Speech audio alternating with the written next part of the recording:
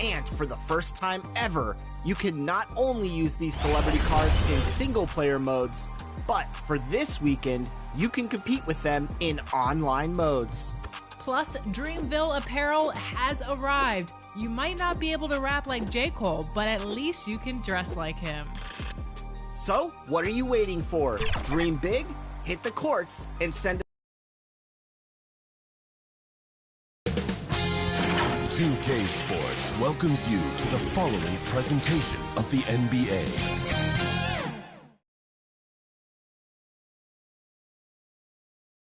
Welcome to 2K Sports for an payday. Thanks very much. You are 2GA.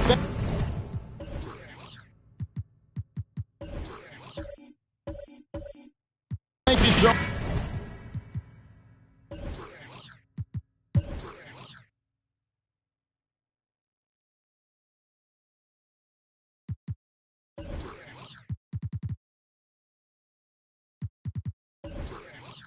And now the opening lineup for Boston.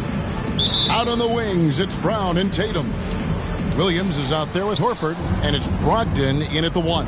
And for Chicago, Williams and Vucevic hold down the post for him. Levine and DeRozan, the lethal wing pair. And it's Dosunmu in at the point. And close to making the defense pay for the lax coverage that time. What you love about Vucevic, the consistency. Solid shooting percentages, and he's averaged double-digit rebounds for the last 5 years. And so it's the Bulls getting on the board first. Horford kicks to Tatum. Pass to Brogdon. On the wing, Williams. Brown outside. Just 5 to shoot. No good on the 3. You know, Greg, adding to that for Vucevic, the last 2 seasons, he's been excellent in the playoffs. Great point, Kevin. His numbers were up over what he did in the regular season. He hits clutch shots, gives them a physical presence, and he is just a rock in the middle. Here's Brogdon after the made shot from Nikola Vucevic. And not the most common call you'll see in the NBA, but hard to argue that pick wasn't illegal. It is really difficult to get your feet completely set, to stay completely still. It's almost surprising to me that it isn't called more often. Now, here's DeRozan. Last game he had 28 points. Now, here's Dosunmu. One up, one down. 2 points with his first shot this game. That's a great beginning. 3 for 3 from the floor. Brogdon kicks to Williams. Brown against Levine. He's now 1 for 2 with that bucket. Well, this is where the powerful frame and explosive athleticism of Jaylen Brown becomes a problem for the opponent. Nicely done. Now, here's DeRozan. Now the pass to Dosunmu. Back to DeRozan.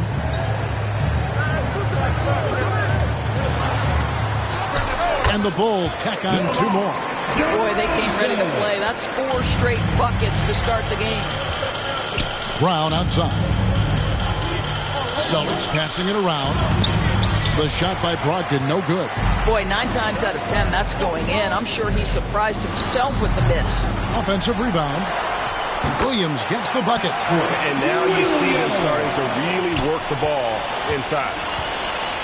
They need a bucket in a big way here to regain some confidence. Now, here's Brogdon.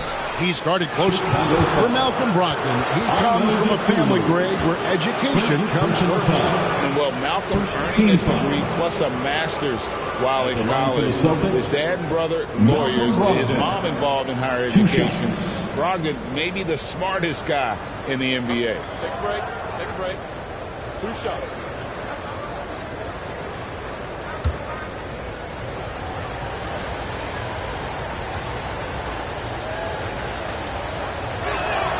First one falls for him. And you think about all the anticipation over the last couple months. Doris, the regular season is finally here. It is upon us. Amen, Kevin. We have been waiting so anxiously for NBA tip-off. Obviously, you're always looking to see the movement of personnel. How well do guys who've switched organizations fit in with their respective rosters? Is somebody now a title contender? So many anxious front offices hoping they made the right decisions. Now, here's DeRozan. Pass to Vucevic. Outside, Levine. Back to Vucevic. DeRozan against Tatum. Right wing. Here's Dosunmu.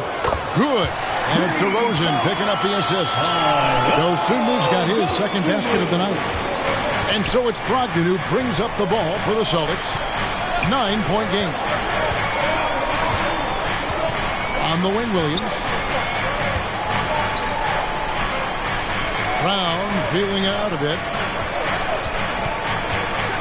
In the corner, it's Brogdon. Hits the three-point bomb. Brogdon's got 5. I think Brown demonstrating he's got a great understanding of the game. He keeps his head moving, his eyes open so he can spot the open man. Now, here's DeRozan. Levine wide open. Tried to come right back with the 3 of his own, but it's no good. And during his rookie year, Jason Tatum faced off with LeBron in the Eastern Conference Finals. GA, think about what a hard-fought series that was. It went the distance to 7 games for Tatum. An incredible test and growing opportunity. To me, that's part of the preparation this guy has received to becoming that franchise player. And Jason Tatum seems, GA, like he's on the verge of being a superstar in the league. And Kevin, some would say he is already there. It feels like he's going to win an MVP in the next 5 years. He's already shown he can lead a team to the final. Goran Dragic is checked in for Dosunmu. And while we have a moment, let's check the stats for DeRozan. Last season, he played outstanding. he was around 28 points a game, 5 assists, and 5 rebounds. And he paced the whole team in points per game last season. Well, his teammates understood that he was their best option, and understandably, they got him the rock. Now here's Tatum. Lays it up off the glass. Okay, Jason Tatum showing a little strength on that play, pushing through the contact, gets to his finish. That is pretty. Here's DeRozan. Pass to Williams. Levine with it. To the right side. And Vucevic kicks to Williams. And it's sent back by Horford. Well, this guy is a consistent shot blocking threat. Al Horford twice on the pipes. And he comes up with the deuce. He has 7. Well, that's one way he can finish, but far from the only way he gets it done. He's got all kinds of tricks up his sleeve. Here's Brown. And that one hits back iron. The Bulls leading. Outside DeRozan.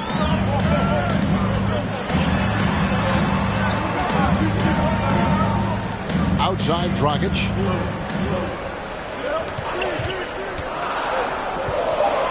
Here's the teardrop. Horford with the rebound. Boston is gone 1 of 3 from beyond the arc so far in the game. And Tatum the bucket on the assist by Brown. Tatum's got 5. Well, off the dribble, Jason Tatum continues to perfect multiple options in his arsenal. And the first time out of the game called for Chicago. And Jaylen Brown is such a force on the offensive end. Hard to keep that guy out of the paint. Terrific finisher at the rim. And the Bulls will go for a different look here.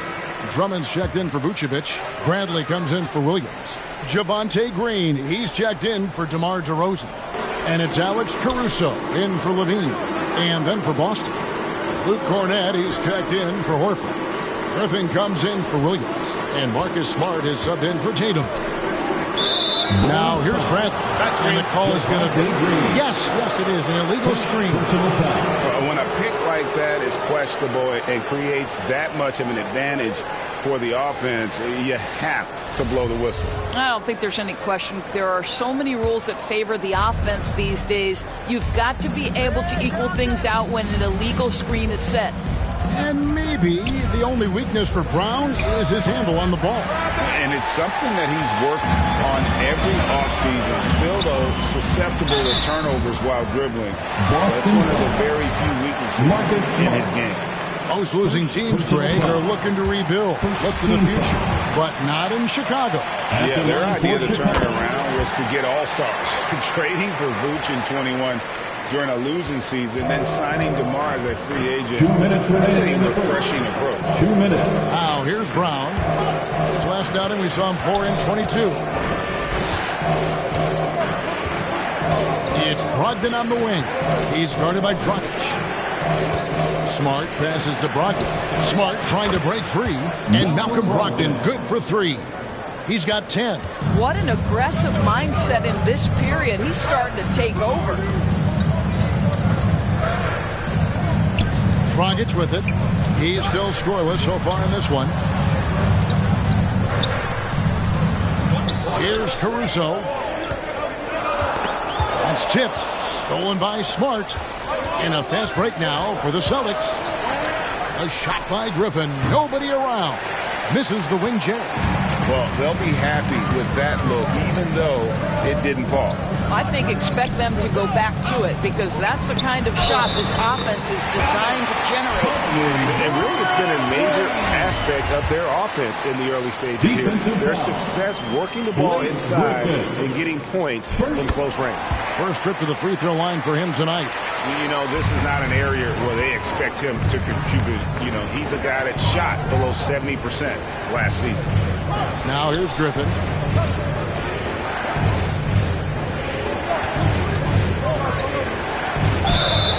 And foul on the shot. He'll shoot 2 at the free throw line. One thing that stands out about this Celtics team, their defensive abilities. They've got a lot of skill on that end of the floor. Taking 2 shots. Both free throws good from Griffin. I admire that Blake Griffin has a willingness now to play whatever role and contribute whatever way he can to the success of this group. That's big time. Now here's Green. He's gotten some minutes, but nothing on the board yet. Drummond trying to get himself free. Here's Bradley. And it's Griffin with the rebound. Second chance shot. Rebound Boston. Here's Brown. And he gets the whistle. 2 free throws coming up.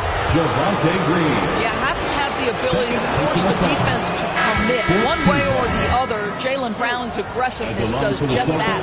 That one misses. Boy, that's not the result I would have predicted. Usually you can take those to the bank when he's at the line.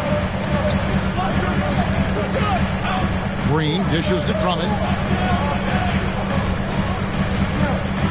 Right side Dragic. And Drummond kicks to Caruso. No good on the last second attempt there. And so it's Malcolm Brogdon making highlights for the Celtics. He got into double digits for the quarter with 10 points total. And don't go away. We'll be right back.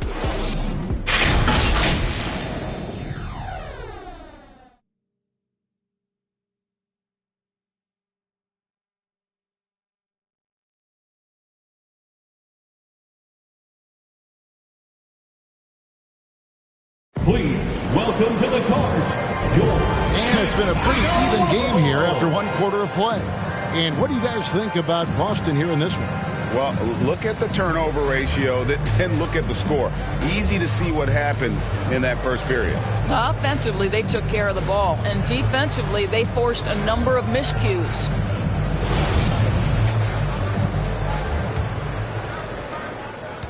And here's Levine, who brings it up for Chicago. They'll be hosting Orlando for the next one. And that will be the middle game of this 3-game homestand. On the court for the Celtics, second quarter underway. Tatum and Williams up in the forward spots. Then there's Horford. Then there's Derek White. And it's Pritchard in at the point guard. Vucevic with the bucket. Just focusing on the task at hand. That's all you can do. Boy, the tide is running one way and then shifts back in the other direction. I've lost count of how many lead changes we've had here tonight. It's time now to hear from our Hall of Fame reporter, David Aldridge. What's the latest, David? Thanks very much. Now, Malcolm Brogdon said in pre-draft interviews, teams would ask him, you went to college for 4 years and got your master's in your 5th year. Are you sure you want to be an NBA player? It seems as if you're black, you can't be both educated and a sportsman. But it's not disheartening. It's a chance for me to break the mold. Kevin? Thanks, D.A. And gotta like what they've been doing down low in the post. And slam dunk by Vucevic. He's got the size to make that an easy finish. Vucevic, deep position, and he's golden. Here's Tatum. Count it. Tatum's got his 3rd basket of the night. And how about the burst in that first step? Just right to the rim.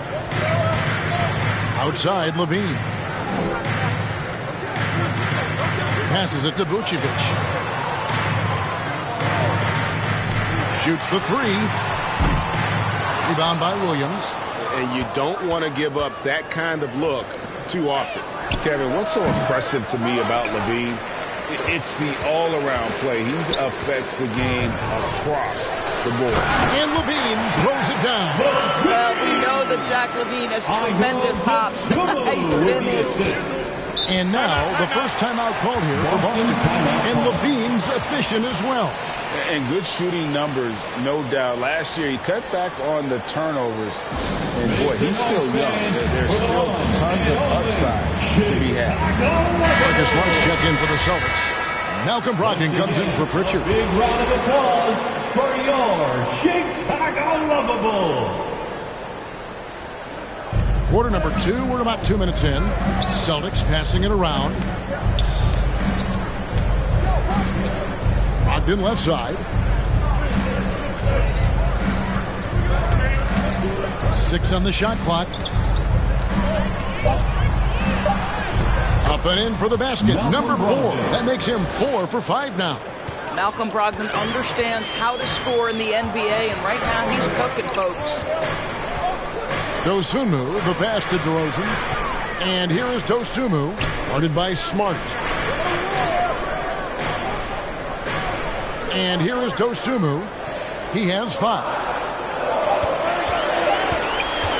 Over Williams. Dosunmu's shot is off. Not sure what the D was doing there. Clearly a breakdown. You can ill afford to give a guy like him that good a look. The 3 from Tatum. And the Celtics another 3. Absolutely a threat. You've got to be on Tatum on the catch in three-point territory, or just like that, he will shoot lights out. Now here's DeRozan. Now here's Dosunmu. The pass to DeRozan. Here's Williams. And they call the foul, so a chance at the line for one more coming up. Well, you have to be cognizant of where people are when the shot goes up. Defenders not blocking out in that instance. Greg, you look at a player putting up big numbers on a losing team. How do you determine if those are quality numbers, so to speak? You know, Kevin, it's a great question because somebody's going to put up points or collect rebounds or get assists. So, you know, you look at efficiency, you look at effort, and there's no doubt that you can have winning players on losing teams. And what makes Chicago tricky to defend, Kevin, they just have such a balanced attack. They can score in the paint from mid-range or hurt you from deep. Now here's Smart. No points in the game yet for him. Over Levine. Smart misses. The Bulls have gone 4 of 8 so far here in the second quarter. Outside Levine.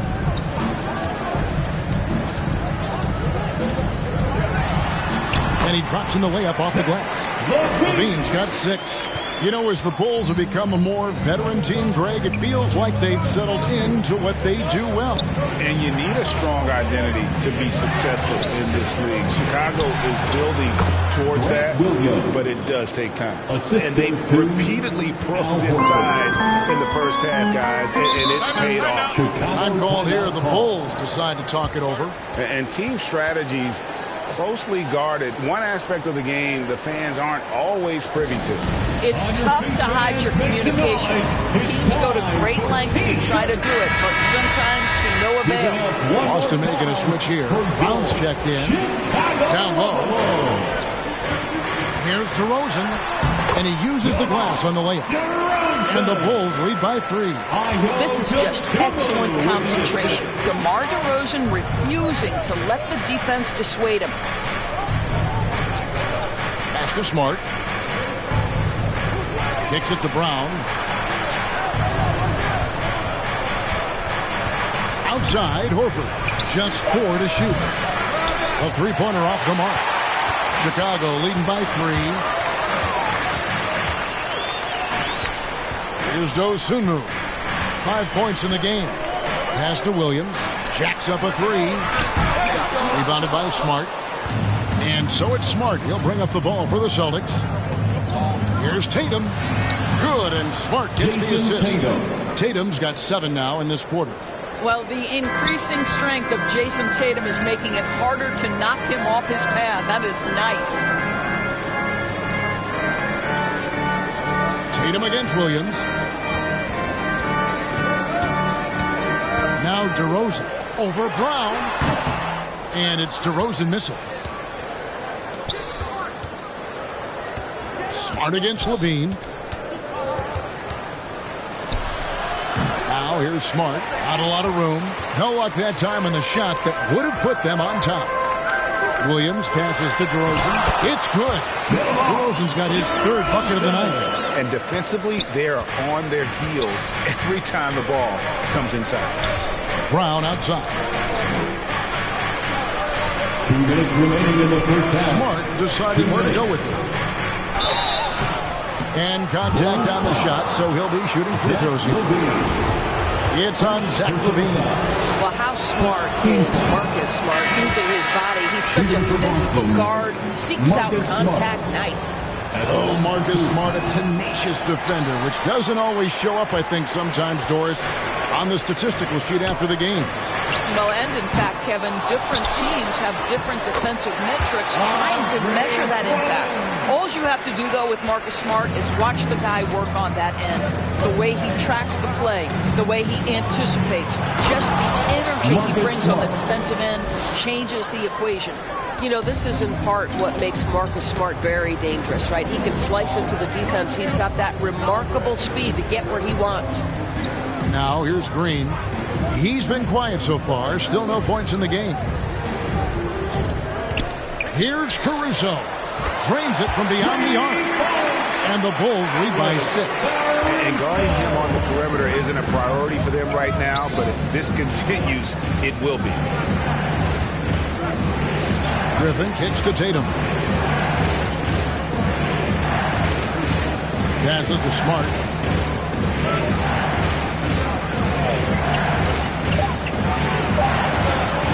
Shoots over Dragic. Tries yet again. And a lot of contact on that one, so he'll shoot 2 here. Andre Drummond picks one up. I'll tell you what, he earned his money on that foul. First trip to the free throw line for him in this one. Shooting for Boston, Luke Cornett. 2 shots.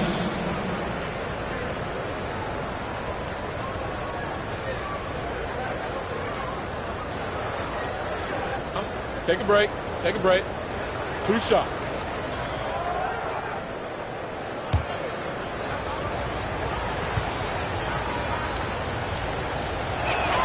The first free throw is good. Well, after their offense stalled in the finals, the Celtics getting some veteran help. Gallinari and Brogdon both bring shooting, and Brogdon's another playmaker on the floor. White, he's checked in for the Celtics. Pritchard comes in for Smart. He's perfect from the line this time. Endorse this Celtics team. Very young. How are they doing it? In consecutive drafts, they drafted 2 talented and elite two-way players. That's Jaylen Brown and Jason Tatum. And so, yes, both guys are young, as is the entire core. But the fact is they've matured together, they've had deep playoff runs, and they remain dangerous. Bulls have looked good at the line. They're perfect in 4 attempts.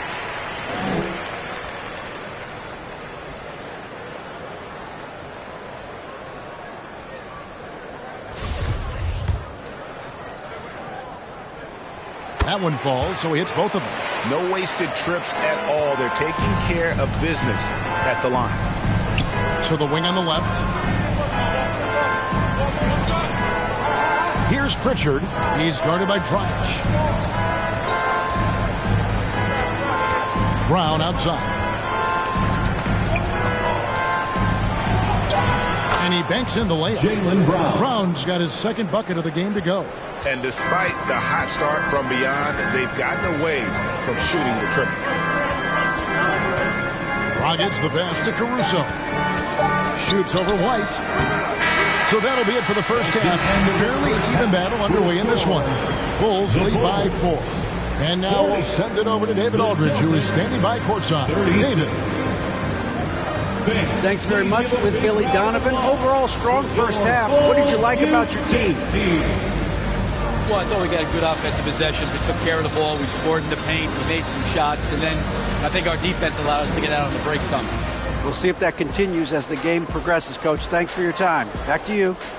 Thank you, David. And we'll be back after halftime as the third quarter gets underway. And now, the 2K Sports Halftime Show.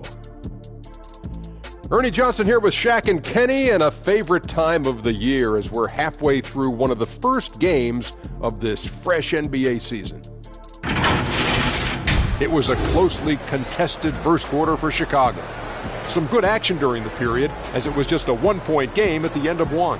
After a slow start, they turned up in the second quarter, going into the half with a 4-point lead. Kenny, your thoughts on how the Bulls are playing? They found a slight edge on the boards, and they've done it with nothing but raw determination. I mean, look, they've got talent, but the passion is there, and that separates these guys. They're simply refusing to give up possession. And over to Shaq now. Your take on the Celtics. They need to turn up the intensity on D. Lots of guys standing around. Can't allow 50% shooting in the spectrum.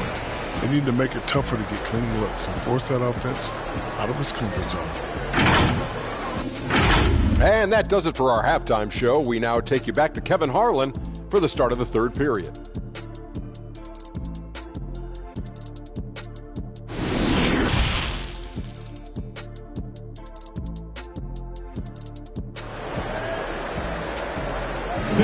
Please give a big round of applause. Second half of basketball upon us. We may be in for an exciting finish based on how close of a game it's been so far. You know, guys, Malcolm Brogdon has been exceptional here tonight. And you know he's going to put up points every time out, but boy, he made it look so easy in that first half. Now let's see if he continues that trend the rest of the way. He certainly has the talent and the endurance to do just that. We've got second half action for you, and if the next couple quarters are similar to the first, this one could go down to the last possession.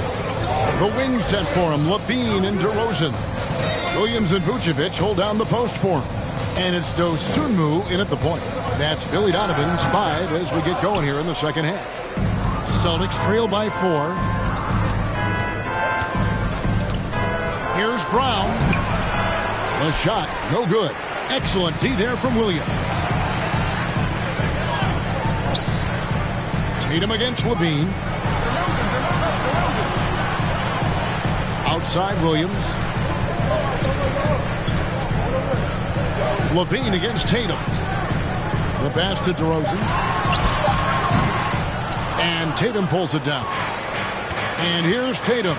He'll bring it up for the Celtics. And following this one, take on the Hornets in New Orleans. That is game 3 of this 4-game trip. Bulls leading by 4. And the call on the shot that sends him to the line. You know, Greg, some guys are late bloomers, but DeRozan, he was just the opposite. Reports are he had handles at age 3. First dunk came in the 6th grade. 5-star high school prospect, and in a strange way, he's still an underrated superstar.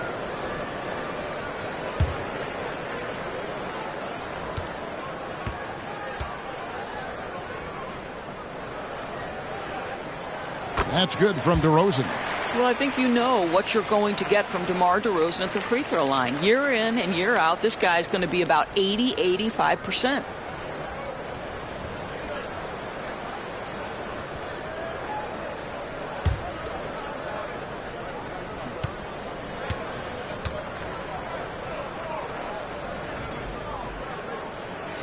He hits both from the stripe.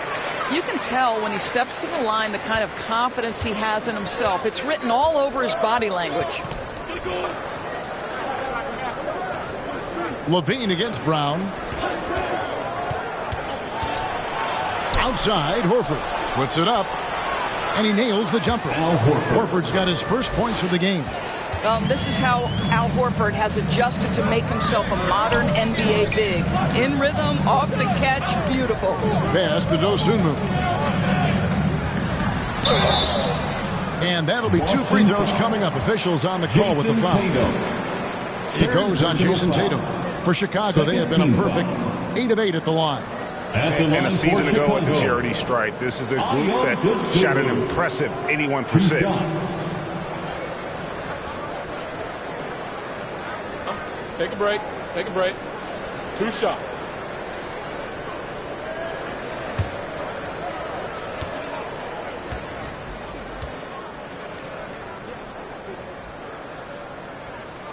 The free throw drops for Dosunmu.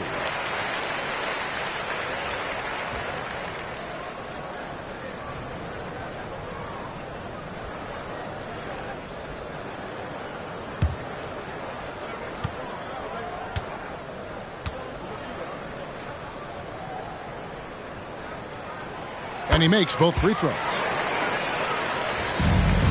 Celtics trail by 6. Pass to Tatum. Now here's Williams.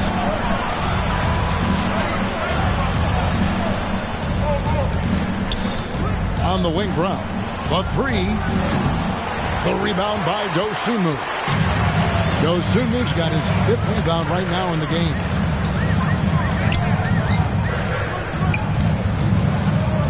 Passes it to Williams. Outside, Levine.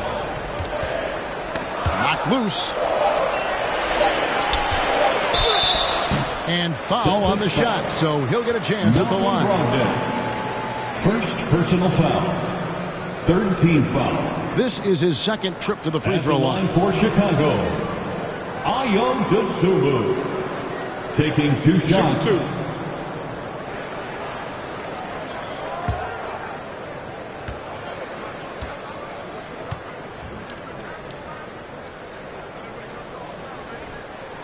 First free throw is good.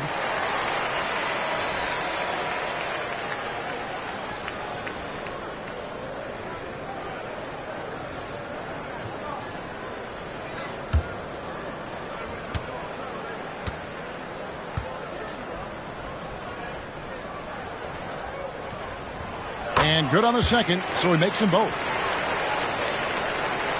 So it's the Celtics now, trailing here by 8. They need a good offensive possession. Yeah, they've gone a long time without a bucket. Brogdon kicks to Brown.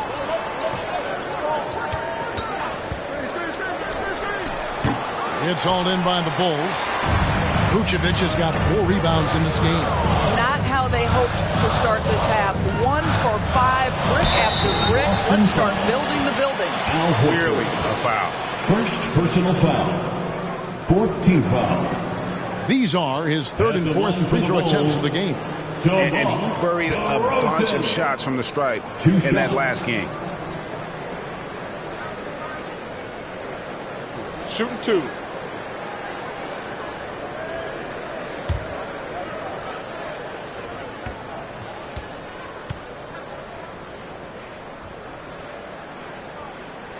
The first one falls.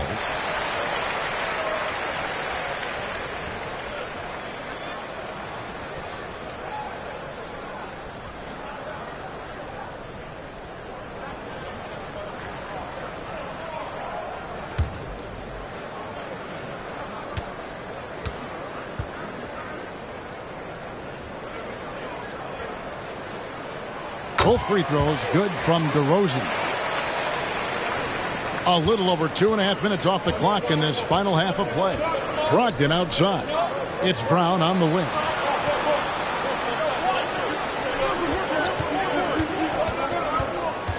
A floater. And he lays it up and in. Brown's got 6. Jaylen Brown thrives when it comes to scoring through contact. This is a guy who is constantly looking to initiate that body contact with the defense. Now here's Levine. He's got 6. Here's Vucevic.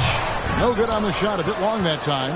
They have yet to hit a shot, a real slow start here in the second half. Brogdon. The shot's good. Brown making the play. Brown's got 3 assists in the game. Well, the dribble drive from Malcolm Brogdon is one of the key aspects to balance that pretty perimeter game. What a nice move. Tatum against DeRozan. Trying to find Vucevic. Gets it to him. Shot clock at 6. Back to DeRozan. And good that time. 12 points for him. Well, this guy flat out carrying the load for them offensively. He is taking and making good shots. What a terrific job. Here's Brogdon. Off the left rim and out. The Bulls leading by 8. Dosunmu, the pass to Levine. Tatum against DeRozan. Over Tatum. Boston grabs the miss. Brogdon looking it over. Over in the corner, Brown.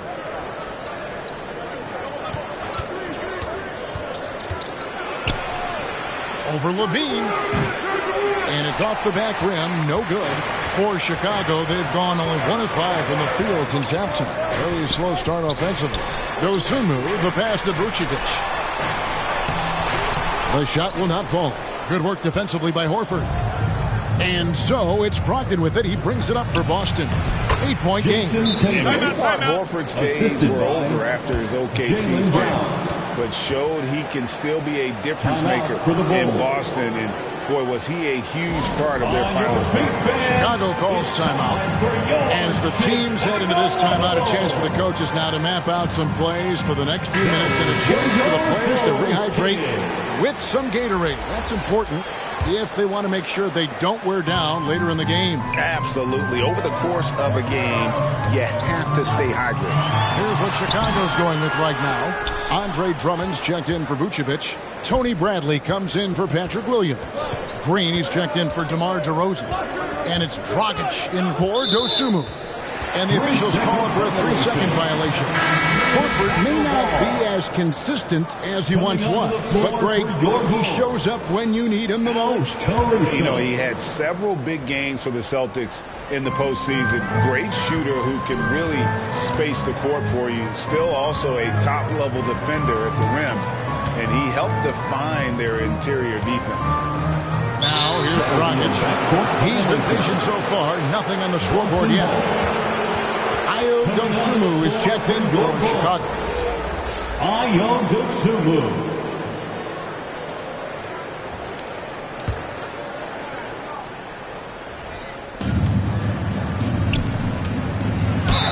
Chicago foul. Ayo Dosunmu. Third personal foul. First team foul. And a moment now to look at the scoring approach in terms of where the points are coming from for the Bulls. Taking 2 shots. A nice portion of their points have been earned at the line, and they've done an exceptional job creating havoc for the defense and getting fouled. Also, they've been living in the lane. They're getting the ball in close, and it's had a devastating impact all game long. And he makes the first.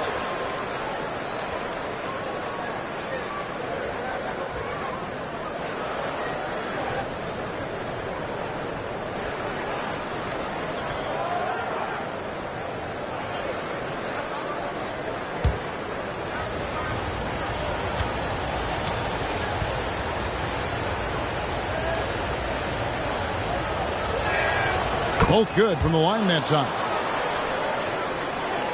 Here's Dosunmu. He's got 9. Here's the pass to Caruso. Here's Bradley. Drummond trying to get himself free. Count the bucket. And he's got a free throw coming up as well. And you gotta love the big bucket in the paint in this sort of a grinded-out game. This is his second attempt at the line tonight. 5th team foul. At the line for Chicago, Tony Bradley. Shooting 1.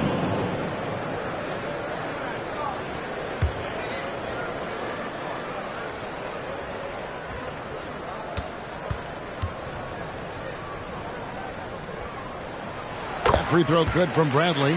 We're still waiting for that first miss from the line this half. Pass to Pritchard. It's White on the wing. Defended by Caruso. Tried to bank it in, but he misses. A good job by him on the glass here tonight. +8 in that department. Pass to Green. 2 minutes remaining. Top of the key, Bradley. 2 minutes. Down to 5 on the shot clock. That shot off the mark. Celtics trail by 7. Tatum, that's for 2. And they cash in right away with the quick shot. Tatum's got 4 points this quarter. Just a tremendous look right there by Blake. This guy's got great court vision and excellent touch. Bradley dishes to Green. That shot misses. Great D that time from Tatum. White looking around.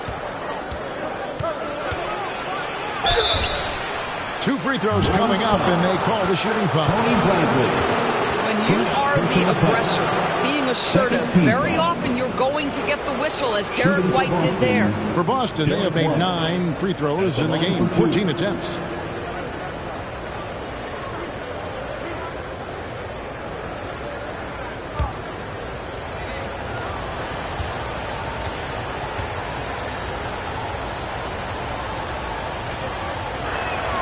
And the first one at the line is good. We talk about high-effort players. Well, Derek White embodies that very description. Always working hard, always looking to outwork his opponent.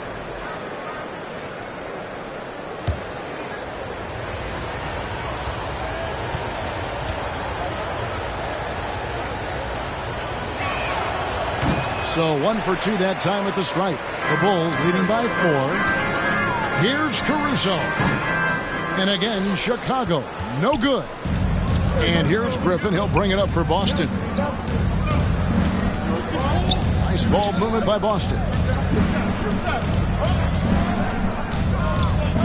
55 seconds left in the third. And they pick up 2. Well, Blake Griffin understands how to score through tough contests.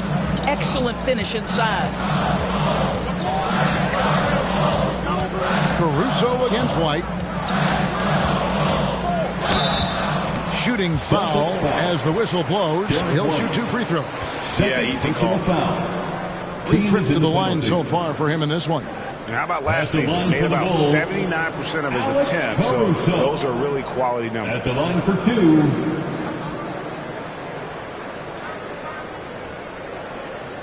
Shoot 2.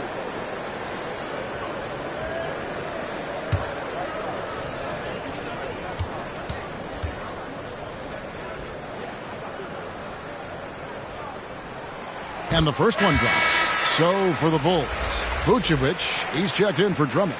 DeRozan comes in for Tony Bradley. And Zach LaVine subbed in for Green. And then for Boston, Horford comes in for Luke Cornett. And it's Williams in for Griffin.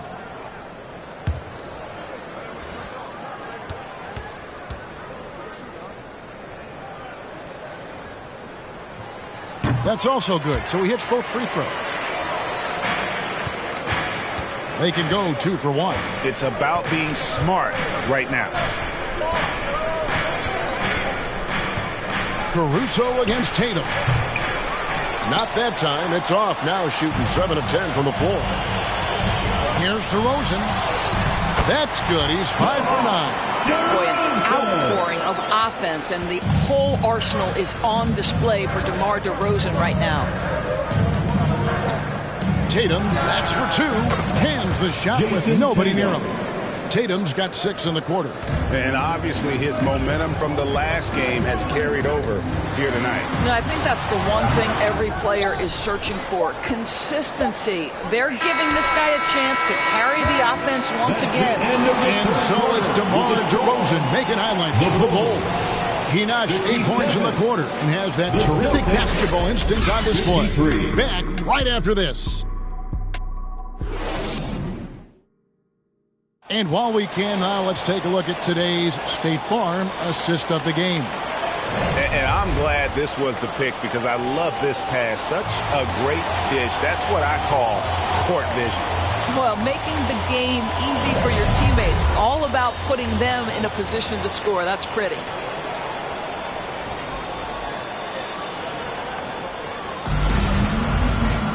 Well, what a terrific game it's been so far, with this fourth quarter sure to bring more pressure-packed basketball. And a look at the 5 for the Celtics to start the fourth quarter. Out on the wings, it's Brown and Tatum. Horford is out there with Williams, and it's Brogdon in at the 1 spot. Left side, Tatum. Count the basket and the foul. That one on DeRozan. We know that Jason Tatum is a gamer. This guy willing to take punishment on his way to the cup. And that 50-40-90 club, man, it is small. And how about Malcolm Brogdon joined it back in 2019? Well, consider the active players who have done it. It's Malcolm, as you just said, Kevin Durant, Kyrie Irving, and Steph Curry. I would say that's pretty good company. And if you look all time, the rest on the list are a bunch of Hall of Famers. What I love about Jason Tatum, guys, he's already an all-star. But that desire, that hunger, that thirst to be great remains with this guy, and he continues to improve. And Vucevic kicks to DeRozan.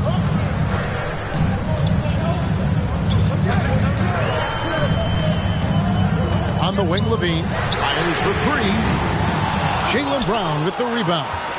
You know what? They're winning, though, despite the fact that he has just been really off. Tatum on the wing. He's looking for Horford and finds him to take the lead. Rebounded by Vucevic. Vucevic has got his 7th rebound here tonight. Here's DeRozan. And the rejection by Tatum. Probably the most underrated aspect of Jason Tatum's game is his defense. Size, length, strength, you name it. Sends that one back. Dishes to Brown. Good, and it's Tatum picking up the assist. And the Celtics lead by 1. And guys, here in the 4th quarter, still a close game. Instant classic, fellas. This one could come right down to the last shot. Vucevic finds Levine.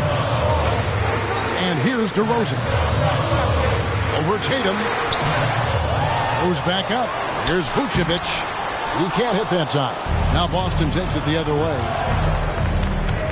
Here's Brown. Nice D from Levine. He's tried to get it going, but the shots simply have not been there. Nothing seems to be falling. This is it to DeRozan. And here is Dosunmu. Shot clock at 5. Out to DeRozan. Shoots from the baseline. That doesn't go either for DeRozan. Boy, what a nightmare quarter for this guy. He's playing right into the hands of the defense at this point. And it's Brown missing. And Vucevic has got the ball here for the Chicago Bulls. They have yet to put up any points here in the 4th. The Celtics with the lead. And there's the pass to Tatum. That one doesn't drop. Excellent D there from Williams.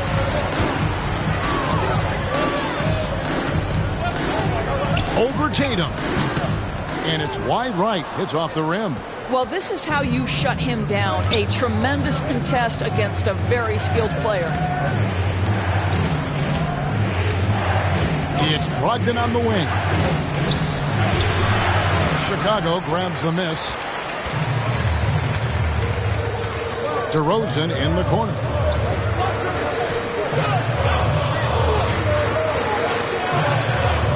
Pass to Dosunmu.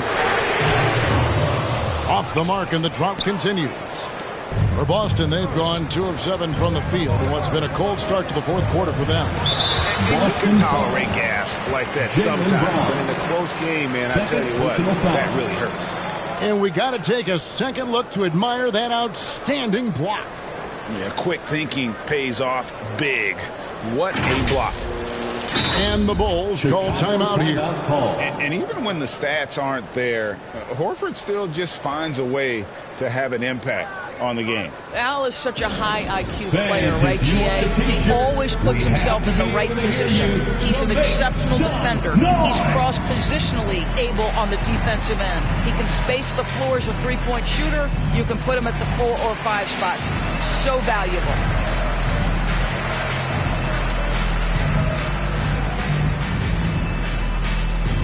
Here they come, fans. Turn your attention to the court for your Chicago Bulls.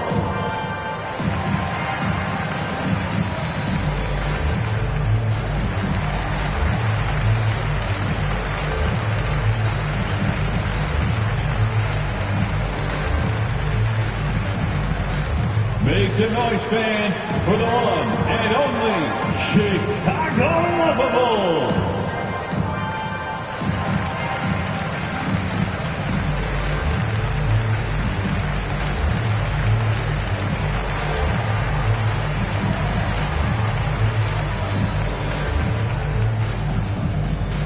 Here they come, fans. Turn your attention to the court for your Chicago Bulls. Time now to turn to our sideline reporter, David Aldridge. David. Well, during the break, I listened in on Billy Donovan's huddle with his team. He said, look, you guys are playing physical, and I like that, but it has to be under control. We've committed way too many fouls. We've allowed way too many foul shots. Evan? Thank you, David. Pass to DeRozan. Over Tatum. And again, no good by Chicago. I think he's got to settle down because right now it feels like he's rushing, like he's forcing some shots. This quarter he has been completely bothered. Rebound by the Bulls.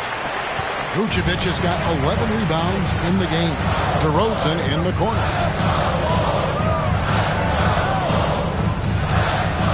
Passes to Dosunmu. Good. And it's DeRozan picking up the assist. And that's a case where DeMar DeRozan's teammates benefiting from him being a willing distributor. This is a very team-first guy. Horford the pass to Williams. The pass to Tatum. Here's the three. Gets it to fall, and now he's 10 of 15 on the game. Well, that's his second three of the game. One in the first half, one here. DeRozan against Tatum. DeRozan's shot is off. Nothing seems to be going his way this quarter. Well, not at the offensive end. Certainly he cannot buy a bucket right now. I mean, even from over here, you can see that one pretty clearly. All right, well, a look at how the points have been generated so far. Scoring breakdown for the Celtics. They've shown no let-up. Penetration, knife it inside. The defense has to tighten it up if they want to slow this team down. They've also made a concerted effort to get the ball down low. Many of their points coming in that painted area tonight.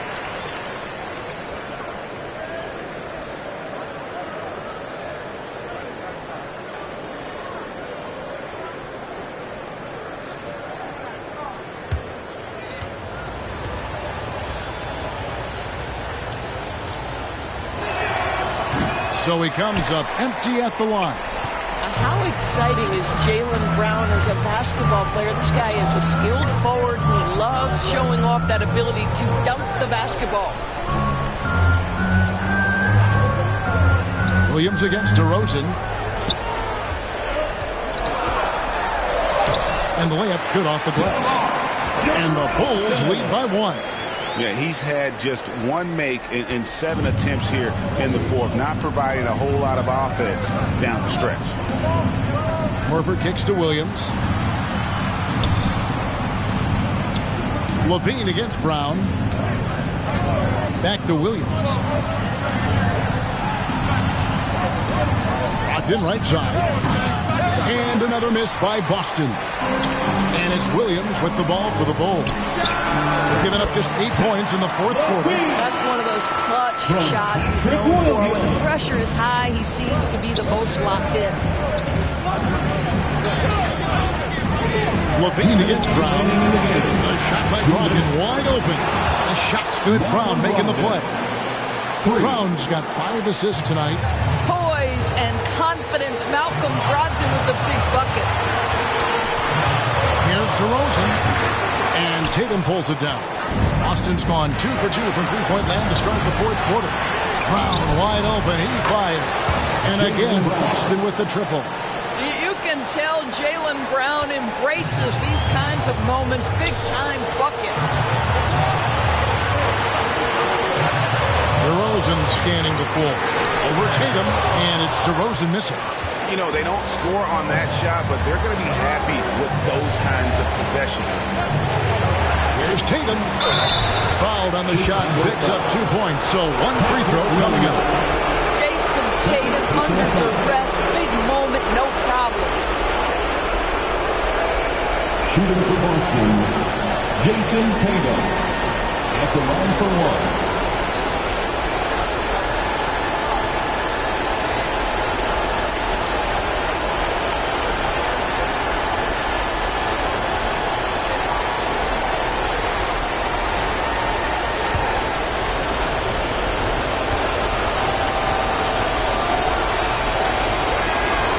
That one falls for Tatum.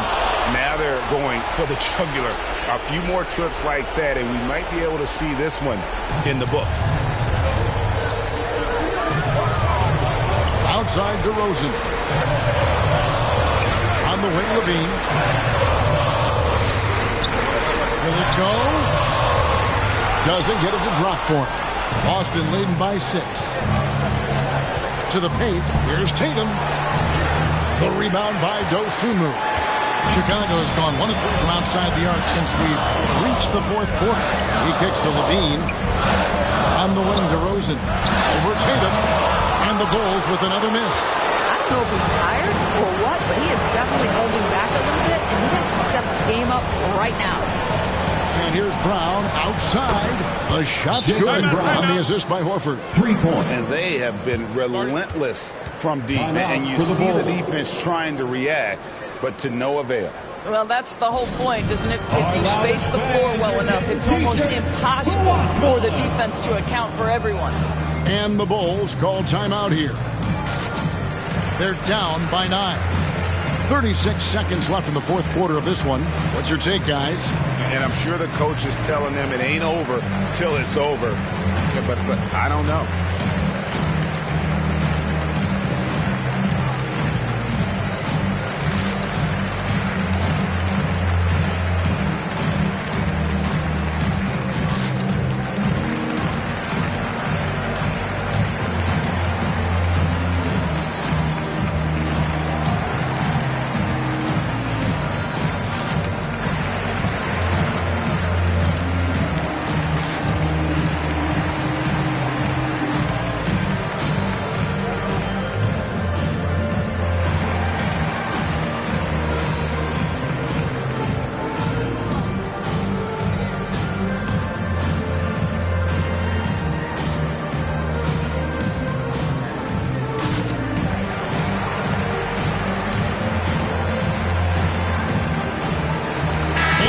Let's present our New Balance Player of the Game, Jason Tatum. And, guys, he's been about as close to perfection as you can be. The intensity he's played with has been amazing. Just no let-up. And as fired up as he's been, he's never let his emotions get out of control. He's really seemed to feed off the hostile environment he's been faced with tonight.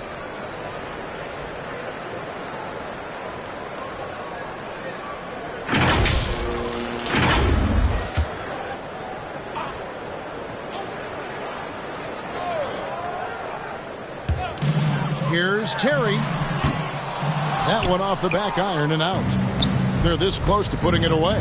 Yeah, they don't need to do anything special. Just take time off the clock. Here's Vonleh. Fouled in the act of shooting. Gets the bucket anyway, so a 3-point play chance for him. Third personal foul. And once they smelled blood in the water, you could see the killer instinct take over. And you want to save your best for last. Tonight, they've done that and then some. And that one misses. And here are the Bulls now. They trail by 11. It's Terry outside. They get the rebound. Drummond looking to end the run. And foul on the shot. He'll shoot 2 at the free throw line. First That's what we call embracing the physicality of the game. Andre Drummond, never afraid of taking contact. Here's Pritchard.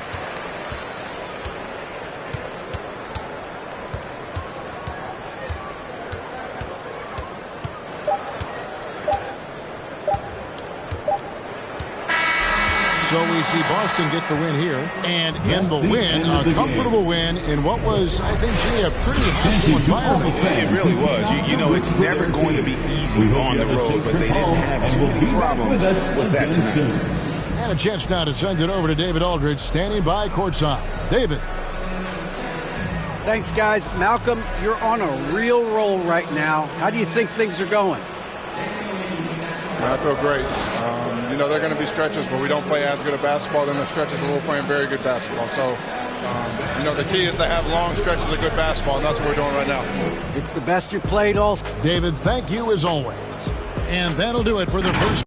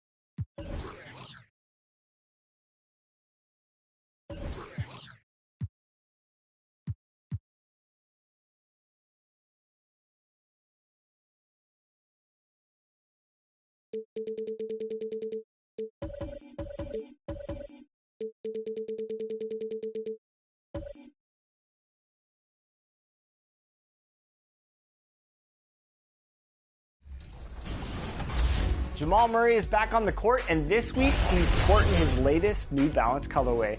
It's the player edition of his two-way shoe, and this one is special because he's incorporating his love of 2K. We absolutely love to see it, and we were invited to the New Balance headquarters to meet with the designer who worked with Jamal on the collab. And we were able to get a behind-the-scenes look at how a player's shoe comes together. Take a look.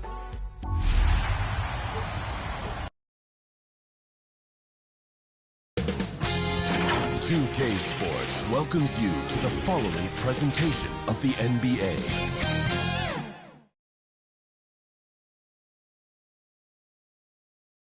Hello out there, and get ready for Allie. Take it. Well, guys, Miles Turner. Well, he is a presence, Allie, no question. Thank you. And now the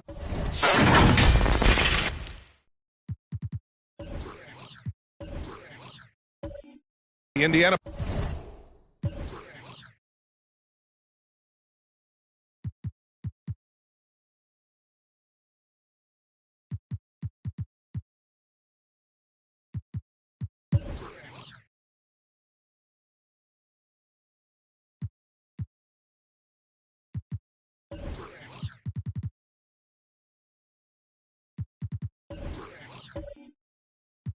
Pacers starters. Halliburton and Mathurin man the backcourt together. Buddy Hield is out there with Jalen Smith, and it's Turner in at the 5. And for Sacramento, they've got De'Aaron Fox. Domantas Sabonis out there with Alex Len. Then it's Murray, and it's Barnes in at the 2. Well, buckle up. It's opening night. No more talk. Let's play some games that count, Brent. Everybody in playoff contention, BA, so super excited. One of the best nights of the year. Awesome to be here and awesome for all NBA fans. Now here's Halliburton. Pass to Smith. Kings foul. Alex Len. First personal foul. First team foul.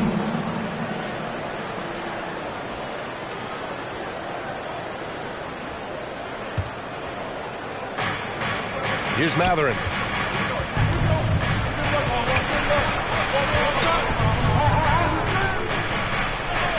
Always a nice way to start. Makes his first one. The defensive effort was lacking a bit, but hey, give them credit for finding a weakness there. Just really smart basketball and exploiting whatever holes that he's seeing right now in the defensive squad. Up top, Barnes. It's stolen by Halliburton. In transition, here come the Pacers. Hield from outside. It's rebounded by Sabonis. And it's Sacramento's ball. And this matchup with the Pacers, their first meeting of the season. They lost both games to this team last year. Don't know if anyone noticed, but both clubs were just so bad. They felt embarrassed. You know, guys, they say speed kills. And in this case, it kills defense. Fox just so quick with the ball. And with that quickness, Fox is so difficult for defenses to contain, Brent. Yeah, the one thing, B.A., that I love is when De'Aaron picks a tough angle to match up against, because guys tracking him, they're going to lose a little bit of steam. And when he gets ahead, great decisions are made. And the first one at the line is good. Even De'Aaron Fox has talked about how he's the fastest player in the league. The cool thing about it is night after night he seems to prove it.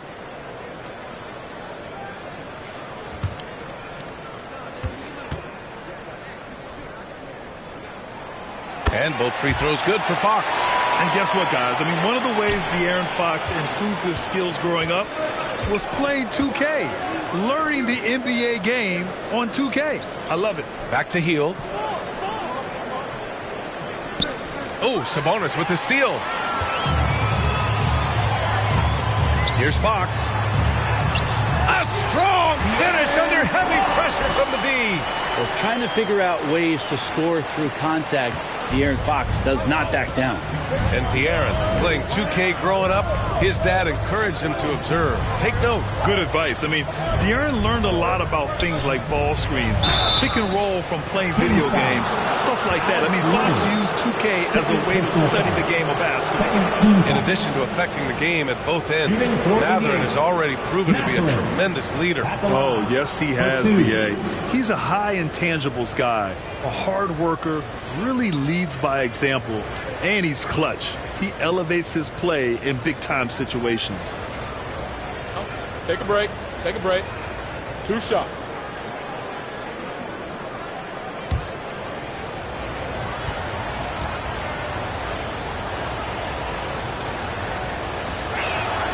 And he knocks down the first one.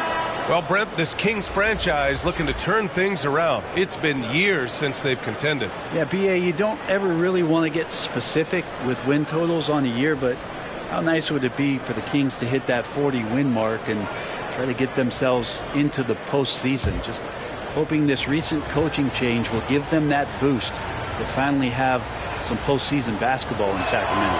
And that one goes in. 2 from the line that time. Now you can tell he's feeling confident right now at the line, and when he's on, he can be lights out. And here's Murray. Pass to Sabonis.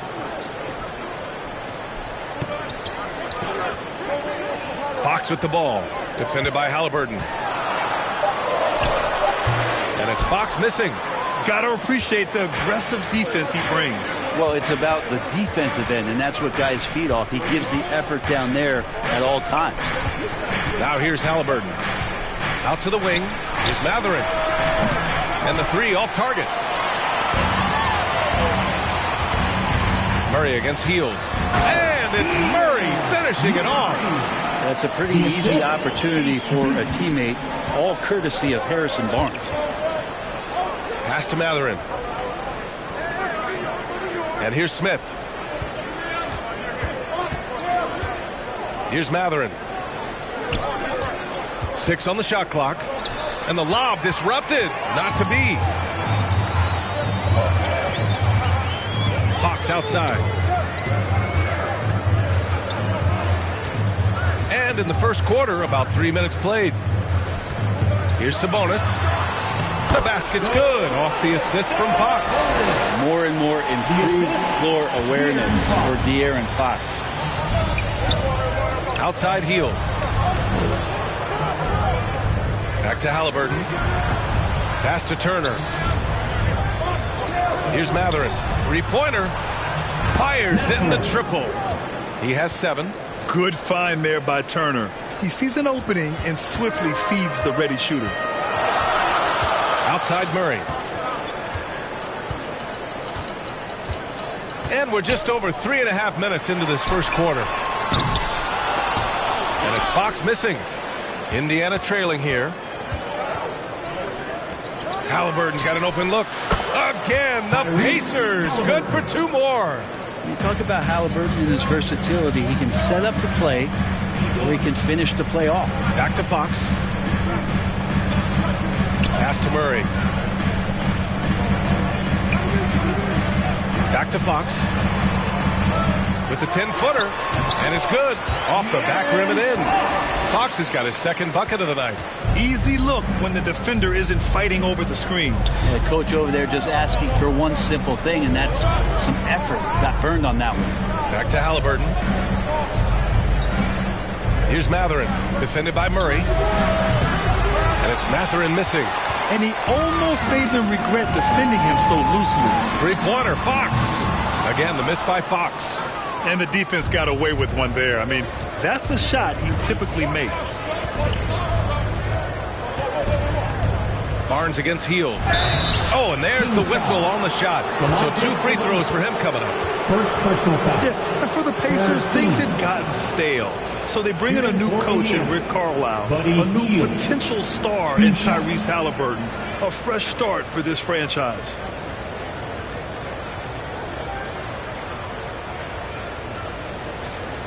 Shooting 2.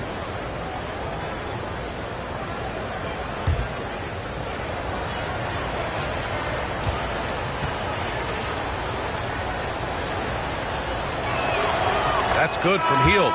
Indiana switching things up recently, going forward in a new direction. You know, B.A., change can be a good thing.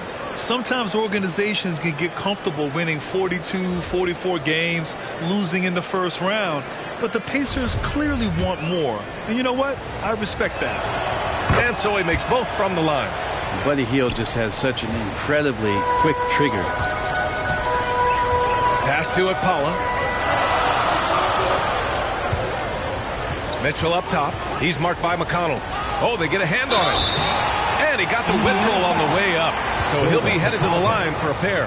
Yeah, the shocker of the 2022 trade deadline.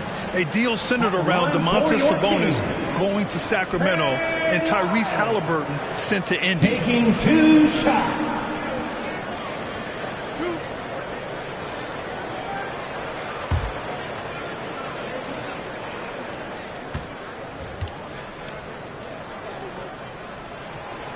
He's off on the first. That blockbuster Sabonis-Halliburton trade. What do you make of it for the Kings? Well, you know, B.A., Sacramento was a guard-heavy team. Sabonis adds size. He also adds playmaking, and I love his motor. I think it was a move to even out their roster.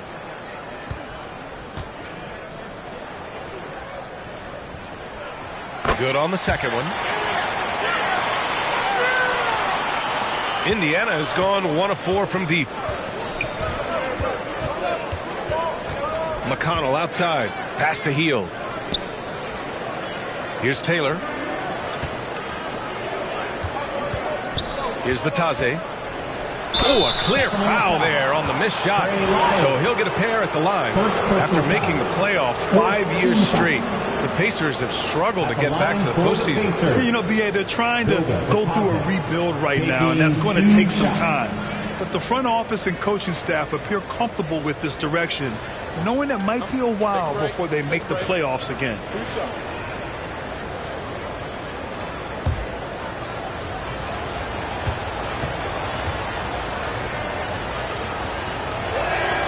The first one falls.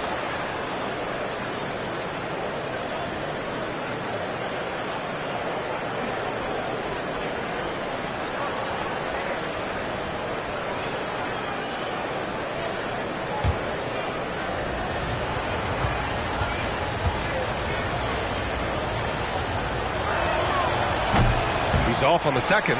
And their number 4 overall pick, Keegan Murray, making a quick impact. one of the most efficient players in college basketball at Iowa last year. He went on to win MVP of the 2K23 Summer League. Can he become a rising star for the Kings? It'll be fun to watch. Here's McConnell. The Kings getting their last shot to go.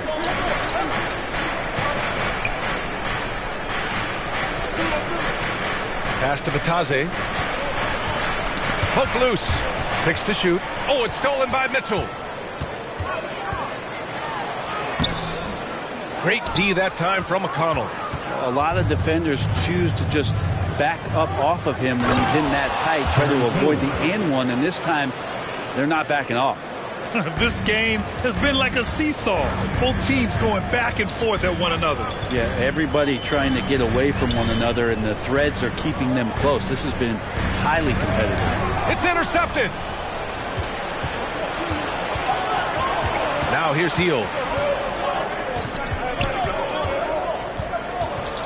High post, Batase. Back to Hield.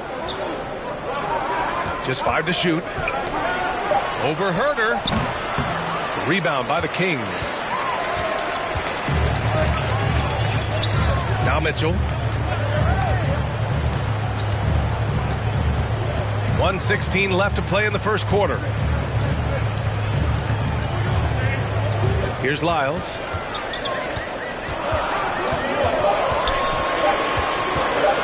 Late clock here. The Kings need to get one up. McConnell against Mitchell. Pass to Taylor.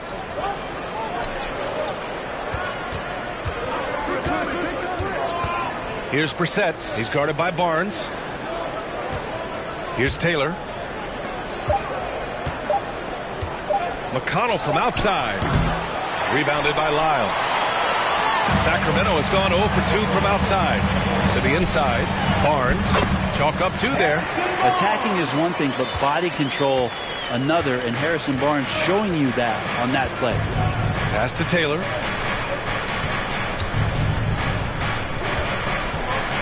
Back to McConnell. Outside Hield. Now here's McConnell. Here's Batase.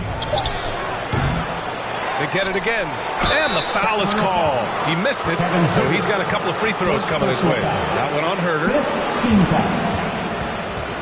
Shooting for Indiana, O'Shea Brissett. 2 shots.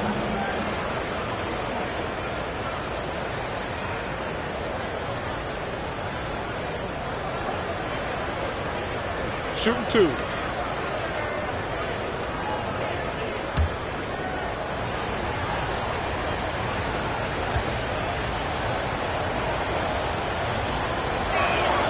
First free throw is good.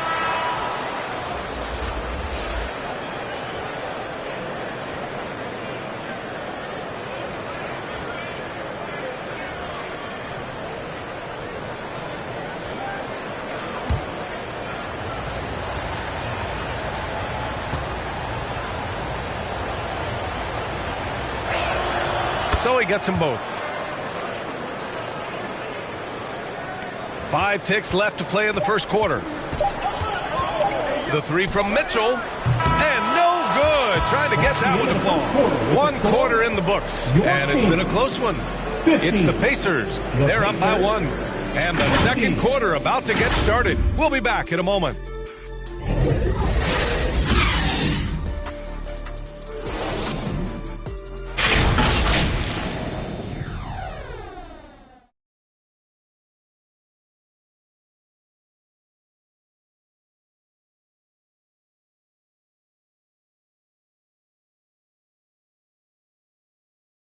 Here they come, fans. Your 9-1-6. And close game underway so far. We'll see if either of these teams can jump out ahead in the second quarter. All right, let's quickly break down the game we've seen from the Pacers so far, guys. Well, we've watched them force their way to the line, and it seems to be working so far. Such a great way to silence hostile fans who want the up and down pace that gets them amped up. Instead, everyone's just standing around watching the free throw game. You know, the point forward is an archetype that by now fans are familiar with. Grant, you were one of the OGs at the point forward. How's that position evolved in your mind? Well, it's evolved because so many players today have the skill set to be a point forward. Before me, there were guys like Paul Pressey and Scottie Pippen in the 80s and early 90s. But as I said, players today, their skill level is so elite. And with this positionless basketball that we're in, you must have a point forward or two on your team to be successful. Fox runs point with Herter by his side. Alex Len is out there with Domantas Sabonis. And it's Murray in at the 3. That's the 5 to begin the second quarter for the Kings. Shot's good by Mathurin.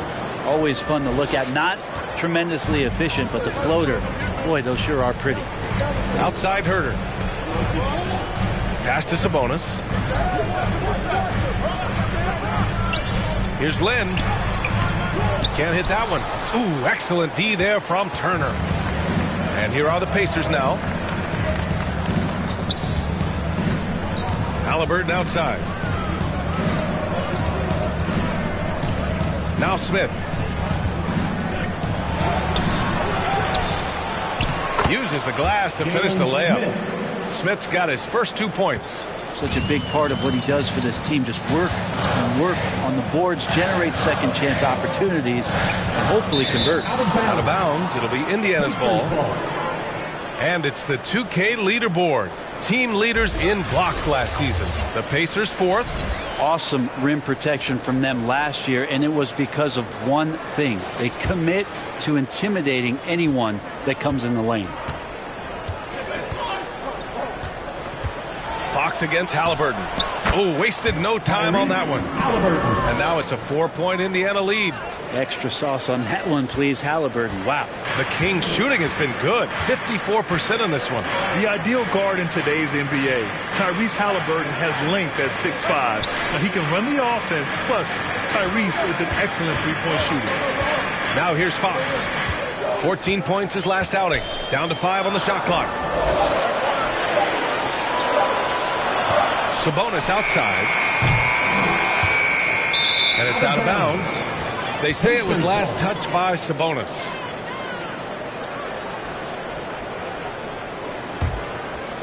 The Pacers have gotten 3 of 4 field goals in the second quarter. Halliburton, the pass to Turner. Here's Mathurin. Halliburton outside. The floater, 3 shots, 3 baskets. Great efficiency so far. And with Halliburton, the stats show a complete guard, Grant. I mean, think about this. 40% from deep. Halliburton's been top 10 in the league in assists. Defensively, just racking up steals. Tyrese can play the 1 through 3. He does just about everything. Oh, that mid-range, Jay, usually pretty much on the money. Maybe the timing just a little bit off on that one. And that one drops for him.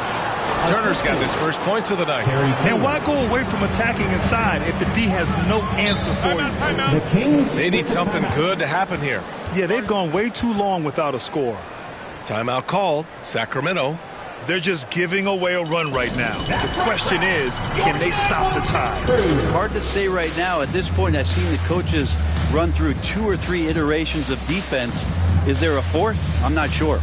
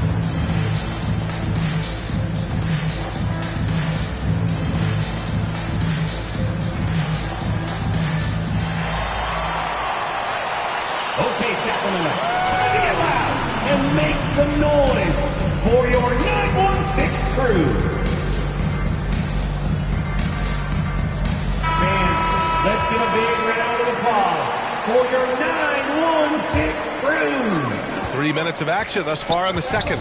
Outside Herter. Back to Fox.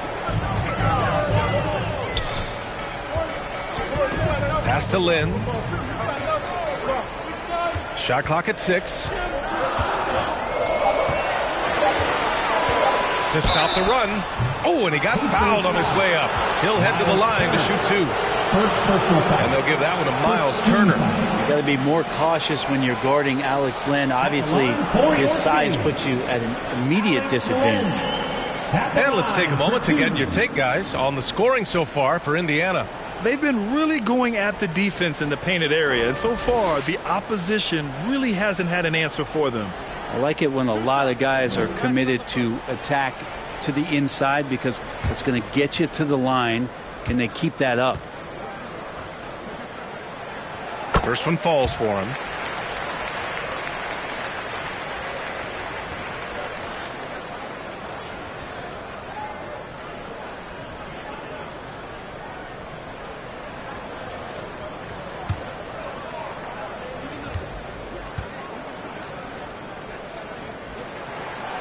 So he hits 1 of 2 from the stripe.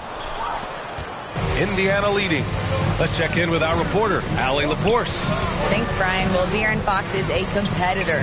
He said, I want to win. I know there's more that I can do. Just trying to create a spark, some type of energy.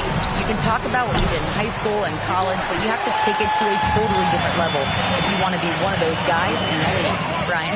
Allie, thank you. Now here's Herter. Back to Fox. From downtown. Knocks it down from distance. Fox has got 9 points.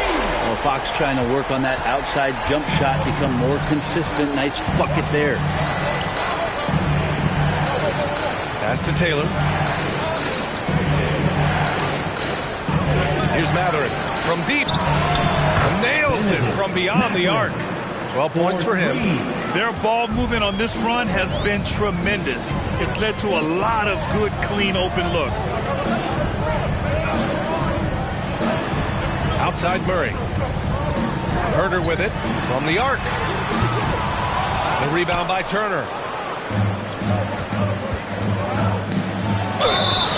Here's a look at what's coming up for the Indiana Pacers. Friday, they'll be playing the Rockets in Houston. And then on Saturday, they go back home and will be hosting the Orlando Magic. At the line for 2.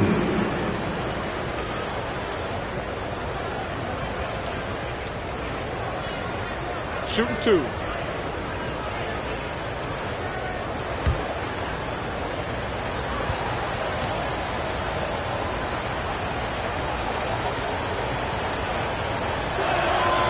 And he drops the first.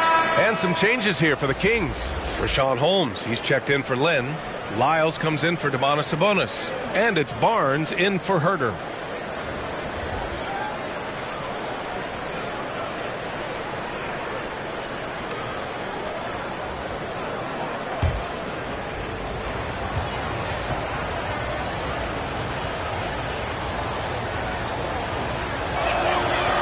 And he can't hit the second.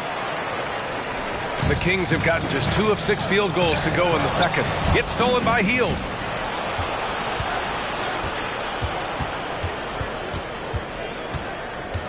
Pass to Mathurin. Back to Hield. Here's Mathurin. There's the 3. Gets the 3 to fall. And the Pacers lead by 11. Well, that's good teammate stuff right there. Looking for your guys. Buddy Hield has a strong feel for when to give it up. Fox outside. Now here's Barnes. Pass to Holmes. Shot clock at 5. To the middle. Indiana 5. And some changes here for the Kings. Okpala comes in for Murray. And Mitchell subbed in for Fox. And the Pacers also making a change. Jackson, he's checked in for Turner.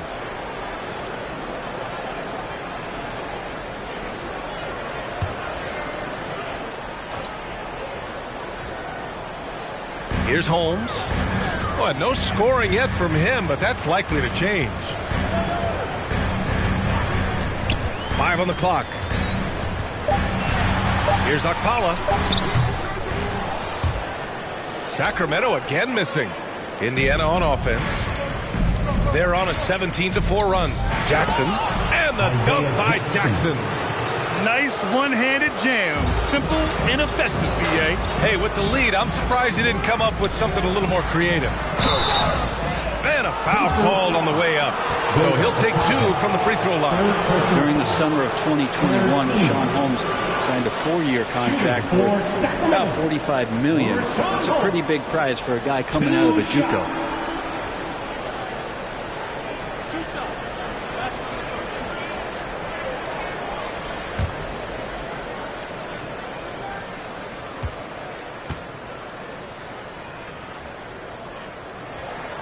The first free throw is good. Richaun Holmes, a great example of persevering.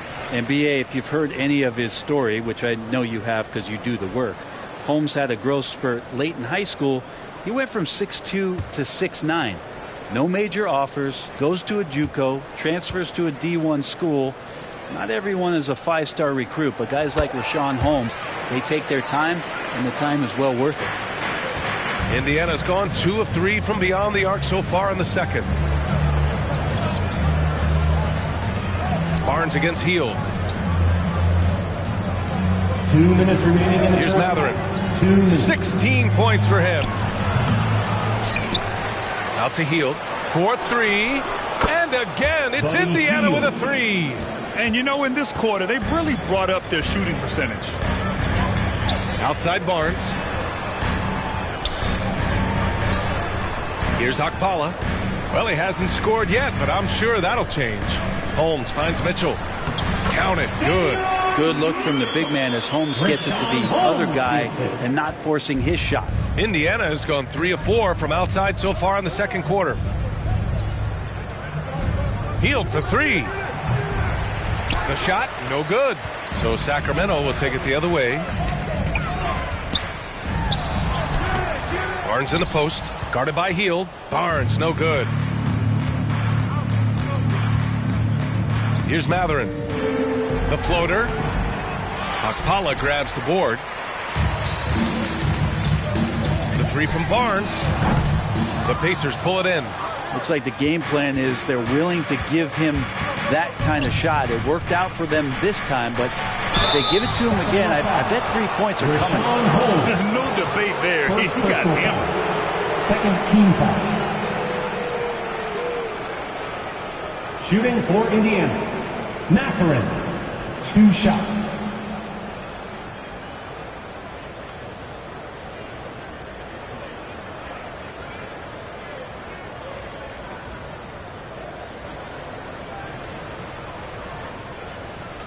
Take a break. Take a break. 2 shots.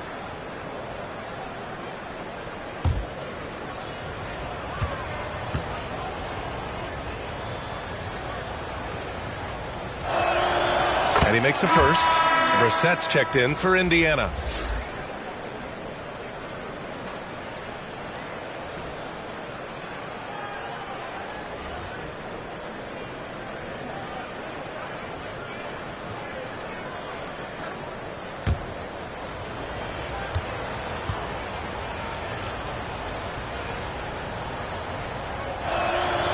That one falls, so he hits both of them. Here's Mitchell. There's 45 seconds left in the second quarter. Pass to Okpala.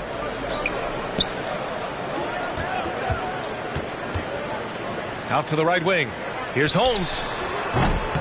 And once again, off the mark by Sacramento. That might not be the shot they want him taking, even with the D backing off. He just rises up and throws it down hard with one hand. That is such a go-to move for him. He holds nothing back on those. Outside Mitchell. There's 10 seconds left in the first half of basketball. Knocked away. 4 on the clock. 11 feet out. Tipped. A dominating first half of play, and so far it hasn't been close. The Pacers out in front, up by 16. All right, Allie's ready to go. She's courtside. Hey, Allie. Well, I'm here with Coach Rick Carlisle. A hot start. Coach, what did you like about this team's execution offensively? We were making some shots. We moved the ball well at times. You've got to be careful about having the ball stick when they're doing their switching. Good luck with the ball movement in the second half. Thanks, Coach. Allie, as always, thank you. We'll be back right after the break for the third quarter here on 2K Sports. It's the 2K Sports Halftime Show.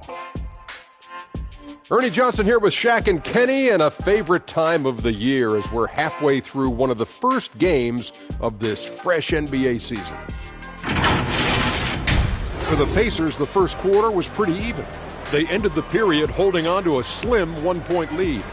They just exploded in the second quarter, grabbing the momentum and running with it. Basket after basket, and they played stingy defense. Now they've got a halftime lead that's going to be very difficult to erase. And Kenny, what'd you think about what we saw from Indiana? What a true demonstration of dominance. They made a commitment to owning the glass, and they made good on it. Blocking out, competing hard in traffic, that's the way you should play on both ends of the court. Shaq, how do you think Sacramento played? I know teams love to rely on the three these days, but you got to know when to get away from it. They didn't, at least throughout the first half. Hopefully they're making the adjustments, but sometimes teams just get stubborn. Thanks for joining us, folks. We're now just a few minutes away from the start of the third quarter.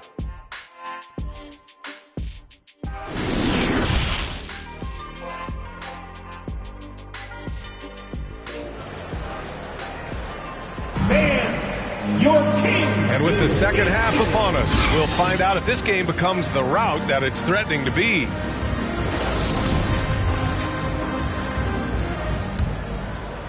Here's Murray. And the Pacers looking at who they've got. Mathurin and Hield out on the perimeter. Jalen Smith is out there with Miles Turner. And it's Halliburton in at point guard. Here's Lynn. Here's Sabonis. And a moment to check out the 2K leaderboard. Here were the best rebounders last season. In the third spot, Domantas Sabonis. Simply put, he was terrific down low last year, owning the glass. And it's Indiana's ball. 16-point lead, the largest margin in the game. Pass to Mathurin. Inside. And the basket by Halliburton. Halliburton's got 8 points. And Halliburton showing a little bit on the inside. He doesn't have much muscle, but able to get contact and stay aggressive. Here's Fox. And no good. And Indiana will go the other way with it. And you have to think that they're leading this game because of how they've controlled the boards tonight. Second half rolling along. About a minute played here. Outside Murray. The three is up. Offensive rebound. Sabonis has a great nose to rebound the ball, and then he just sent it back in. And they've been moving the ball really well tonight. Good things come to those who take good shots. Now here's Halliburton. Give him 8 points now. Turner for three. The rebound by Murray. The Kings have gone just 1 of 3 in the second half. Murray can score in a multitude of ways, Grant. Oh, yes, he can, B.A. I mean, he can feast from the post, the mid-range, and the three-point line as well. He always plays under control at his own pace, and that's why he looks so fluid out there on the floor. And he was fouled while in the act of shooting, so he'll take 2 free throws. Well, Fox really daring them right now to foul him on the inside. Shooting for Sacramento, De'Aaron Fox. Taking 2 shots. 2 shots.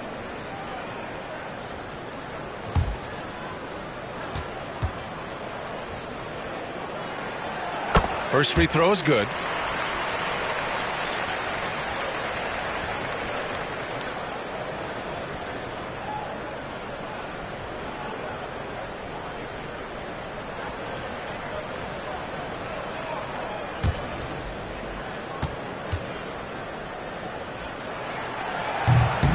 And he makes the first, but misses the second. And at this point, they're loving this big lead. Absolutely. And they haven't really faced a lot of resistance. And you just can't afford to give up that kind of look very often. Now here's Barnes. So it'll be 2 free throws. He was fouled in the act of shooting.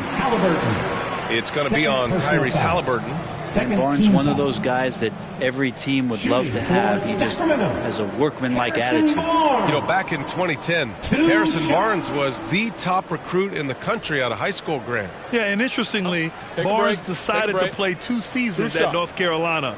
Unheard of these days for someone with Harrison's pedigree.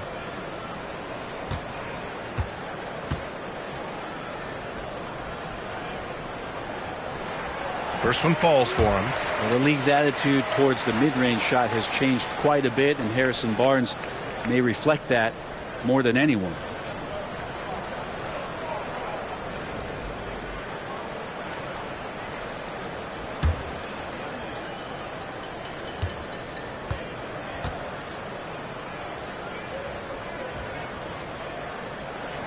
That one's no good.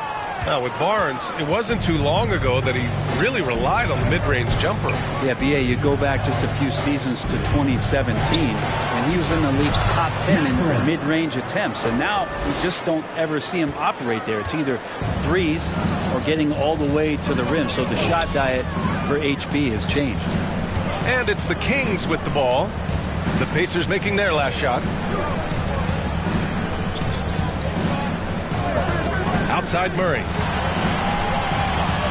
4 on the clock. Over Hield.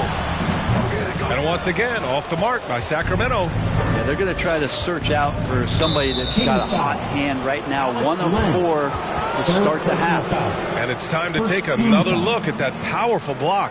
Oh, showing no signs of giving up this lead. That block sent shockwaves into the opposition sail.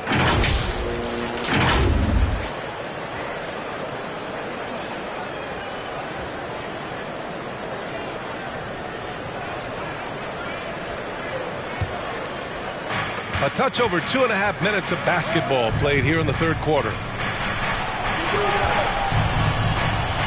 Fox against Halliburton. Smith outside. Just 5 on the clock. Fires it. Well, good high hands there, and you love to see Alex Len get after it on the defensive end to trigger maybe a fast break. And it's Miles Turner with the foul. That's foul number 2 for him. Second personal foul. Third team.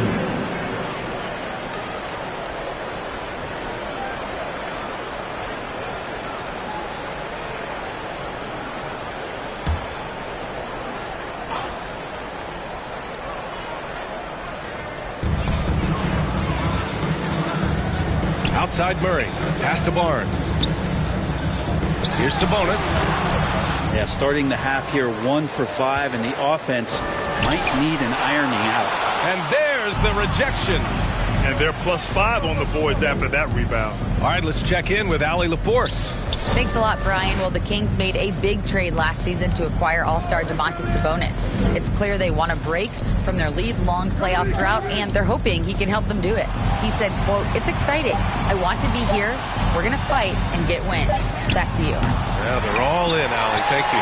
The Kings have gone only 1 for 6 here in the second half. Here's Murray. And he's going to the line for 2. The officials saw contact while he was going up. The officials were right on top of that one. At the line for your Kings, Murray. At the line for 2.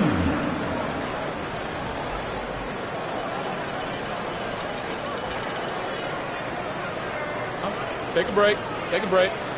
2 shots.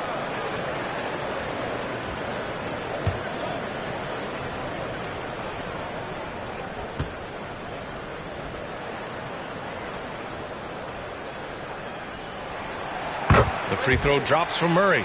And Grant, you played on the Suns team whose training staff was renowned. Is that still a differentiator between teams, or has everybody caught up and on the same level now? You know, B.A., I think everyone's caught up. You know, 15 years ago, the Suns training staff was ahead of their time. But now teams are all much more sophisticated. They understand injury prevention, rest, recovery, really aiding the players, and I think adding years for players on the back end of their careers. Hey, every team wants a guy who can block shots, and they certainly want a guy who can hit threes. Miles Turner does both, Grant. Yes, he does, B.A. Miles has led the league in blocks multiple times. He also shot it well from the three-point range. He's just a unique skill set. It's really hard to find guys like Turner. Now here's Sabonis.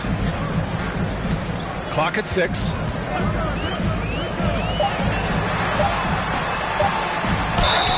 And he'll draw the foul. He'll head to the line for 2.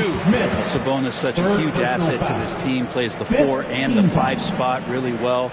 A very good passer, and he's deserved the 2 All-Star appearances in the Eastern Conference. And how about the impact that Sabonis has had thus far, Brent? Well, the reliability, BA, is down there on the glass and doing the dirty work, trying to grab those boards and get some scrappy points in the paint. That's what Sabonis is all about. So he's got the entire package as an inside player. Free throw drops for Sabonis. Well, Grant, the shocker of the 2022 trade deadline, Domantas Sabonis going to the Kings. Big-time surprise. Tyrese Halliburton going the other way to Indy. Now, I like that deal for both sides. Sacramento adding an all-star big. The Kings needing some size. Sabonis adds that. And Sabonis drops them both. Sabonis is an unselfish player. You can see it in the actions out there on the floor. He's trying to get the best out of both himself and his teammates. Here's Mathurin. 20 points for him. Outside heel. Fires from deep. It's rebounded by Sabonis. Sabonis has got 6 rebounds here tonight. If you told me this was the kind of game he was going to have, I would not have expected them to be in front right now. Here's Okpala. Still getting warmed up offensively. No buckets yet in the game from him. Here's Mitchell. Here's Sabonis. And terrific work on the offensive glass as he picks up the deuce. And Sabonis, no stranger to physical play. Hield on the wing for 3. Drills it from deep. Hield's got 6 in the quarter. The assist numbers certainly stand out. They've really emphasized ball movement here today. Pass to Murray. Down low. Here's Fox. They get the rebound. Sabonis laid it in with a nice touch off the window. Sabonis has got 10. He's shooting well, doing his best to keep this offense in gear, but he hasn't had a lot of support. Now Hield. And here's Turner. He's guarded by Sabonis. Here's Mathurin. No good from the wing. To the wing on the left. 2 minutes. Here's Okpala. And the rebound goes to the Pacers. Turner's got 6 rebounds in the game. To the paint. Here's Smith. That's good. And Halliburton gets the assist. Smith's gotten his 2nd bucket of the game. There are only a few players in the league who can hit a teammate like that in stride. Beautiful assist. Timeout called. The Kings. Failing to find a rhythm offensively. Something that needs to change and change soon. Yeah, they're like a 4-day-old soda right now, just flat. They're missing shots left and right. They're just not playing their best.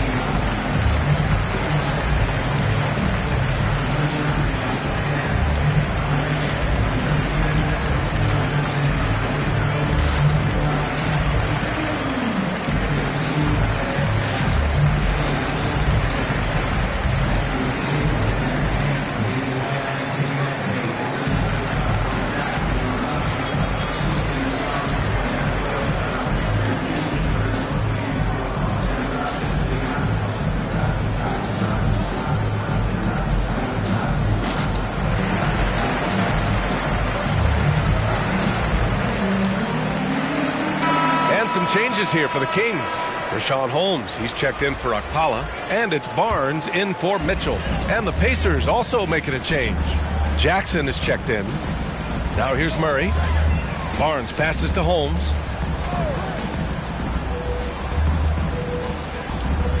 Pass to Murray. Over Hield. Murray's shot is good. Murray's got 5. For Indiana, they've gone 5 of 11 in this third quarter. Here's Mathurin, defended by Murray. And there's the whistle. The illegal screen is the call. Rare turnover for them tonight. They've protected the ball, and they're trying to protect this lead. Lynn's checked in for Holmes. Bataze's checked in for Indiana. And the Kings shooting just about 33% since this second half started. Fox against Halliburton. And he's going for the oop here. And Sabonis slams it in. And Sabonis putting his size to use there. Great timing. Pass to Hield. Now Jackson. He's guarded by Sabonis. And there's Jackson on the assist by Hield. 6 points for him. And trust me, when the D's slow to react, he'll be the first guy to make them pay. Well, I know they don't have mobile devices out there for texting, so they might as well talk to one another. Now here's Fox. 10 points for him. And the call is going to be, yes, an illegal screen.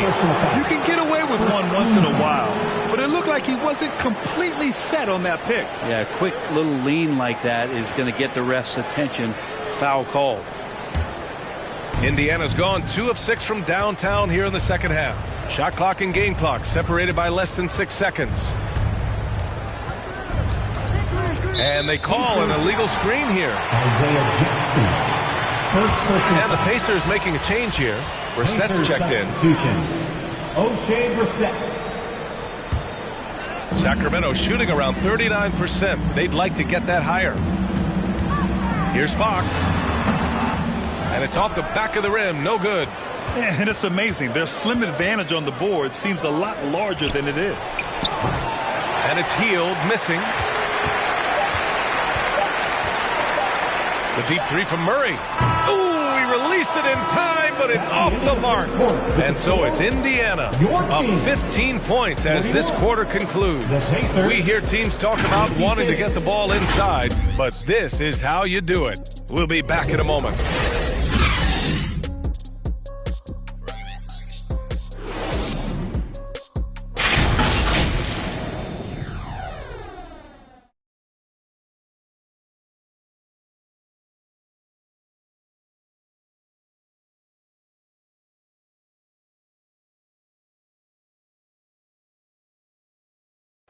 And a worthy candidate tonight as we take a look at our State Farm assist of the game. You talk about painting a magnificent picture with that, Don. Just a great decision and a perfect delivery. Yeah, those are the kind of plays that you want to put on a canvas. Just beautiful basketball.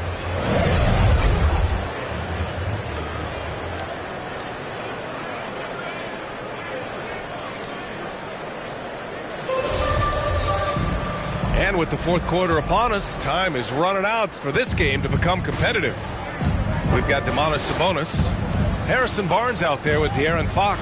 Then it's Alex Len, and it's Murray in at the 3, the small forward. So that's the 5 in the game for Sacramento. Here's Brissett. That's good. And Halliburton gets the assist. 3. Halliburton's got his 4th assist with that last one. Fox, the pass to Barnes. And here's Murray. This one for 3. Mathurin with a rebound. Here's the break.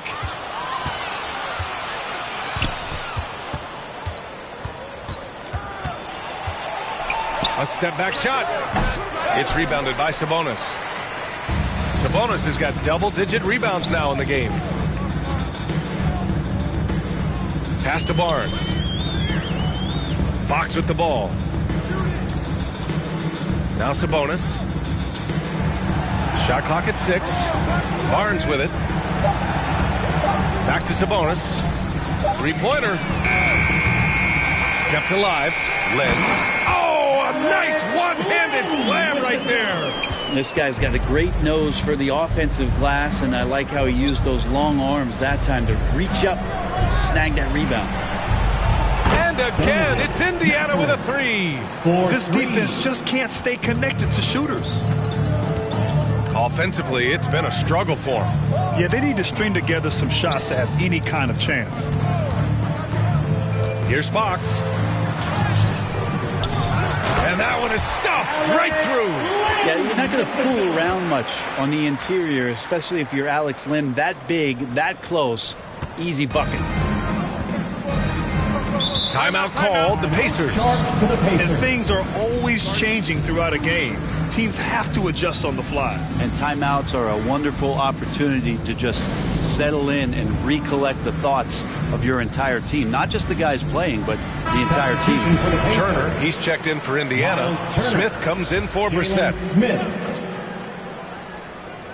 We're about 2 minutes into the fourth here. Smith finds Hield. Here's Mathurin. Back to Hield. Lets the 3 fly.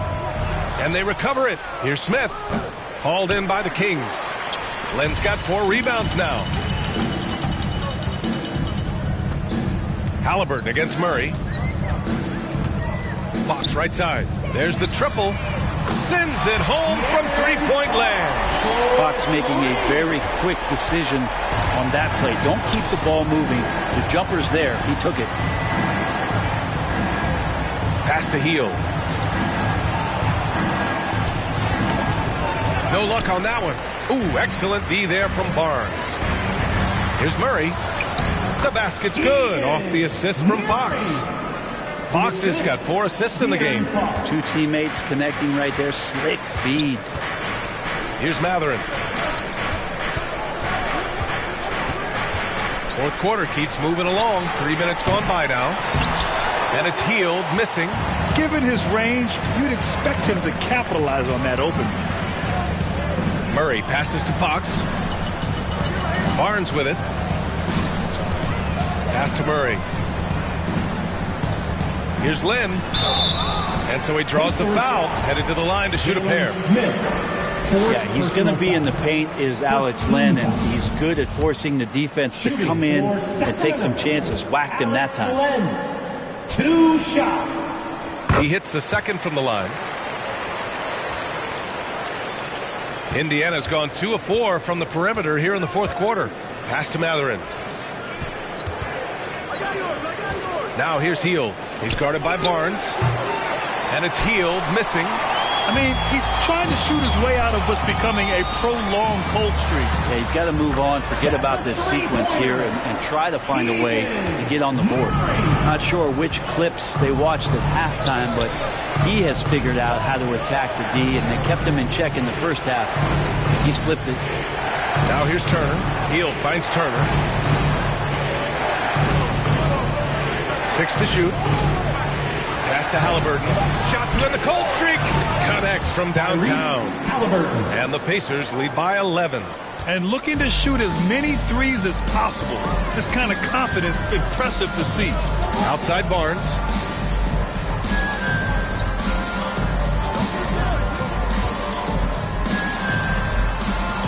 Lays it up and in on the nice reverse. Barnes can be hard to contain sometimes around the rim. He can create just enough space to be effective.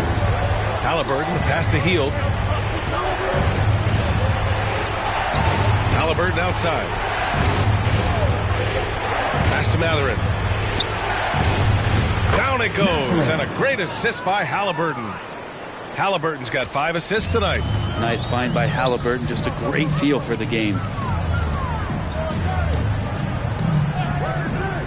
Now Murray.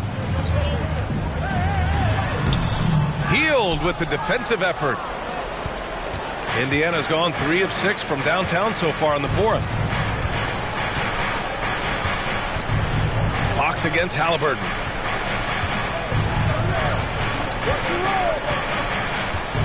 Smith outside. Fires the 3. Hits the trifecta. The strategy has been pretty simple here in the second half. Attack from 3-point range. Maybe trying to find a little bit more space and ball movement to get guys open at the 3-point line. And it's Fox missing. We'll have a hard time shaking that one off. Perfect position, plenty of space, just clanked it. Halliburton with the ball. Here's Mathurin. Smith finds Hield. No good with the triple. And he just hasn't been able to get it going this period. No, I haven't seen him in comfortable spots, or at least spots we've seen in this offensive set that are allowing him to settle in. Man, he made sure to get his money's worth on that foul. And a look at how the offensive approach has been going so far for the Pacers. Their hot shooting from long distance has been the key. Spacing the floor and rising up with that confidence. Well, looking at the stat sheet, I could just see here tonight sharing the basketball. The stat that comes up most is assists. So sometimes you have to look for your teammate. That makes things happen. They've done it. Now here's Fox. And he got the whistle on the way up. So he'll be headed to the line for a pair. Fox surveying that time, and hard to cover when he's got options. Free throw's good for Fox. De'Aaron Fox taking 2 shots. Good on both. Indiana calls timeout. They're up by 11. And there's 1:45 left in the fourth quarter. We've got some T-shirts. We are throwing out right now. Here they come, fans. And now let's present our New Balance Player of the Game. This has been one of the most dominant performances I've ever seen.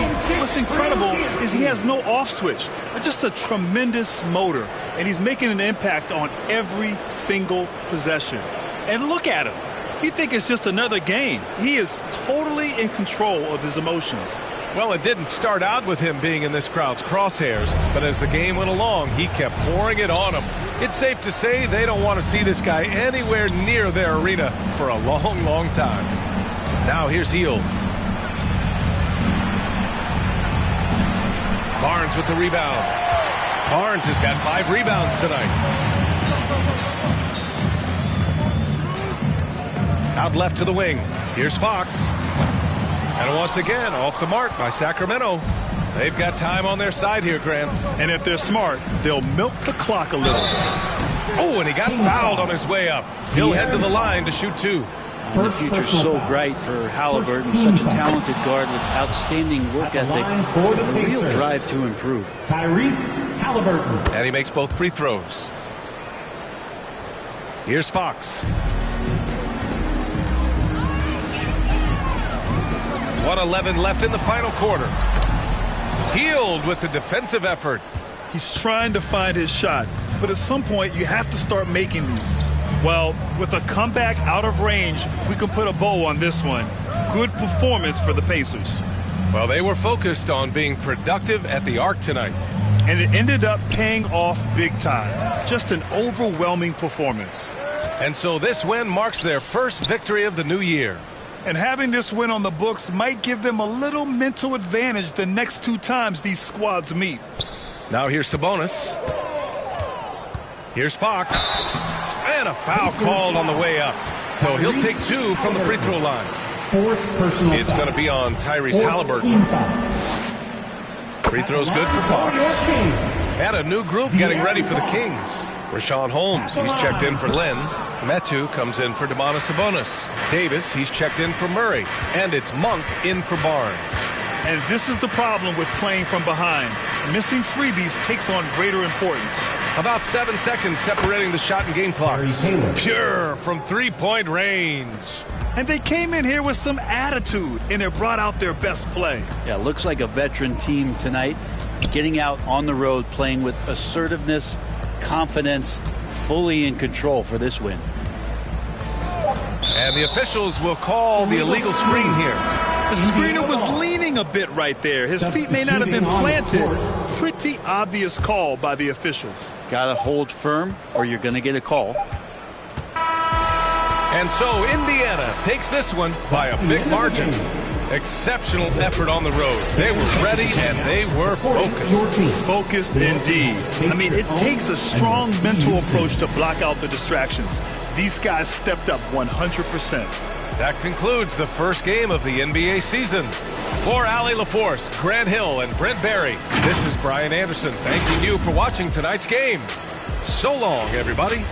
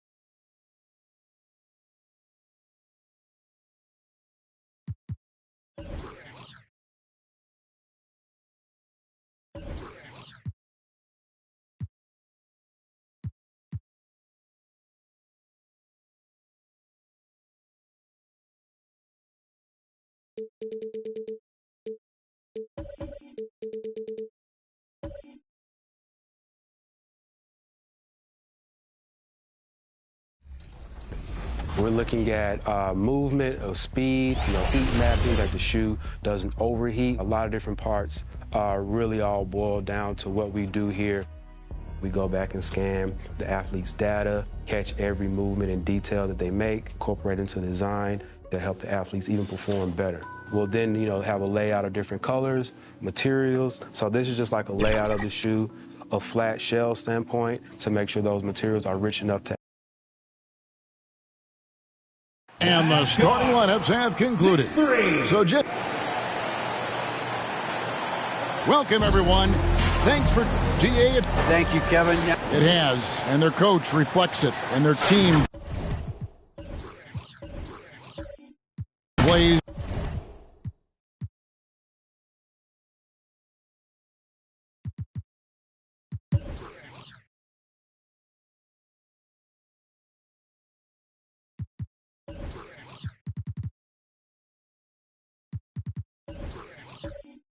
the way he thinks. Good stuff, D.A. Thanks. So the opening lineup for the Heat. Adebayo is the big man with Butler slotting in at the 4. At the guard spots, Lowry and Hero. And it's Strus in at small forward. And for Golden State, the core of this team all out there. Curry and Thompson in the backcourt with Green at the 4. Wiseman's out there with Wiggins. Now, here's Strus. 5 to shoot. Here's Adebayo. And the call on the shot sends him to the line. And Bam Adebayo. Steve, what a force he's become over the years. Yes, Kevin. The impact really started once he became a starter. And you've seen his scoring go to the roof. And last season, Bam Adebayo said it was disrespectful that he wasn't named a finalist for Defensive Player of the Year. What do you think? Well, Kevin, no arguing here. He's definitely an elite defender. Second team all defense, 3 years running. Great toughness and versatility. Now here is Lowry.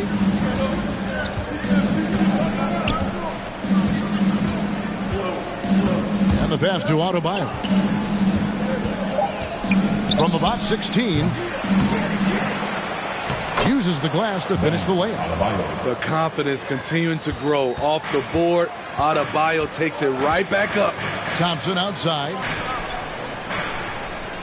Passes it to Green. Kicks to Wiggins. Thompson against Hero. Thompson passes to Wiseman. Wiggins outside. And a deep three from Curry. Rebound by the Heat. Pass to Lowry. And here is Strus.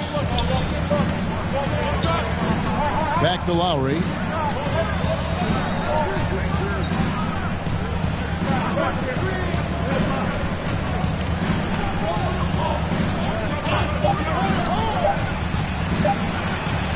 And Wiseman sends it back. And putting in work on the defensive end. Wiseman's providing a spark to his team. And that's a foul called on Bam Adebayo. That's his first foul.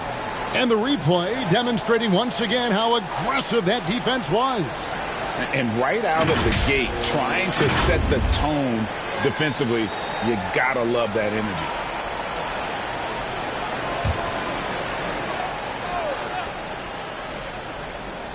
We're just about 2 minutes into the first quarter. Wiseman kicks to Wiggins. Golden State moving the ball around. The shot by Thompson, no good. Last outing for Miami, it was a loss to the Raptors. Strus's shot is good. Great floor awareness there by Jimmy Butler, sensing one of his guys is open and gets it to him. Wiggins from outside. No good that time. Now the Heat take it the other way. Lowry passes to Strus. Back to Lowry.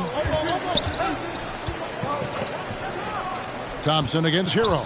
And the officials will call the illegal screen right there. Beyond the lean, you could see his feet weren't set on that screen. Easy call. So difficult to stay planted, especially with all the motion around you. Annoying turnover. Warriors getting another chance here. Green finds Wiseman. The beauty of Draymond as a facilitator. Really sees the entire floor. Outside Lowry.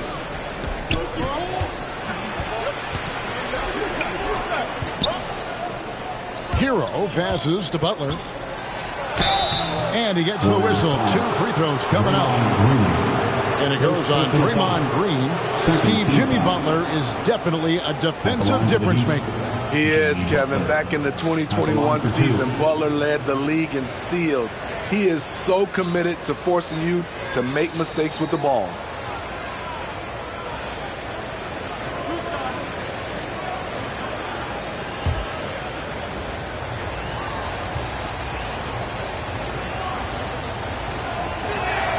And he knocks down the first one. And opening day is here. So what are these players right now, Greg, feeling as they tip off this brand new season? Mostly excitement. I mean, this is their first chance to showcase all the hard work they put in during the offseason. And so Butler nails both of them. GA with their 4th title, the combination of Steph, Clay, and Draymond Green, the single most successful trio in the last half-century in the NBA. And some would argue the best trio of all time. The most wins in the finals ever by a trio who've each made an All-NBA team. Now Strus after the missed 3 from Klay Thompson. First quarter of action, just under 3.5 minutes played. Curry kicks to Wiggins.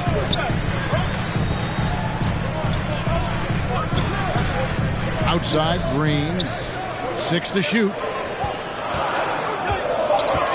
Poke loose. Oh, and a fast break for the Heat. Here's Strus. No good there. Wiggins with some nice D. Warriors trail by 6. Curry on the wing.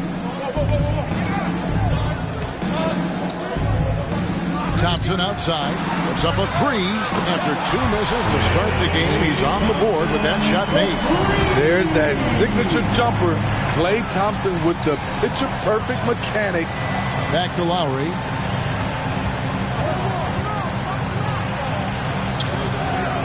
And Curry pulls it down. Golden State's gone 1 of 5 from downtown in the first quarter. Points out there have been hard to come by. And another 3 for Golden State. What can you say? If he started hitting it from that range, there's nothing you can do. Pass to Lowry. Strus with it. Butler feeling out of it. To the inside. That's good from Lowry on the assist by Butler. That was just a perfect possession. Getting it in tight for the high percentage shot. Curry kicks to Wiggins. Now the pass to Thompson.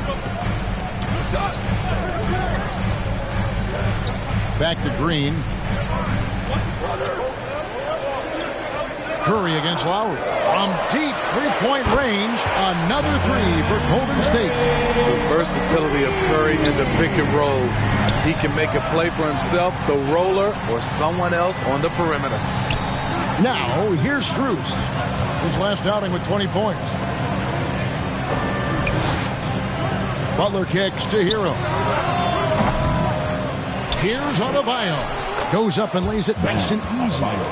Adebayo's got 5 now. Bam is a pro at absorbing contact, especially when he's locked in on scoring. And the Warriors decide to take their first time out here. And, of course, one of the league's longest tenured coaches, GA, is Eric Spoelstra.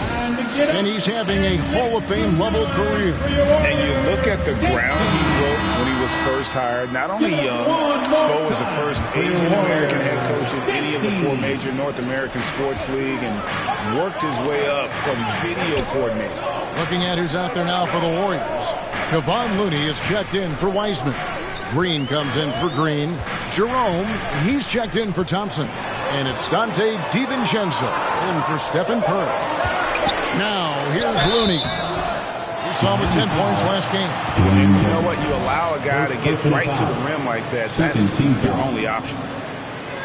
The Warriors shooting their first free throws of the game. And their numbers from the line last season, they're good, just not great. About 77% as a team.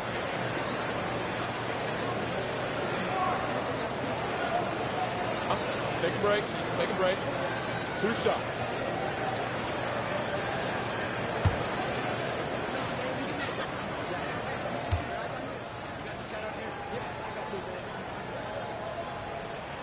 And the first one drops. And winning has become more consistent in Miami than ever. Jimmy Butler was acquired, made it all the way to the finals in his first year, and have steadily won games each season.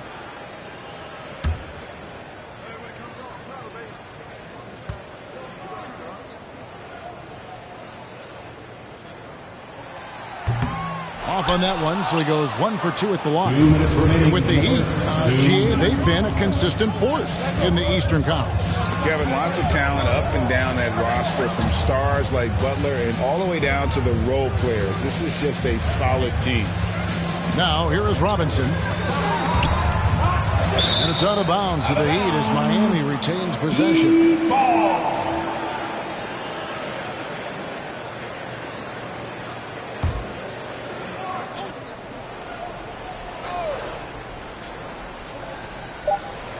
Clock is at 3. That's a 2 from Martin. And have to love that tenaciousness there by Wiggins. He has all the tools to be a great defender. And that's a lesson for the D. Fight harder on the glass. Reason why, lack of focus, lack of communication, which led to second chance points. And he's got his first chance at the line here.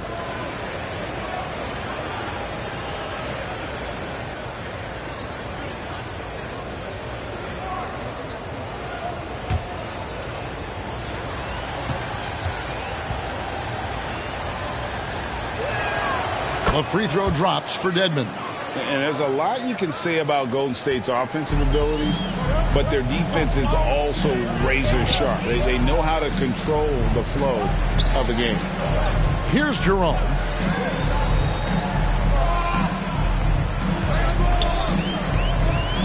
They kick it out to Green. And it's out of bounds. The Warriors able to retain possession here. State basketball.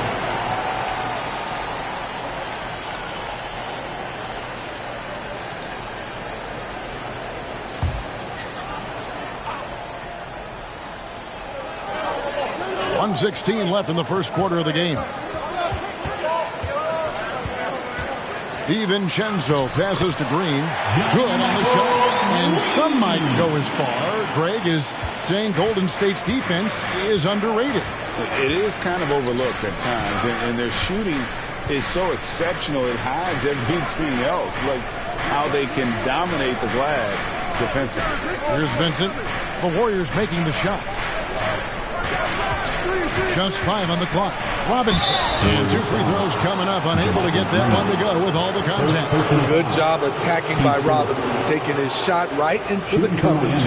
You know, playing less than 30 minutes a game, Duncan Robinson shattered the Miami three-point record back in 2020. Greg, he buried 273 pointers that season. Robinson works hard to find space on the perimeter. And if he's open, he's as accurate as it gets.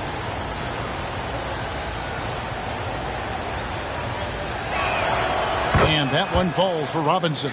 Whether he's playing the 2 or 3, he's tough to guard.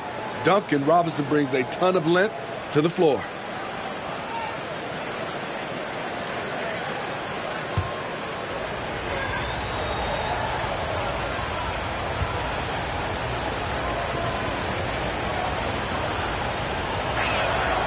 Robinson hits them both. You know, Smitty, what's incredible about Miami's D, they don't need to block a ton of shots to protect the rim. Kevin, it's all about awareness, communication, and positioning. Whether they're in zone or man, they stay completely connected almost every possession. And here are the Heat now. The Warriors making the shot. Robinson passes to Dedmon. Wiggins against Martin. Back to Dedmon. Picked off in midair. Passes it to Jerome. Wiggins outside. Green kicks to DiVincenzo.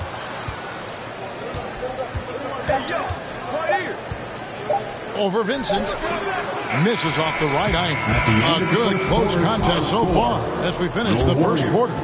Heat out front, up by 1. And we'll be back with you for the start of the second quarter when we return.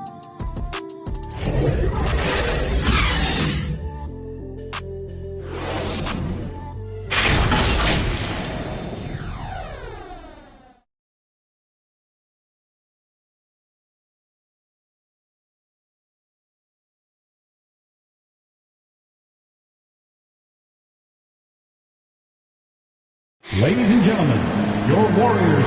And close game underway so far. We'll see if either of these teams can jump out in the second quarter. And let's quickly break down the game we've seen from Miami, guys. Aggressive at running guys to the backboard. You could tell it was part of their game plan coming in. And they have the guys to do it. Play to your strengths, and they can make up for some of your weaknesses. Golden State's gone 3 of 7 tonight from three-point territory. On the court for Miami here in the second. At the guard spots, Lowry and Hero. Adebayo is the big man with Butler sliding in at the 4. And it's Strus in at the 3. Wants to get it to Butler and does. It's stolen by Green. They get a hand on it. He kicks it to Curry. Pass to Thompson.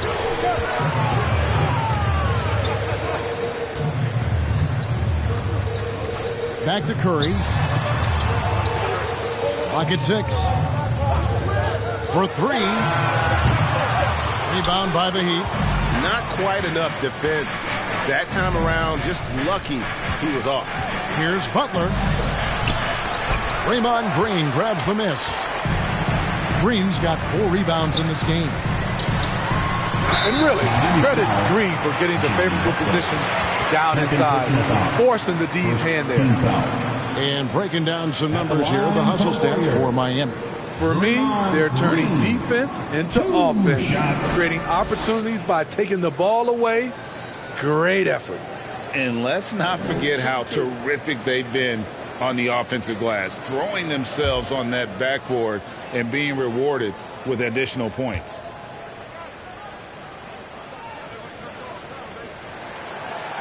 He's off on the first.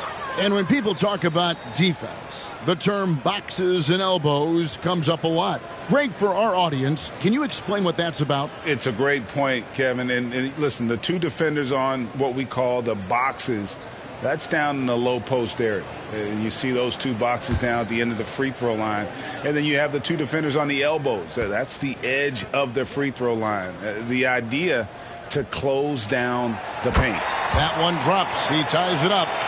And as good as Draymond Green has been on the floor, this guy will be an all-time broadcaster, already a popular podcast. Great TV studio appearances as well. Now, Hero. Nothing yet on the scoreboard for him.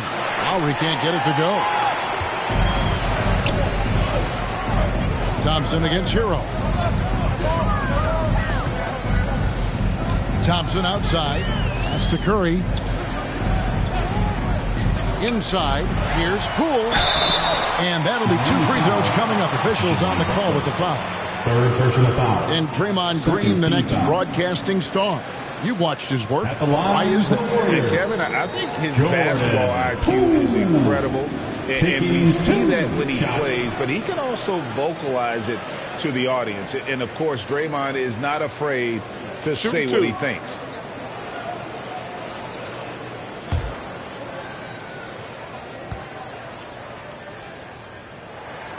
And that drops, so they now lead by 1.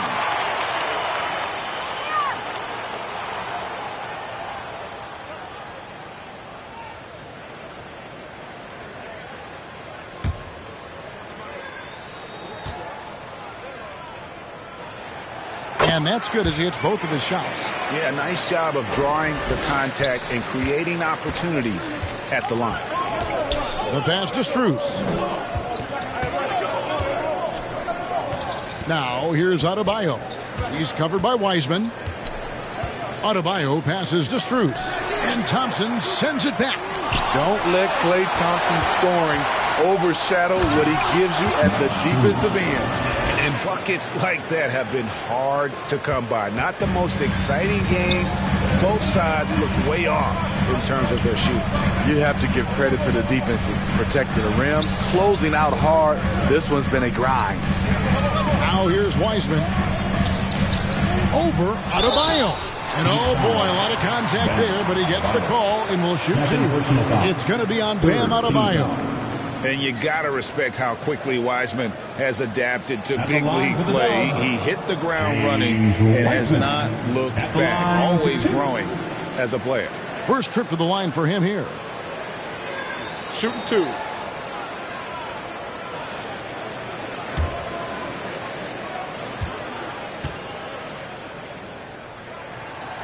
That free throw, no good.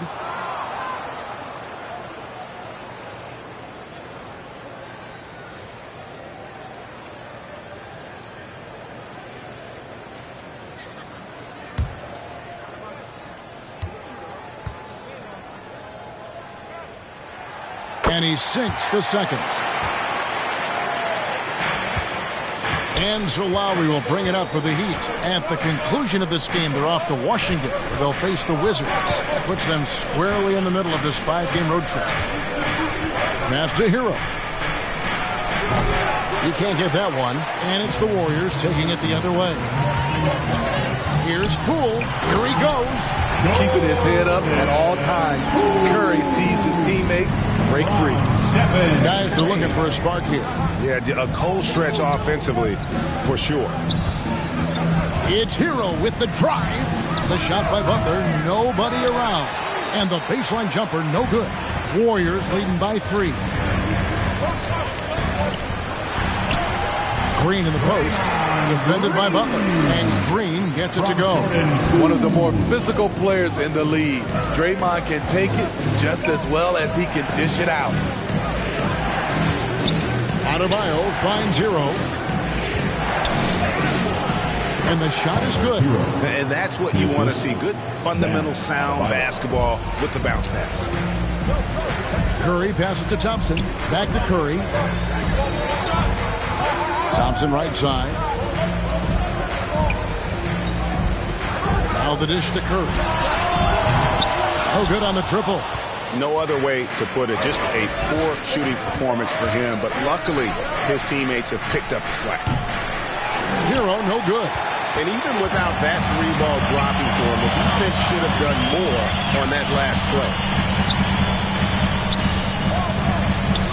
Curry deciding where to go with it. Here's Wiseman. Good, and Curry gets the assist. Wiseman. Curry's got 3 assists now in this one. And they've had assists now in their last 3 baskets.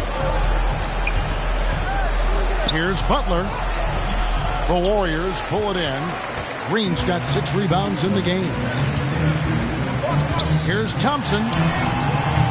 It's Adebayo with the rebound. Adebayo's got 6 rebounds here tonight. A moment now to hear from our sideline reporter, Hall of Famer David Aldridge. David. Thanks, Kevin. Of course, the Warriors' offense stands out for its emphasis on ball movement. Coach Steve Kerr says if you get to touch the ball and be a part of the action, whether it's as an assist man, ball mover, shooter, dribbler, the more people who are involved in the offense, the more powerful it becomes. Kevin, strength in numbers, indeed. As has always been the case for his offense, the more the better. It's worked for him. DA, thanks. And Smitty, no doubt the veteran Kyle Lowry certainly possesses a lot of that wisdom at this stage of his career. Greg, he's one of those guys that his teammates respect. A proven champion that plays with toughness and intelligence, and a big part of this team.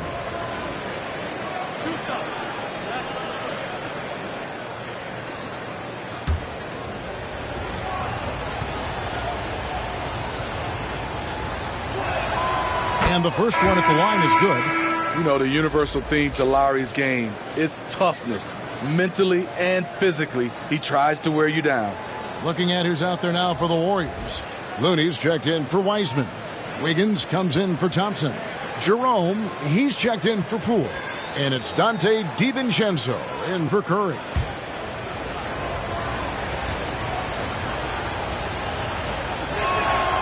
And so he makes both from the line.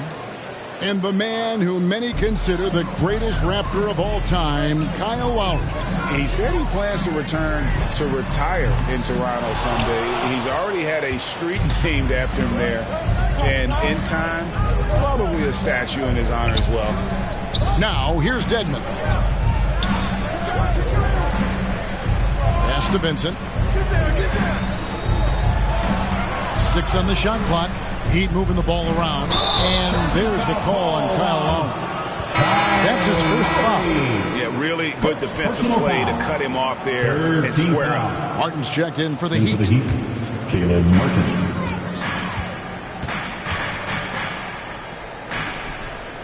Pass to Wiggins. There's the triple. Robinson pulls it in. And he didn't punish them for the weak coverage there, but they can't count on him to continue missing. And foul on the shot, so he'll get a chance at the line. Yeah, the defender all over. Hey guys, what do you think about the offensive approach we've seen so far for the Warriors? Well, in my opinion, the way the three has been falling for them here early on, you have to think they'll keep firing away. And also have to bring up their passing game. They've been moving the ball with great precision so far and creating great looks for their teammates.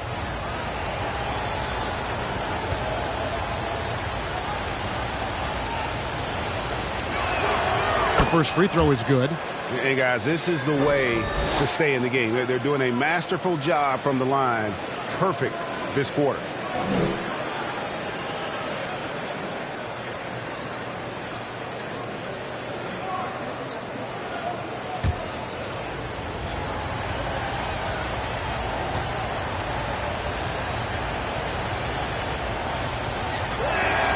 And that one goes in. 2 from the line that time. The Warriors leading. There's the pass to Jerome. Back to DiVincenzo. And a wide open look here for Wiggins. And again, it's the Warriors missing. Miami's gone 0 of 2 from deep here in the second. Here's Vincent. Still getting warmed up offensively. No scoring yet from him. Kicks it to Robinson. The Heat rebound. Headman passes to Vincent. 2 minutes. And trying for the go-ahead basket. It doesn't go in. Green in the post. And it's Miami with the rebound. Here's Vincent. Defended by DiVincenzo. Outside, Martin. Shoots it. The Heat get it back. And a new 14. The Warriors shooting just 39% from the field, struggling to find that net. In the corner, it's DiVincenzo. That falls. Nice feed that time from Wiggins. DiVincenzo's got his first bucket of the night. Vincent, the pass to Robinson. He kicks to Martin. 1:02 left in the first half of basketball. He gets that one. The defense just too soft on that possession. You have to be closer and contest at the rim. Wiggins outside. Passes it to Jerome. Now here's DiVincenzo. 6 to shoot. Takes the 3.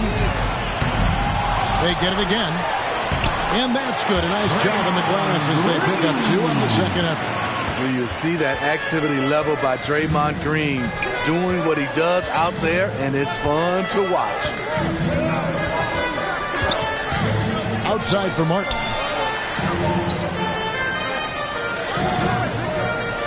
Outside Robinson. And they're unable to get the tying basket there. And it's Wiggins with the jam.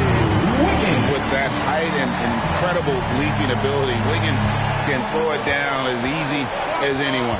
To the middle, here's Martin. And he makes good on the layup. And they keep hammering away at him inside, forcing the ball into the paint. And that'll do it for the first half of competitive game so far. Warriors lead by 3. It's time now to go courtside as we send you over to David Aldridge from the sideline. David, take it away. Thanks very much, Steve. Some great engagement defensively. What's happening that's good at that end of the floor? I think they're just playing. Thanks, David. And we'll be back shortly following halftime to get the third quarter underway. The 2K Sports Halftime Show. Ernie Johnson here with Shaq and Kenny, and a favorite time. Golden State found themselves in a close game in the first. They trailed by as many as 6 points in the first period. They were slightly better in the second. Not a big difference between these two teams. Taking a look at the Warriors, Kenny, what'd you think?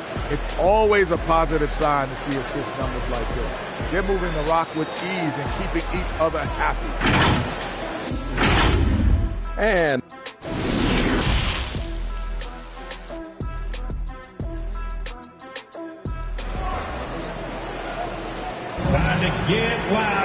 And after a fairly even first couple of quarters, the second half could turn out to be a great one as both teams try to gain an edge. One guy who's been getting it done so far, Stephen Curry. You know, I don't think he'll top the assist charts this year, but early on he's done a great job of keeping the ball hopping around. And some of it's just a mindset. He came into this game with a very unselfish approach, and his teammates have benefited from it. The core of this team all out there, Curry and Thompson in the backcourt with Green at the 4. Wiggins is out there with James Wiseman. So that's the group out there for Golden State. Outside for Lowry. And he's fouled pretty hard on that shot, but he's got the chance to pick up the points at the line. A powerful athlete who's still developing his skills. Adebayo has become a threat at the offensive end. The Heat have shot 10 of 11 at the line. Nice work so far for them.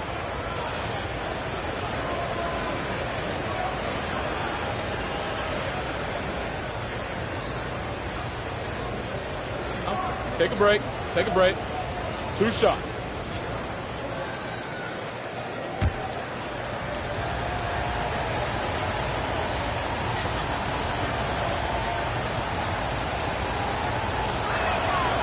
Free throw good. Adebayo. His game is defined by heart and hustle. Bam Adebayo would be welcomed by any coach on any team in any league.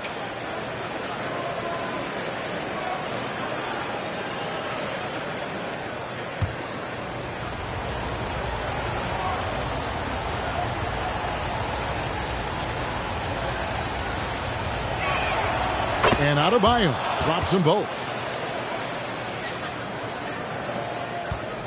And it's Curry with the ball, bringing it up for the Warriors. It's a one-point game. Johnson finds Curry. Wiggins outside.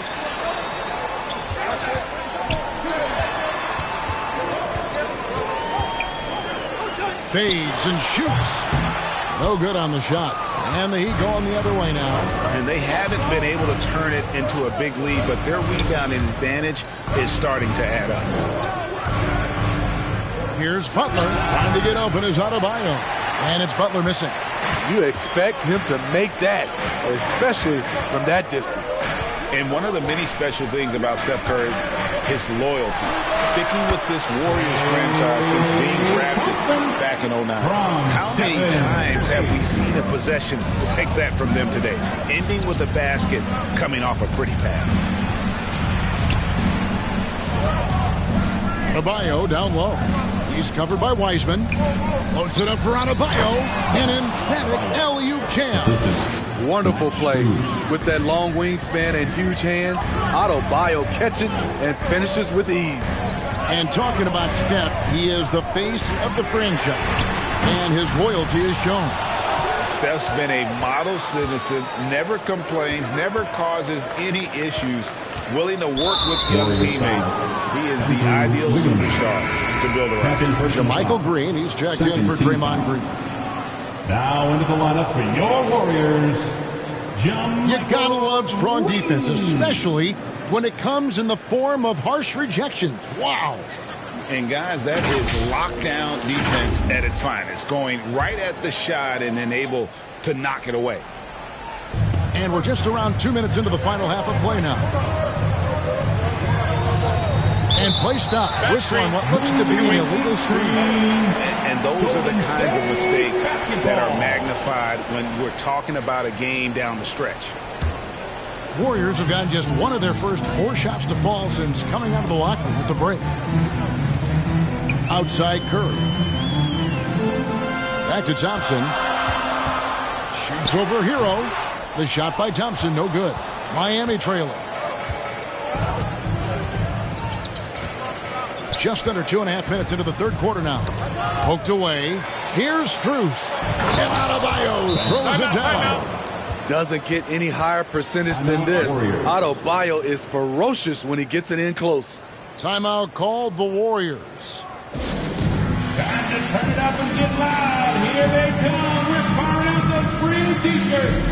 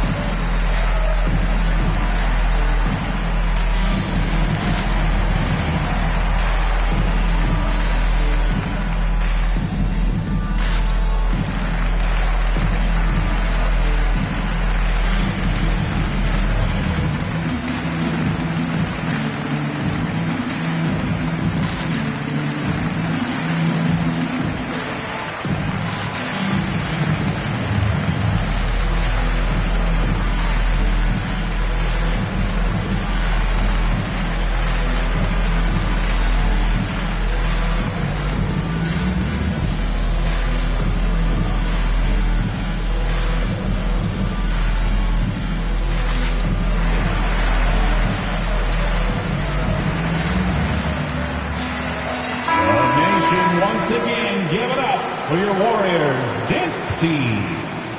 Just over 2.5 minutes gone by here in the second half. Pass to Thompson. Wiseman up top. Some nice passing by Golden State here. There's the three. Here's Green, and the layup is good. Green's got his second bucket. Quick off the floor for these offensive rebounds. Green's 7'2" wingspan. It helps him snatch them. Pass to Adebayo. It's rebounded by Golden State. Wiseman's got his fourth rebound with that last one here tonight. Here's Curry. And he gets the basket. Officials blowing the whistle, so a chance at the line for one more. That's good. Stephen Curry doing a nice job being able to take the contact and still finish the play. Second personal foul. And this is his first trip to the line tonight. In their last contest, guys, he was unconscious from the foul line. At the line for one.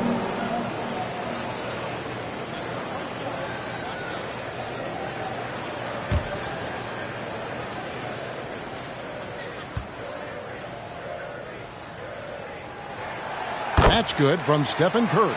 You've got to respect Steph Curry's willingness to carry the load. He never backs down from a challenge, and he will work himself to the bone trying to provide for his team. Thompson against Hero. Kicks it out to Wiggins. That's in, coming off the assist from Thompson. Now it's a 7-point Warrior lead. Clever ball movement by Klay Thompson, getting the rock to a guy with a better look. To end the run, good on the jump shot. Just such a well-rounded offensive player. He's got a little bit of everything. Wiggins outside. And there's the pass to Thompson. Shoots over Hero. It's Adebayo with the rebound. Adebayo's got rebound number 9 now. What an effort here tonight. Here's Hero. Another shot, and it goes out of bounds. It's touched by Adebayo. Poole's checked in for the Warriors. Your Warriors, Jordan Poole. Warriors leading by 5. Now Curry. 9 points in the game so far. It's stolen. Curry against Butler. Adebayo. And he takes it in for the layup off a very nice feed. And it's 13 points for Bam Adebayo.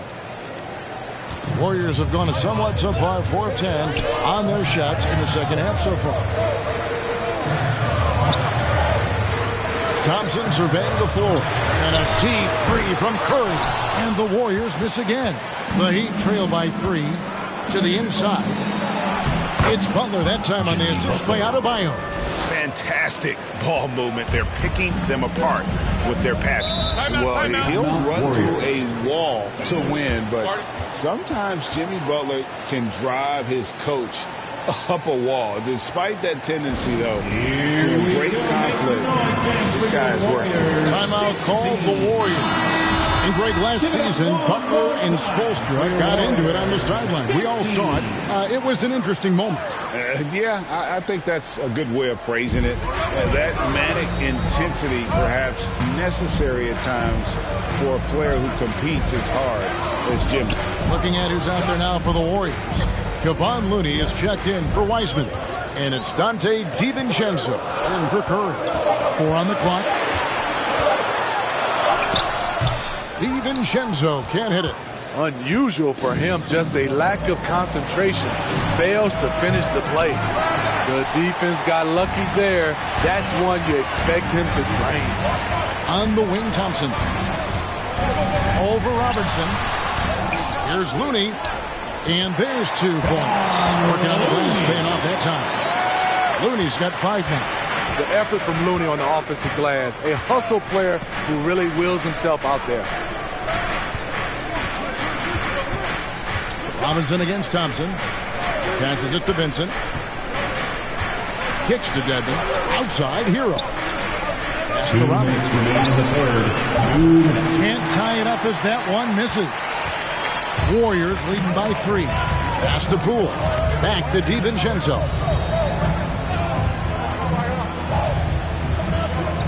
And there's a minute 45 left here in the third quarter. The three from Poole. And so it looks like the Warriors will retain possession here. Different look here for the Warriors. Green is checked in for Kevon Looney. Andrew Wiggins comes in for Green. Jerome, he's checked in for Poole. And Curry subbed in for Dante DiVincenzo.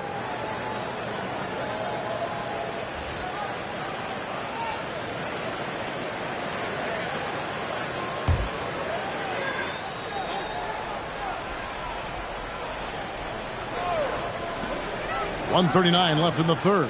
Thompson. And there's the call on Curry. That's his first foul. First personal foul. Second team foul. The Heat trail by 3. They could use a big shot here to get this offense going. Too many empty possessions. Right now, they need a basket. Yeah, that's the third bucket in a row from the paint. This defense needs to clog those lanes in the middle. Lowry against Curry. The pass to Jerome.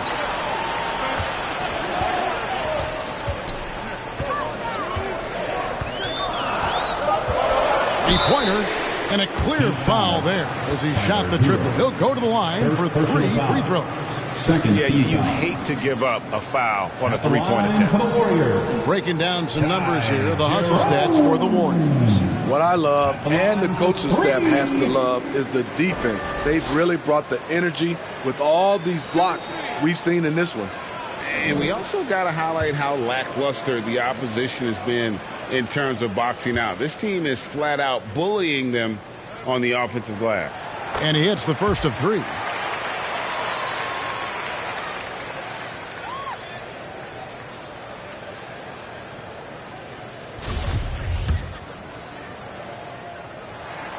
He hits the second from the line. And he makes all 3. Impeccable from the line since halftime. Lowry passes to Jovic. Heat moving the ball around. Lowry against Curry. Lowry can't get it to go. Warriors leading by 4. There's 45 seconds left to play here in the third. Here's Jerome. He dishes it to Thompson. Over in the corner, Green. Curry trying to break free. And Adebayo sends it back. Hero on the wing. Curry with the steal. Got to run the clock and wait for the last shot. Yes, you do, but it's a dilemma. If you get a great look earlier in the clock, do you take it? Playing with high energy, outworking the defense up the floor. And I just love it when the fast break results in a high percentage look. Not always the case these days. That's good, and the Warrior lead is cut down to just 4 points with a bucket from Hero. A focused individual. Hero's not going to let a little contact affect his shot. And we've watched 3 so far in this one. The Heat. Warriors ahead. They're up by 4. Live from Chase Center, you're watching 2K. Here now a chance to show you our assist of the game. And it's presented as always by State Farm. And the definition of teamwork right there, guys. I mean, what great communication between them, and what a beautiful feat. Fundamental basketball. Keep your eyes up. Keep the ball moving. You're going to keep the defense on its heels. And with 3 quarters behind us, we start the fourth quarter in what is still anybody's ball game. On the floor for Miami starting the fourth. Adebayo is the big man with Butler slotting in at the 4. At the guard spots, Lowry and Hero. And it's Strus in at the 3 slot. Passes to Wiggins. Back to Curry. Dishes to Wiseman. 2 free throws coming up, and they call the shooting foul. It's going to be on Bam Adebayo. And the sheer size of Wiseman is hard to deal with inside, forcing the defense to compromise with the foul.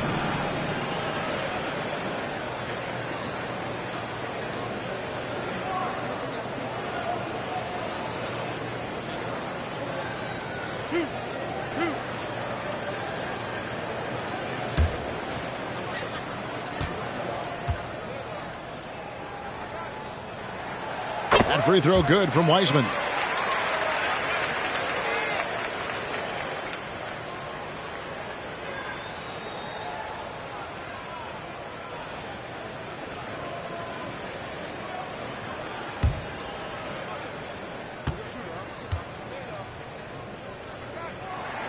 No good on the second free throw. The Heat trail by 3. Over in the corner, Hero. Here's Adebayo. And contact on the shot, so he'll be shooting free throws here. Business as usual for Adebayo, just bullying his way around the paint. Bam Adebayo taking 2 shots.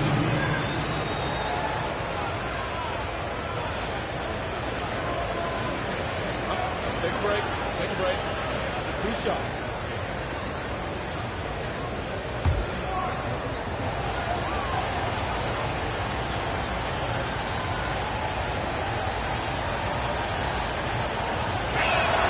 And he makes the first.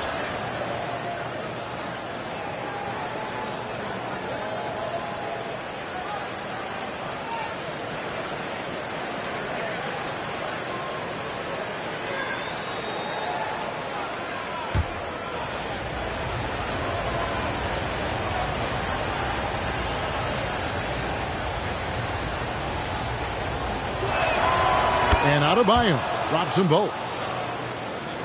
So it's the Warriors now. They lead by 1. Curry finds Wiggins. Back to Curry. Outside, Green.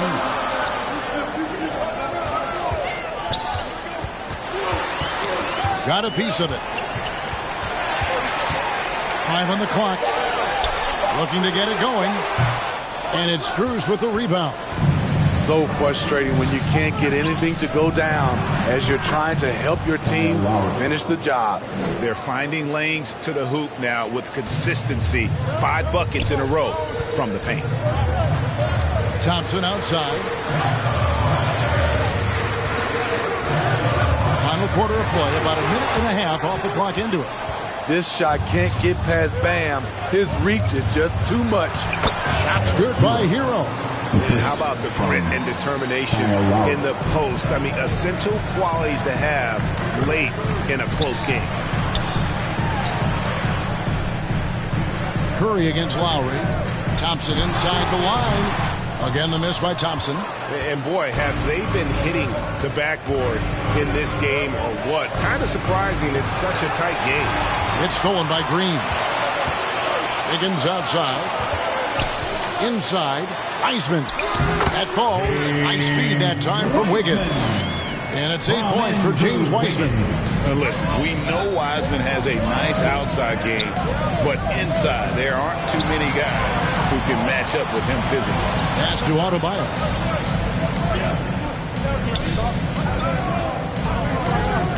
Back to Lowry.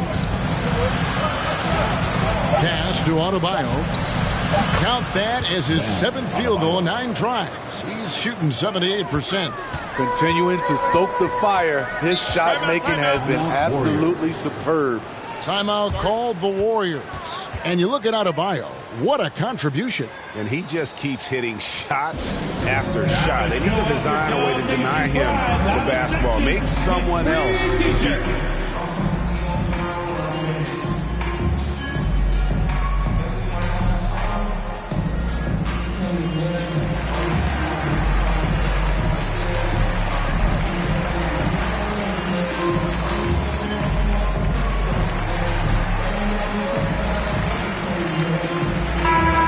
While we've got a moment, let's send it over to our terrific reporter, David Aldridge. David? Hey, guys. I was able to catch the message Steve Kerr gave to his team.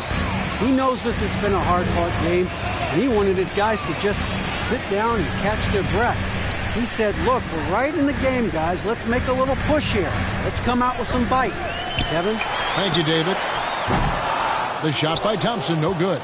And for his offense, this has just been a brutal period. Here's Butler. That's in, coming off an assist from Adebayo. Adebayo's got 3 assists tonight. And it looks like they left their defensive effort back in the locker room, guys. They just haven't had the same commitment here defensively in the second half. Back to Curry. Launches a three, and the three ball is good. Yeah, that's a great shot. Third three of the game for him, first in this half. And it's Lowry with the ball, brings it up for Miami. So far in the fourth quarter, they've allowed just 6 points. The pass to Hero. Loads it up for Adebayo. It's stolen by Wiseman. Hero against Thompson. To tie it up. Connects. The jumper drops. And then tie this game up. Exceptional work by Thompson. He can lose the defense with his ball handling. Now, here's Strus. Defense is right there. Banked in off the glass. Hero's got 4 this quarter. And really keeping the ball hopping around here offensively. Thompson outside.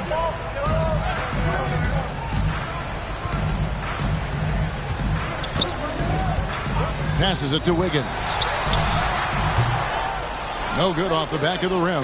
The Heat have gotten it done so far from the field here in the fourth, going 6 for 7.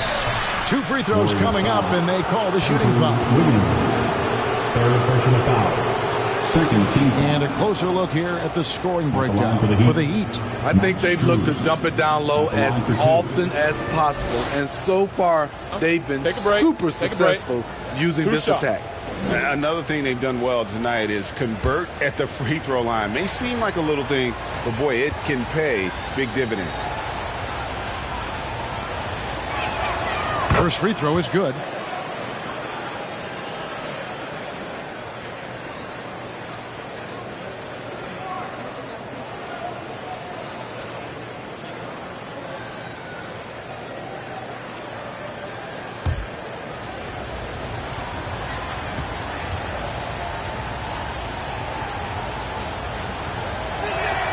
Both shots good from the stripe.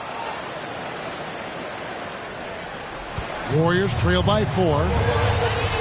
Wiggins outside.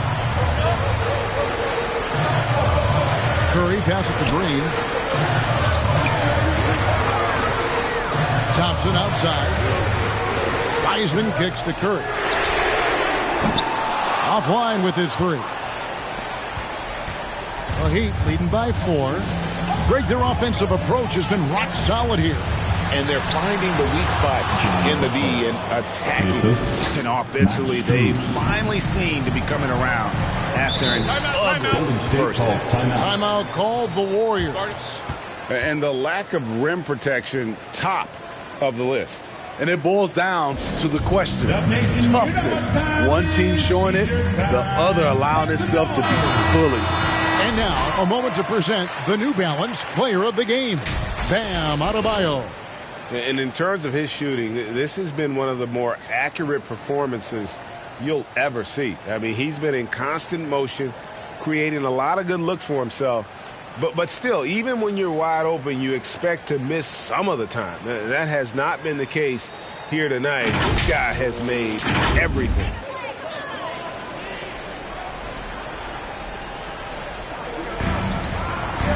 Wiseman dishes to Wiggins, and that one drops. 7 points for Andrew Wiggins. And all the way back to when he was at Kansas, Wiggins hit a lot of big shots. It is a part of his DNA. Second personal foul. Third team foul.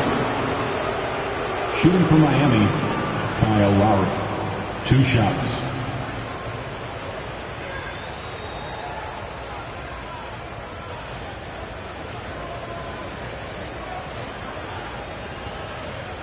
Shooting 2.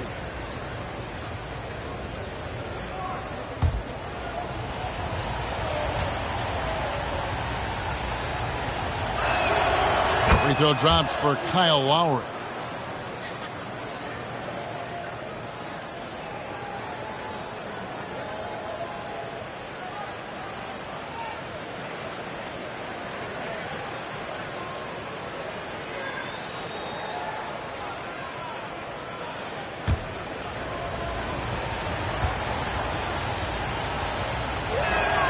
And so Lowry nails both of them. I'll tell you, he doesn't give points away. Excellent job from the line. Curry is inside. Lowry covering. Wiseman no good. And they hold a huge advantage on the backcourt. Down low. Great pass to set up the lay-in. Butler's got the lead up to 8 now for the Heat. Good defense right there. But Jimmy Butler very resourceful. Found a way. Curry can't get it to go. Heat have gone on a tear here in the fourth. They're 8 of 9 on field goal attempts in the quarter. Adebayo with the ball. Now Green defending. And there's the whistle. 3-second violation. Warriors basketball. Golden State running out of time. Some tough offensive sets. They want to turn it around. Yeah, right now you just need a bucket to get some momentum. Curry from deep three-point land. And the Warriors miss again.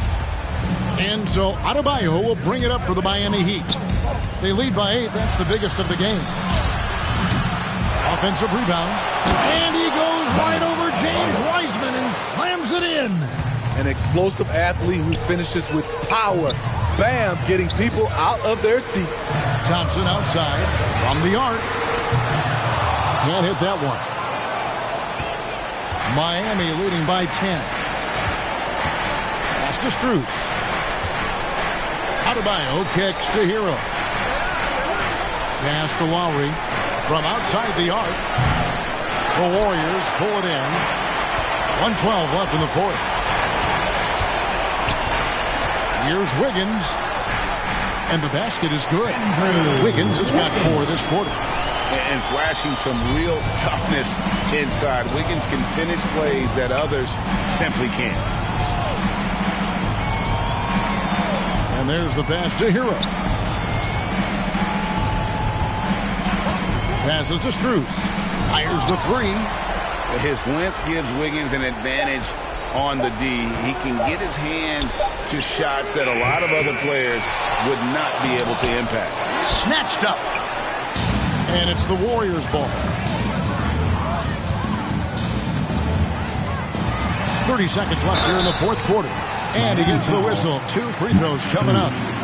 And this is encouraging. Wiggins looking committed to shooting and forcing the D to compromise. At the line for the Dubs, Andrew Wiggins taking 2 shots. 2 shots. Last on the first.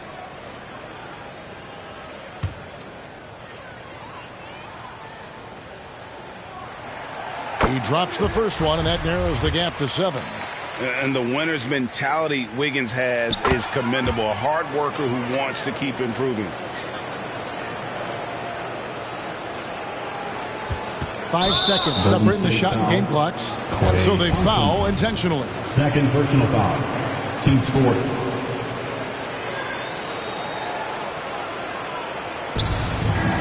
And here are the Heat now. And now they decide to foul intentionally. Klay Thompson. Third personal foul. 15th foul. At the line for the Heat, Tyler Hero. At the line for 2. Good on the first, and that makes it a 7-point lead. You can easily understand on that play why many are excited by Tyler Hero. The kid's potential is impressive. And he hits both free throws here. So now it's an 8-point game. And it's desperation time now. Doesn't matter if it's a 2 or a 3. They need the quickest shot possible. With the game on the line, who better to turn to than Thompson for a big shot? A clutch performer who lives for the big moment. And an intentional foul right there. No choice but to foul there, but he's probably the last guy you want to see on the line. He hits the first one, and that increases their lead to 6. Taking 2 shots. Second one is good. Getting both at the line, and it's a 7-point game. No mistakes there. Good free throws to give them just a little bit more cushion. Timeout called the Warriors. They're trailing by 7. 16 seconds left in the fourth quarter. Substitution on the court.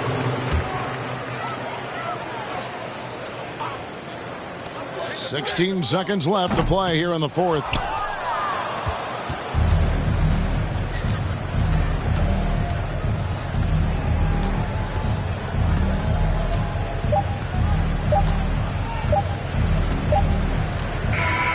And so It's the Heat winning this one. This was a hard-fought, well-earned victory for them, Greg. They really had to work for this win. That's a good point. I mean, weaker teams might have buckled at the end with the crowd amped up, everyone in the building kind of rooting against you, but they stood tall and pulled it out. Well said. And we've got David Aldridge standing by on our sideline with the player of the game. David, it's all yours. Thanks very much, Bam. Your impact is seen all over the stat sheet. So what's the mindset as you approach these games? Just trying to get a team win, trying to impact winning. You know, that's what it's all about. My teammates got my back like I got theirs. So we're just going out there and trying to do our thing. All right, David, great job. Thanks so much. And that about does it.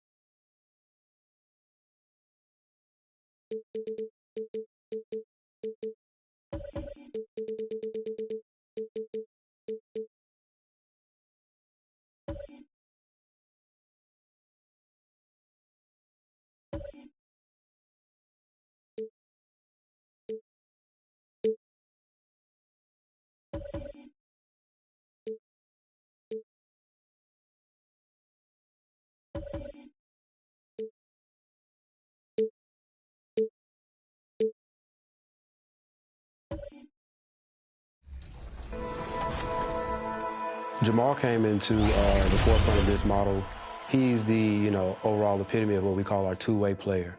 So we think of that name, we think of somebody who can play on both ends of the court. Here at New Balance, we always talk about integrating both culture and performance. Two-way was inspired by the brain synapse, that overall intelligent player such as Jamal, a leader within his team, somebody who's confident within his own right.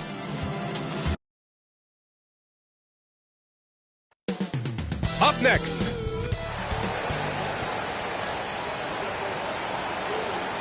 Happy to have you with us for NBA. Hey, Al. Thanks, Brian. Yeah, they're making strides, Allie, no question. Now the opening line.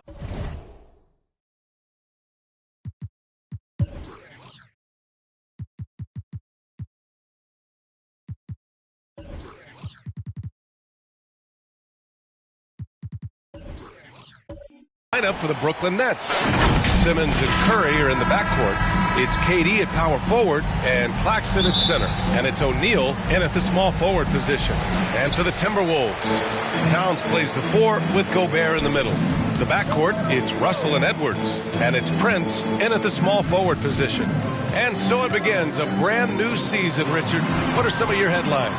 I think we're going to see less small ball. I think we're getting back to a little bit more of a physical game. We're kind of seeing the reemergence of the dominant big man, not just the big man, the dominant big man, and I expect that to continue. And they pick up 2. You know Simmons can get physical when he has to, going right through the contact. Outside Edwards. Back to Russell. Here's Prince from 11 feet away.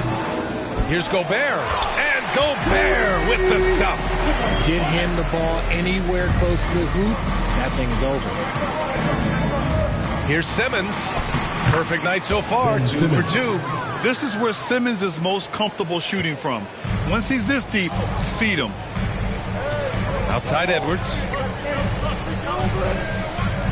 Pass to Prince.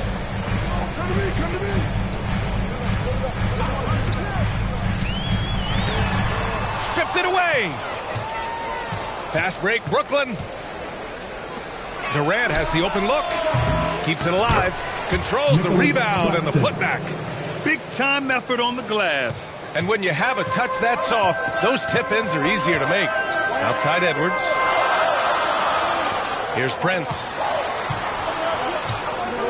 From 7 feet.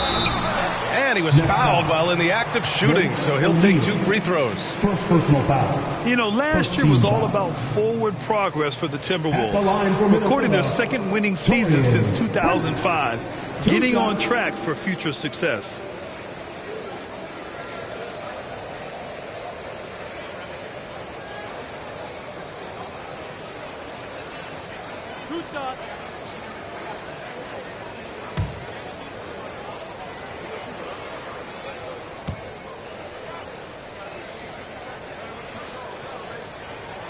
The first one falls. So what do you think the keys are that could help Minnesota continue to grow over last year? Well, you know, there's always room for guys to improve their game. But I think it's really the intangibles, building trust amongst players and becoming a more mature team.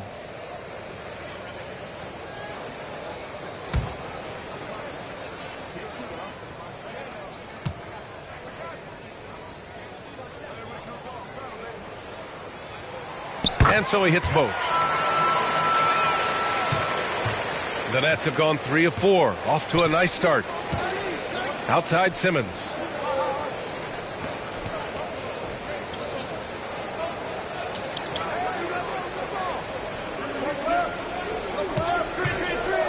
Six on the shot clock. Left side Curry. The shot misses. And Minnesota will come the other way. This, of course, their first opportunity to play Brooklyn this season. They won both games against this club last season. Would love to repeat that this time around. Lets it fly. The Timberwolves again can't hit. That was a good look for him from mid-range, but just couldn't make the defense pay. Here's Durant. And he was fouled in the act of shooting. Opportunity for a three-point play here. Guess what? Another bucket for KD. Just making the game look easy, somewhat boring. In 2008, Kevin Durant ran away with the Rookie of the Year award. It wasn't even really close. And still, I'm not sure we realize what an all-time great he'd become. One shot.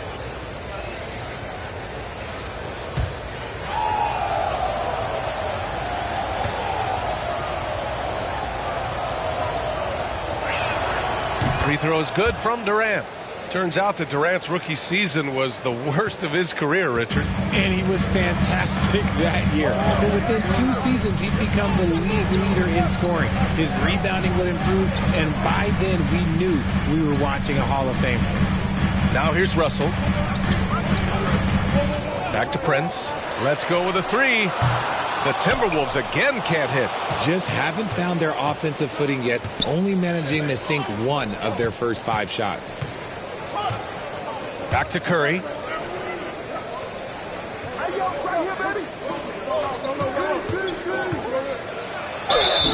So it'll be 2 free throws. He was fouled in the act of shooting. Well, you look at Seth Curry. For his career, around 44% from long range. That's easily top 5 in NBA history.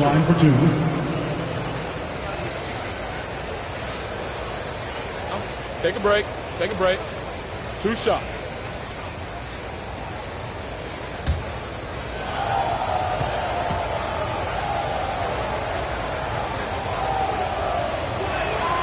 And that one falls for Curry. And Seth Curry, one of the elite shooters in league history. But his road to the NBA was no red carpet, Grant. So true. I mean, after graduating from Duke in 2013, a couple years in the G League proving himself, the questions were about his defense, but that stroke was never in question. Now he's perfectly comfortable doing work at the line. Back to Russell. Pass to Prince. Towns with the ball from behind the arc. The offensive rebound. Gobert no good. Everything right except the finish. Have to keep focused all the way through the play. That's good from Durant on the assist by Simmons. Durant's got 5 now. Inside, Durant's scoring instincts take over, helping him find a path to that difficult shot. Here's Prince.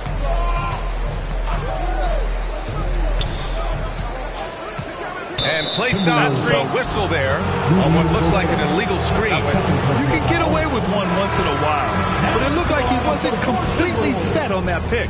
You gotta blow the whistle when it's that obvious. Great call there by the official. Reed's checked in for Gobert. The Nets with a lead. Now here's Curry. Outside Durant. All sorts of time. He can't get that one to fall. And the defense gets bailed out by the miss. He usually converts that. Here's Prince. It's Edwards on the wing.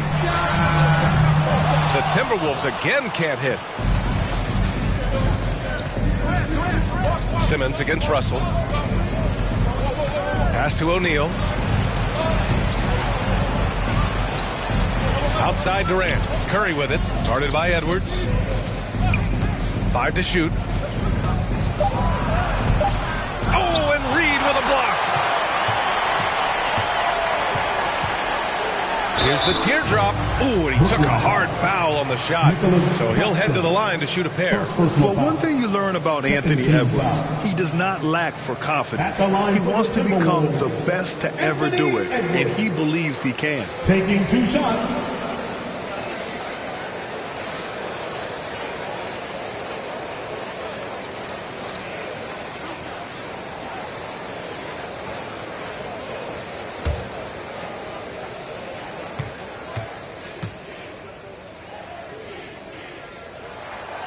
Throw good, Edwards. And you see the ambition for greatness in Edwards. But, Grant, is he willing to do the work? Well, B.A., think about this. He's a quick study. He listens to his coaches with curiosity, and he's driven to achieve the goals they set for him. Yeah, I think he can. So the Nets making a switch here. Watanabe's checked in for Kevin Durant. Harris comes in for O'Neal. Thomas, he's checked in for Curry. And it's Mills in for Simmons. And both free throws good for Edwards. The Nets have gone 5 of 9 from the floor. Pass to Watanabe.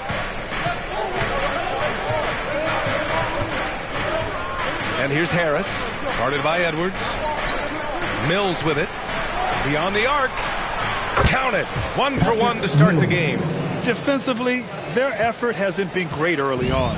Minnesota's gone 0 for 4 from deep to start this one. Here's Forbes. He's guarded by Mills. Here's Forbes. Clock at 6. The Timberwolves need to get off a shot here. And they'll get another chance. And the whistle blows. It's going to be on Patrick Mills. That's his first foul of the game. McDaniels is checked in for the Timberwolves. It's time to take a glance again at that superb block.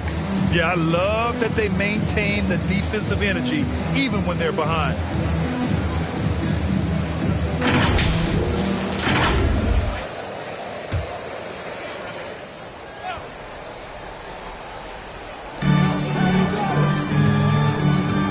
Here's Noel. Pass to McDaniels. Puts up a 3. Missed it. Now 0 for 1 on this game.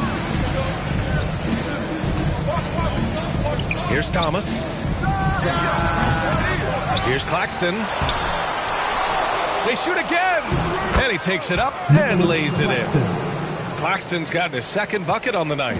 Boy, absolutely no rim protection, leading to a lot of easy buckets here.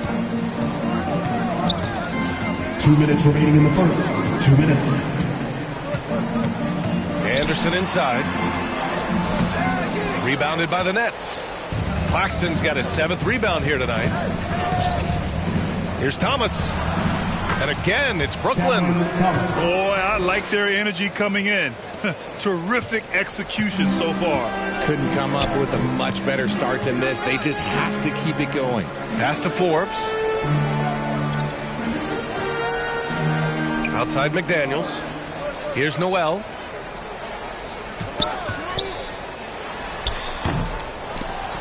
The Timberwolves again can't hit. And here are the Nets now. They're on a 20-6 run.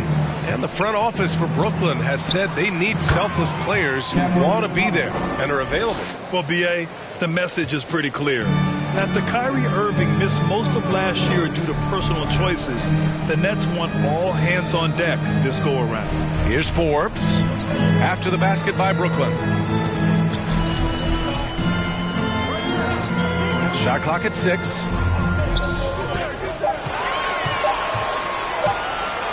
Lets it go from the wing. They grab their own miss. Reed, 2 points. That one goes. How about the level of activity this dude just brings to the glass? Just refusing to give up on plays. And his teammates, trust me, they appreciate the effort. Claxton can't get it to go. I love how they've attacked the boards here in the first quarter. Shot clock and game clock separated by less than 6 seconds. Here's Noel. Boy, he's been patient so far. Nothing yet on the scoreboard. And he's going to the line for 2. The official saw contact while he was going up. I like that. I mean, some physical play inside. He's not about to give up any easy baskets. Noel at the line for 2.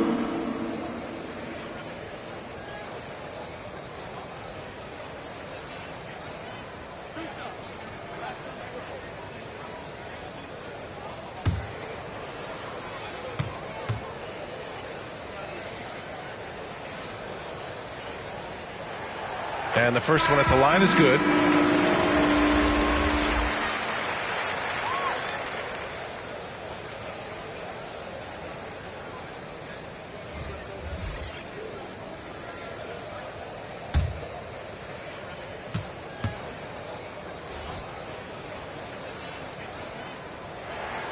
Both shots good from the stripe.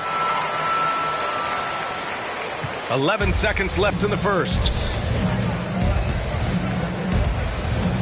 Harris with it, and as it goes out of bounds, Brooklyn able to keep possession.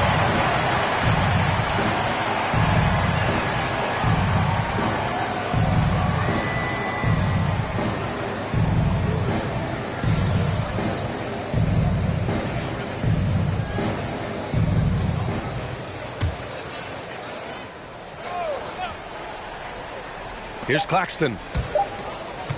Jacks up a three. And so it's the Brooklyn Nets now holding a 12-point lead at quarter's end. And their defense has stood out, wreaking havoc for the opposition. We'll be right back after this word.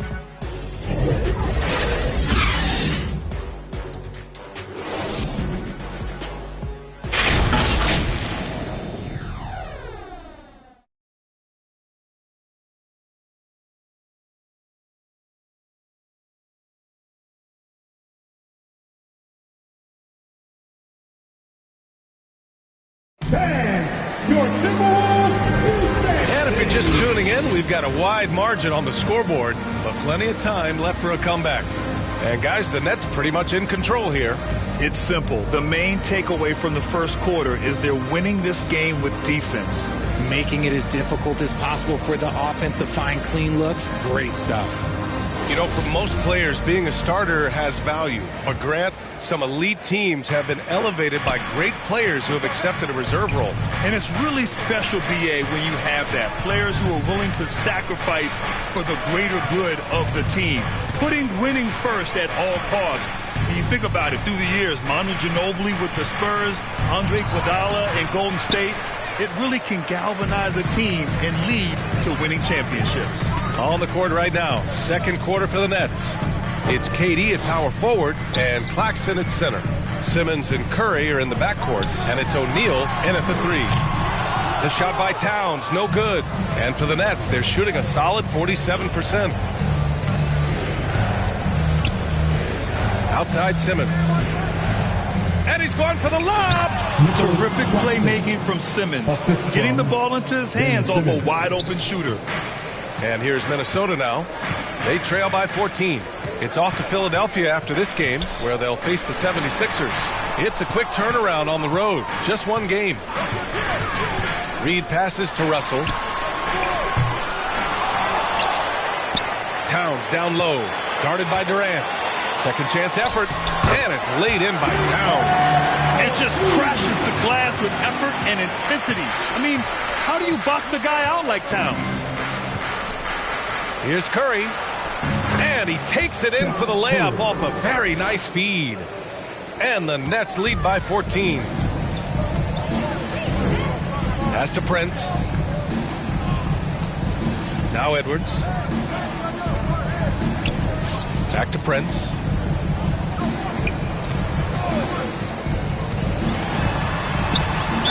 Oh, plenty of contact on that shot. Officials call the foul, and he'll take 2 free throws now. And in trading for Rudy Gobert, the Timberwolves taking a Twin Towers approach with 2 7-footers in their front court. Of course, the outstanding shooting of Karl Anthony Towns means that spacing shouldn't be much of a concern. 2 shots. Last on the first.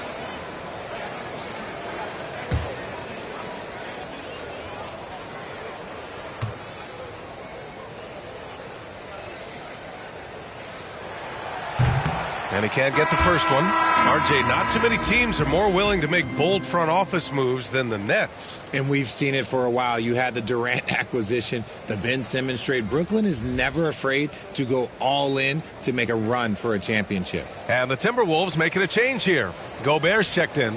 And the Nets also making a change. Thomas, he's checked in for Claxton.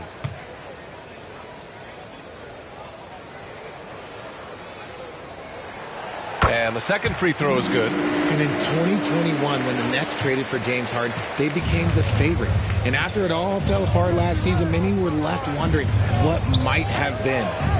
Here's O'Neal, looking for his first basket, still in this one. The kick out, Curry. Pass to O'Neal, down to 5 on the shot clock. Off the mark there with a 3. You know, for the Nets, history repeating itself. Think back to 2013, their trade with the Celtics, creating another star trio. It didn't work out, and it set the franchise back for years, RJ. Yeah, but credit the front office. They made something out of nothing. They got young assets, and they got them these stars. And they are still in a relatively strong position because they got a ton of picks in return. A moment to hear from Allie LaForce. Thanks, guys. The NBA last season celebrated its 75th anniversary and announced the 75 greatest players in NBA history, gathering the living greats during the All-Star break. A lot of history, but Commissioner Silver said we're a pretty young league when you think about it. Brian, I guess it's all relative. Yeah, indeed. Thanks for that, Allie.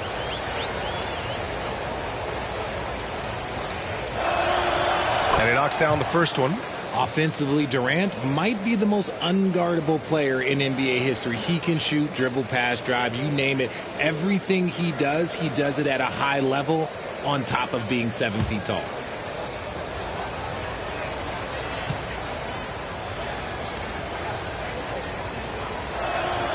And both free throws good for Durant. You know, it seems like the Nets and KD played the will they or won't they all summer long. But no deal was found, and KD is giving it another shot with the Nets. Now, there just didn't seem to be a deal that was right to move Durant. Offensive rebound, and Gobert with the stuff. Just an aggressive move by Gobert, protecting the possession and getting the second chance look. Pass to O'Neal. Right side, Simmons. Great start so far. 3 of 3 in this one. Sometimes with that much of a height advantage, resistance is futile. Outside Edwards. Here's Prince. Fires for 3. They get it back. You just gotta love watching a big man hustle on the glass. This is what his team expects and needs from him. Curry, no good. The Timberwolves have gone 3 for 7 here in the second quarter. Edwards, a pass to Russell. Driving to the basket. And after missing his first 3 shots, he drains it. 1 for 4. The speed of Russell on full display. Love watching him turn on the jets and get to the cup. And the foul on Ben Simmons. That's his first foul of the game. And this kind of selflessness is great to see. Textbook positioning to draw the charge. So the Nets making a switch here. Watanabe's checked in. Minnesota has gone 0 for 3 from deep to begin the second. Pass to Towns. Now here's Gobert.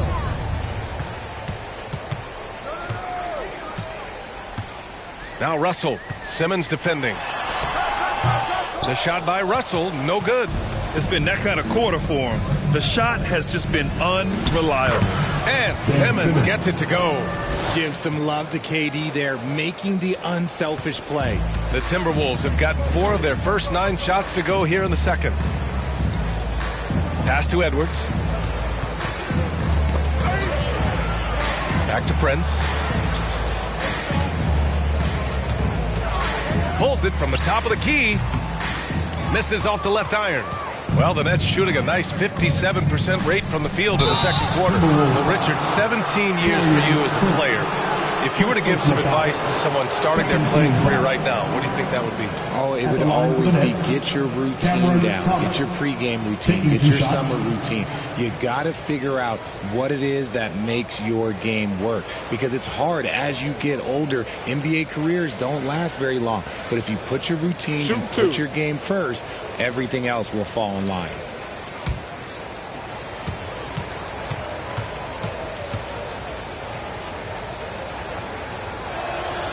And he drops the first. Well, the Timberwolves struck gold by getting the #1 pick in the 2015 and 2020 NBA drafts. You were so right, B.A. Selecting Karl Anthony Towns and Anthony Edwards, respectively.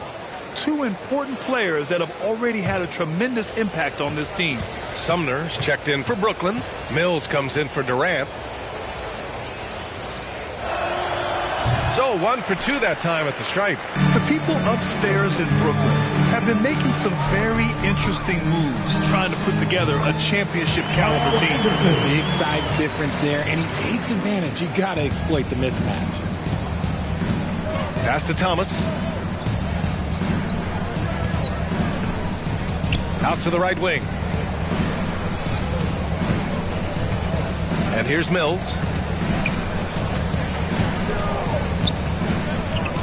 Here's Watanabe, and the ball goes out of bounds. Last touch by Mills. Are those big decisions by the Nets front office difficult to deal with as players? You know, some guys can ignore the politics, but I'm sure others do have questions at the end of the day, though. These guys just want a ball.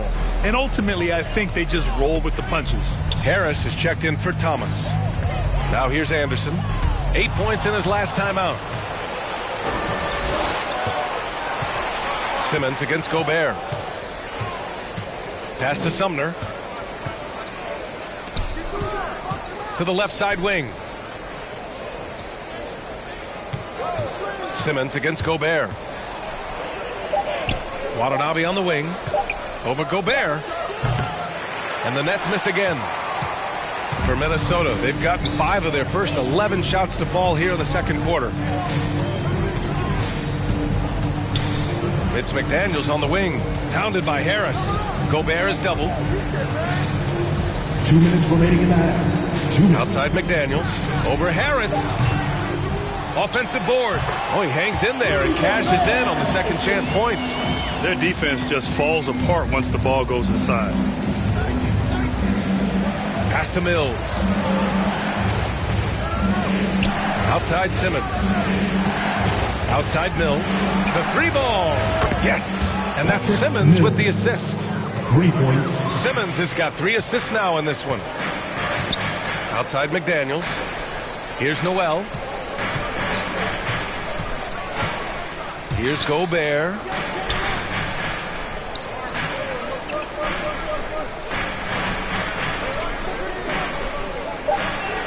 Inside, Forbes. Uneasy, too, on the layup. Oh, you love to see that kind of vision from Gobert. As much attention as he draws from the D, there's bound to be an open man, and he just got to find him. Now here's Harris. 15 in his last outing. Over McDaniels. No good off the back of the rim. And that's a low percentage shot, and I'm sure he knows it. And those are the type of shots that just drive coaches crazy. Like, I wouldn't be shocked to see him sitting on the bench if he tries that bad boy again. Second team foul. At the line for your Timberwolves, Bryn Forbes. 2 shots.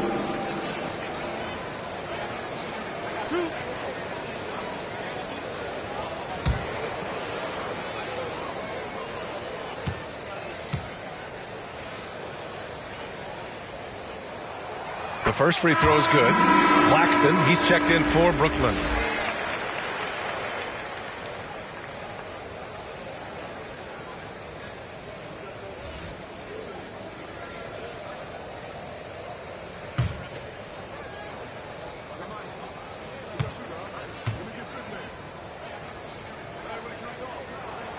He's perfect from the line this time. Brooklyn has gone 1 of 2 from deep in the second quarter. Over to the left wing. Outside Mills. Sumner on the wing. Hook shot on the way. And he can't bank that one in. The Timberwolves trail. 8-second difference between the shot clock and game clock. Here's McDaniels. There's the block. If they take their time, this will be the final possession of the quarter. Yeah, it's all about clock management with these situations. Let's see how it plays out. Anderson inside. Working on Claxton. Anderson can't get it to go. Here's Harris. When you're trying to score the ball, the last person you want to see coming at you is Rudy Gobert. And so it's the Brooklyn Nets with a 9-point cushion at the end of the quarter. Their key to consistency has been their dominance in the paint. They've been the more physical team. Well, now we have some time to check in with Allie LaForce. Allie. Well, Carl, they're scoring pretty easily. What has to change in the second half? Our whole defensive system right now, because it's just not working. It's not the coaches, it's just the players. We're letting them get too much, fast break. They're doing a great job, and they're hitting some shots, so we got to be able to make them miss. Best of luck locking it in, guys. Thank you, Allie. Good stuff. We will be right back after this break for the beginning of the third quarter. It's the 2K Sports Halftime Show. Ernie Johnson here with Shaq and Kenny, and a favorite time of the year as we're halfway through one of the first games of this fresh NBA season. Brooklyn came out looking very confident. Tenacious on both ends of the floor, they took command early with a 13-2 run. By the end of the first quarter, they ended up with a 9-point margin. In the second quarter, they didn't play quite as well and were outscored, but still were able to head to the locker room up by a solid 9 at the half. Let's start with you, Ken. What do you think about the Nets?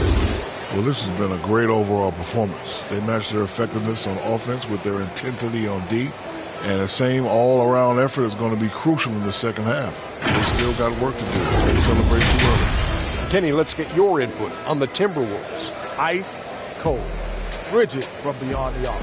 The question is now, can they shake it off and get back in the groove? Another option is compensate by going to the rim. And that's a wrap. With the third quarter approaching, we now send you back to Kevin and the crew.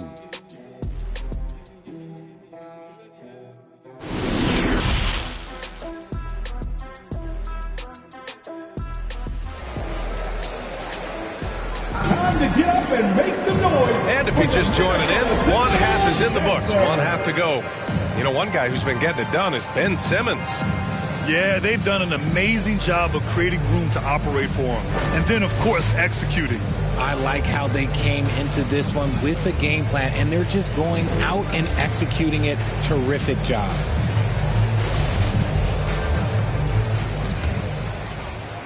So it's Brooklyn now. At one point, they led by 16. Their next game, playing at home as the Grizzlies come to town. And that's a one-game homestand for the club. The backcourt, it's Russell and Edwards. Towns and Gobert, the towering big men at the 4 and the 5. And it's Prince in at the 3. So that's the lineup for Minnesota. Gotta fight harder to get over those screens. Yeah, as soon as these guys feel contact, they are just disappearing like they're not even there. You gotta show some fire and keep defending. Oh, man, he can't get anything to fall. You can feel his frustration. Yeah, that's it right now. He's just in his own head. Not much you can do to try and push through it. And trust me, when the D's slow to react, he'll be the first guy to make them pay. Yeah, they're going to do a much better job of putting a little bit of pressure on him on his way to the hoop. Now here's Russell. Back to Edwards. 6 to shoot. Oh, and there's the whistle on the shot. So 2 free throws for him coming up. First personal foul. It goes on Seth Curry. Man, good whistle there. At the line for Minnesota, Anthony Edwards. Taking 2 shots.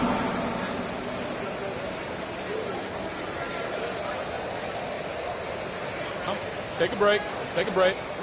2 shots.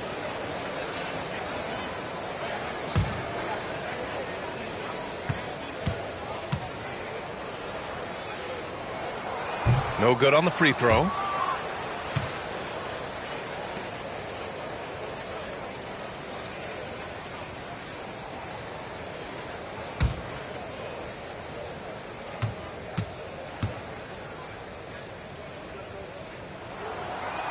And he can't make the second free throw either. He missed them both. Boy, Grant, it's obvious who's been in control of this game. You know, you really have to appreciate their relentlessness. Back to Simmons. Durant for 3. And it's Gobert with a rebound. Gobert's got rebound number 12 now. Tenacity on the glass.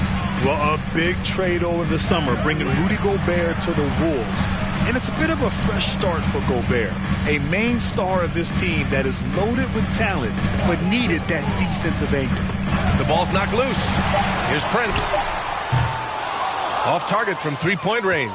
He's just basically a body out there right now, nothing else. The team is struggling, and he hasn't been able to help them out at all. Oh, and last summer, Ben Simmons had surgery on a herniated disc. I'm not a back expert, you know, I'm more of an ankle guy, but hard to be effective when that area is just not right. And last season, Ben Simmons caught some flack for not suiting up in the playoffs. Grant, you think his surgery quieted those voices a little? You know, I think it did a little bit, but, you know, at this point, it's going to come down to his performance on the court. He does have something to prove. It'll be interesting to see what he does. That free throw, no good.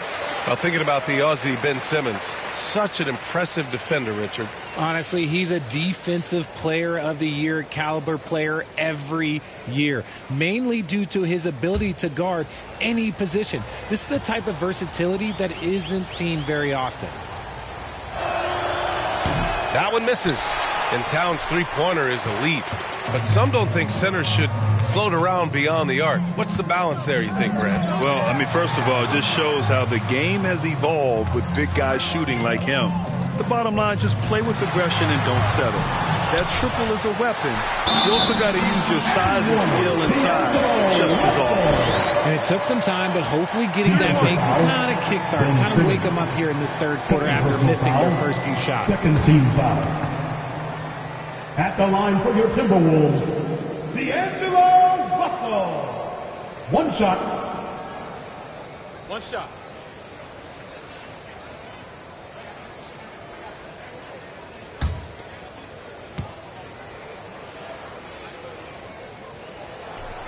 They're so talented. There's very little Russell can't do. It's just about the consistency, but the talent is all there. Time now to hear from our reporter, Allie LaForce. Well, guys, Commissioner Silver's open to change. He said, quote, "We're not beholden to pure tradition.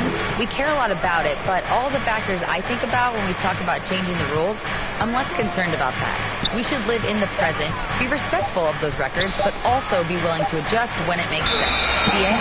Thanks, Allie. And there's the shot clock violation. Couldn't get the shot off in time. And the fans love seeing incredible moments on defense like that block.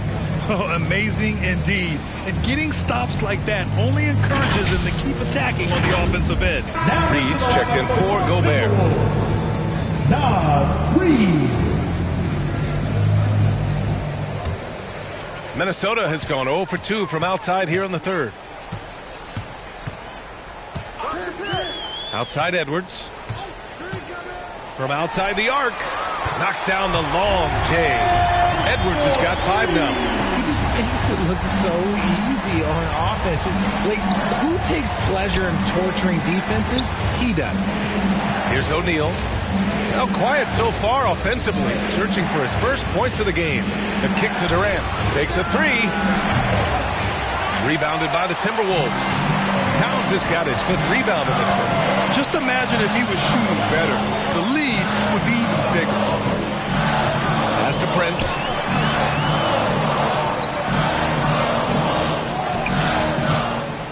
Clock at 6.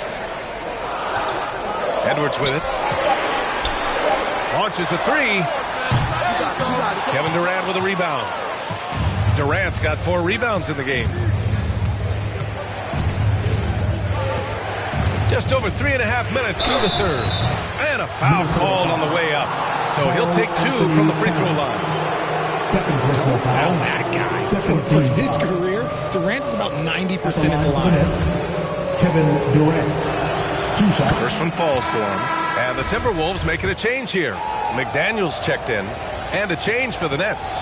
Thomas is checked in. Hits both from the stripe.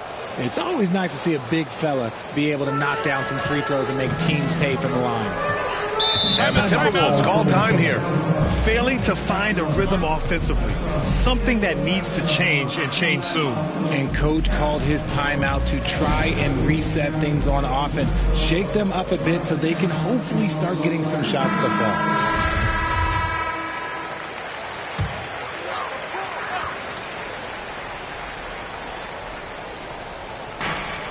We've gone about 3.5 minutes here into the third. McDaniels passes to Russell.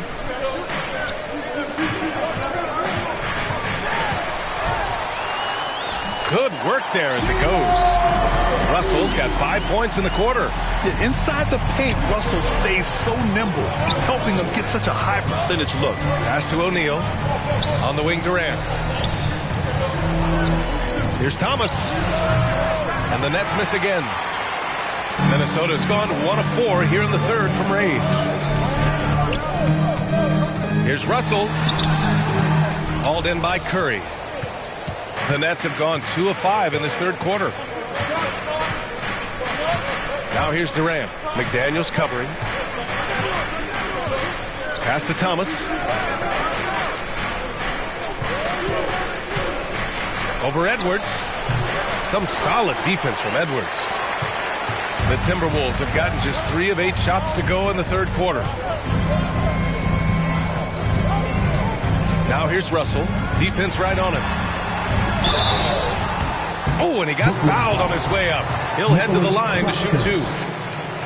And what has made D'Lo a max player? He puts constant pressure on the defense. Rudy Gobert is checked in for the Timberwolves. Harris is checked in for Brooklyn. Sumner comes in for Thomas. The Nets with a lead. Pass to Curry. Back to Durant. And it's good. Assisting on the play was Curry. Durant's got 13. Just maybe the best scoring forward of all time, and by maybe I mean he is. Yet again, it's Durant with a big night. Edwards, the pass to Gobert.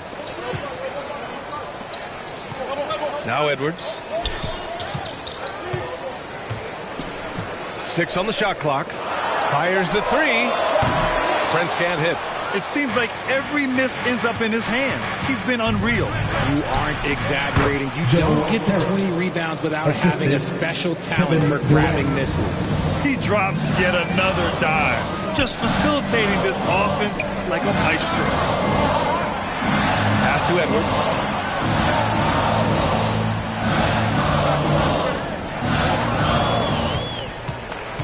Towns with the ball. Lets it go from deep. Gets the 3 ball to go. 7 points in the game. The versatility of Towns. Unleashing his outside game and presenting all sorts of problems for the defense. Here's Harris. And he was fouled while in the act of shooting, so he'll take 2 free throws. Rudy Gobert picks one up. That free throw no good. Their lead could be even bigger right now, but their efficiency from the line has dropped off a little. So he can't get either to fall. Outside Edwards. Outside Russell. Pass to Gobert. Lays it up and banks it in. And just so mobile at his size. Once Gobert sets the screen, he rolls hard to the right spot. Back to Durant. There's 1:17 left in the third. Off target with the 3. And he probably thought he was going to bury that one. Here's Prince. Pass to Edwards. The 3. Claxton with a rebound. Claxton's got rebound number 12 now. Tenacity on the glass. Here's Sumner. Good D by Gobert. He did everything in his power to make that a hard shot. Excellent D, avoided fouling and got in perfect position to alter that shot. That one's good for 2. Now just a 2-point Brooklyn lead. There's 38 seconds left in the third quarter. On the wing, Durant. Whistle blows. Yep, that's going to be a travel. Just lost his head out there. It'll happen if you're pushing a little too hard. Ben Simmons is checked in for Harris. The Timberwolves have gone 6 of 13 to open up this second half. Pass to Gobert. Outside Edwards. This for the tie. And Durant with the block. A tremendous defender. Durant's length can cause major issues for the offense.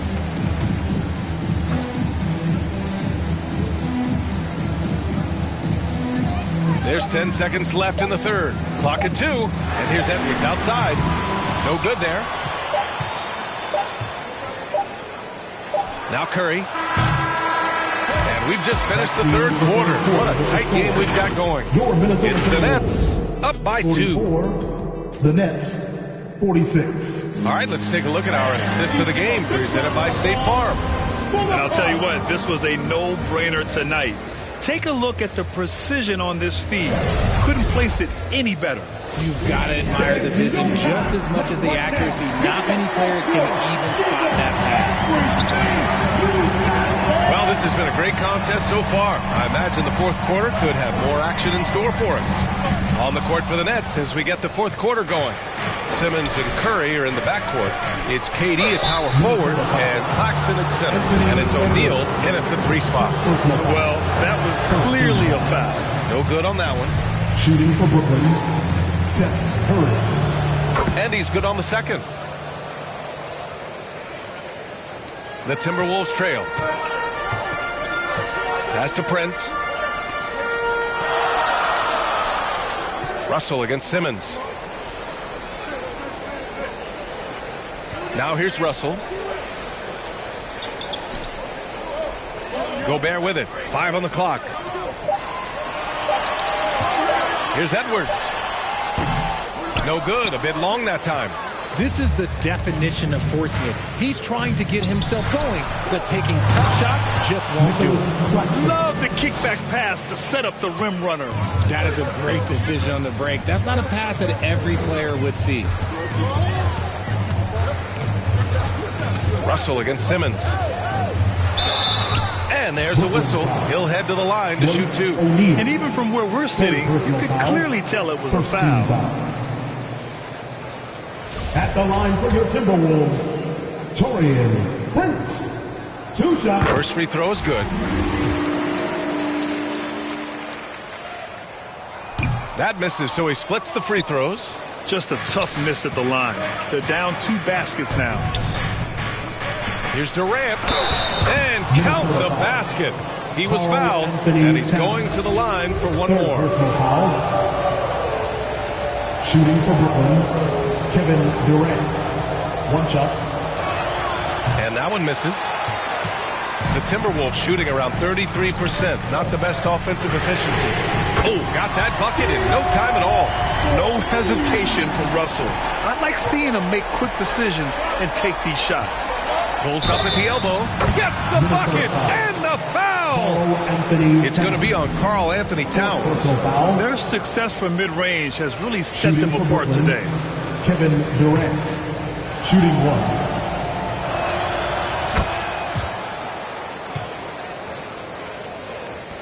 Final quarter of play, about a minute and a half off the clock. Pass to Prince. Now Edwards. The 3 is up. He's off on that one.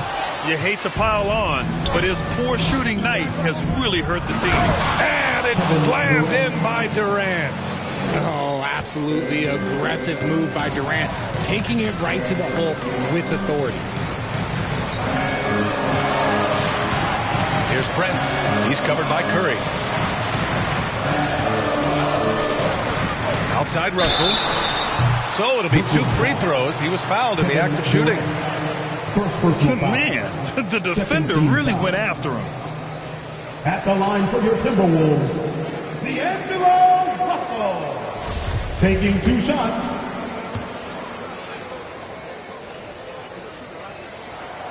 And the first one at the line is good.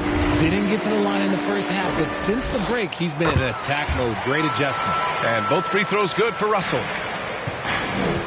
The Nets have got all 4 shots to go in this final quarter. Pass to Curry. Oh, deflected. And stolen by Edwards. For the finish. And Edwards slams it in. Such a huge play, guys. I mean, that's a 4-point swing possibly. Tremendous steal and conversion right there. Here's O'Neal. It's blocked by Gobert. A rangy defender with great defensive timing. I mean, why do you think they call Gobert the Stifle Tower? Time called here. The Nets decide to talk it over now. Yeah, coach no doubt wants to use this timeout to review the matchups and maybe make some adjustments as well. I'm sure all of the above is in order, and you can never be too content. Let's go now to the sideline and catch up with Allie LaForce. I was able to listen in on what the Nets coach was going over with his team. He told them, quote, play as if it's 0-0. We want that type of energy and focus. We might be winning, but this game is not over yet. It's a clear message, guys. As always, Allie, we thank you. To the inside. That shot's good. Russell making the play. And now just a 2-point Nets lead. And the Nets shooting the rock well at 46%. Durant against against Towns. And there it is for him. Durant's got 9 points now in the quarter. It just looks too easy. Durant with the skill and height to get anything he wants from the mid-range. Back to Russell. Here's Prince. Pass to Towns. Shot clock at 6. Outside Russell. And a miss there on the triple. The Nets have gotten 5 of their 7 shots to fall in this final quarter. Simmons with it. Guarded by Russell. Back to O'Neal.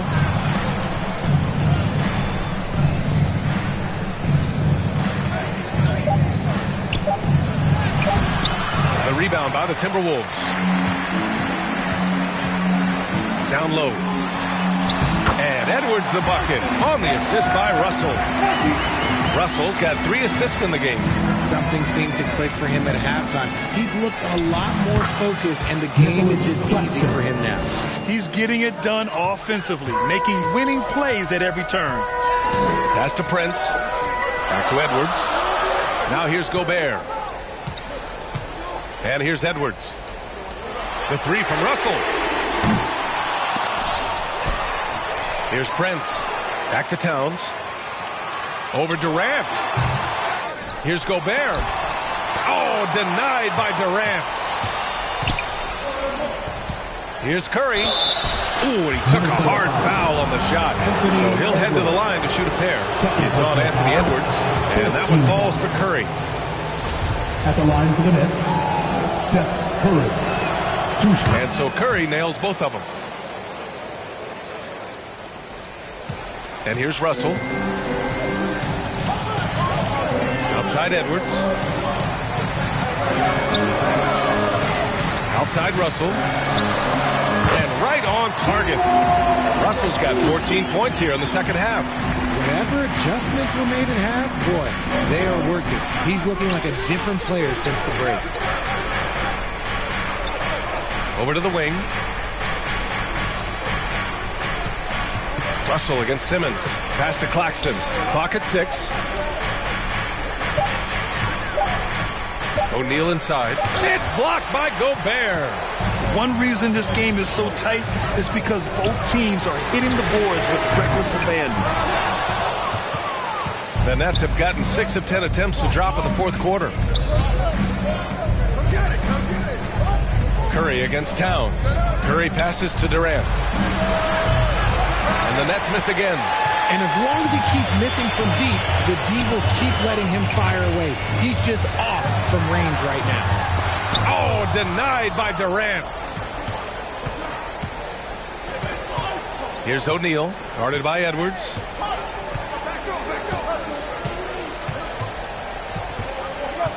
Pass to Durant.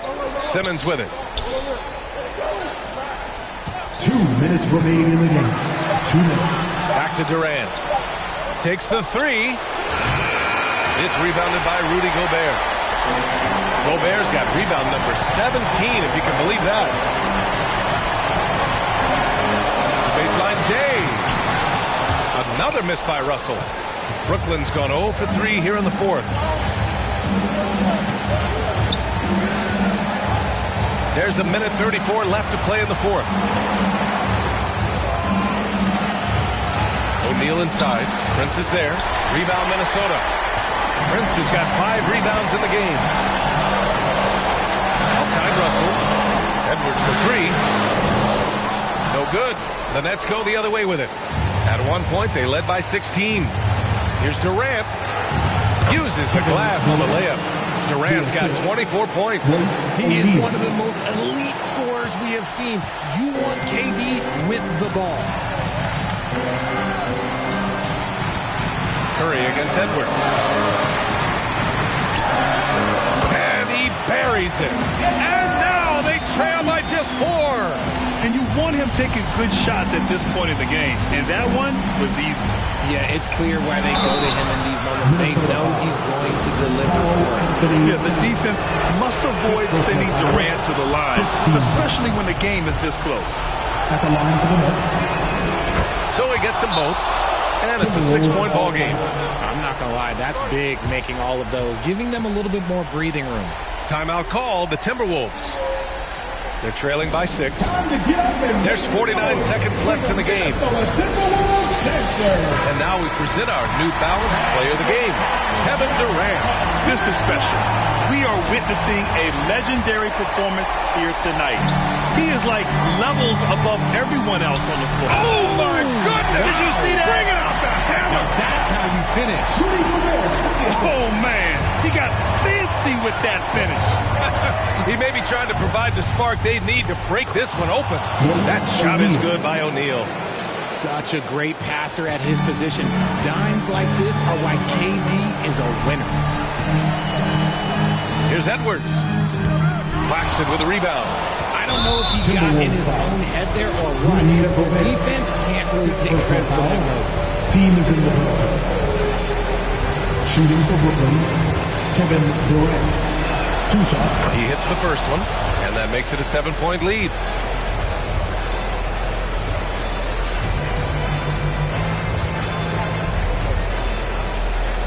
So he goes 2 for 2 at the line, and it's an 8-point ball game.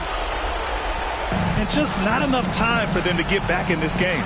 Yeah, they got to be disappointed with this result. To the left wing. Towns passes to Edwards. Again, the miss by Edwards. It's never easy from that distance, but we see him drill those and shoot around all the time. Even though he is capable of hitting that shot, I'd like to see him work for a better look in that situation. Up top, Durant. So we see the Nets get the win here. That's the end of the It ends up being a fairly easy road win. Those are so hard to come by. It's never easy to take a game in someone else's building. And have a safe trip home. Well, now a minute to check in with Allie LaForce. She's courtside. Hey, Allie. I'm here with Ben Simmons, and Ben, you were setting the table. How aggressive were you looking to be, attacking and finding your open teammates? Trying to make plays. That's what I do. I try to share the ball, try to make the right play, so I'm happy I did that. And you do it well. Thanks, Ben. Thanks, Allie. Great interview once again. And that about does it for the first game of the new NBA season. This is Brian Anderson saying thanks for watching. We'll see you next time.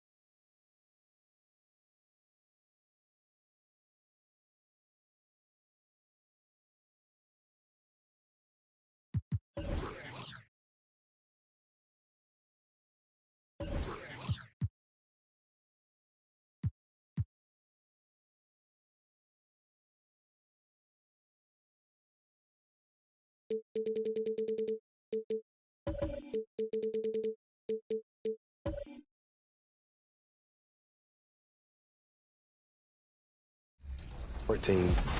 Working with Jamal is talking with the family member almost. He's a really big fan of 2K. He loves the shoe creator mode. Every time we have a call, he's always talking about, you know, hey, I've been playing around with 2K Shoe Creator. I have these ideas.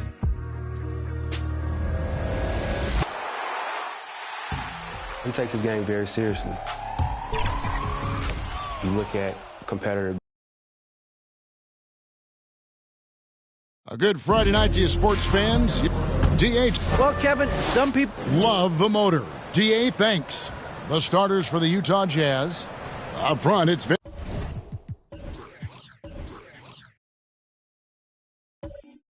Vanderbilt.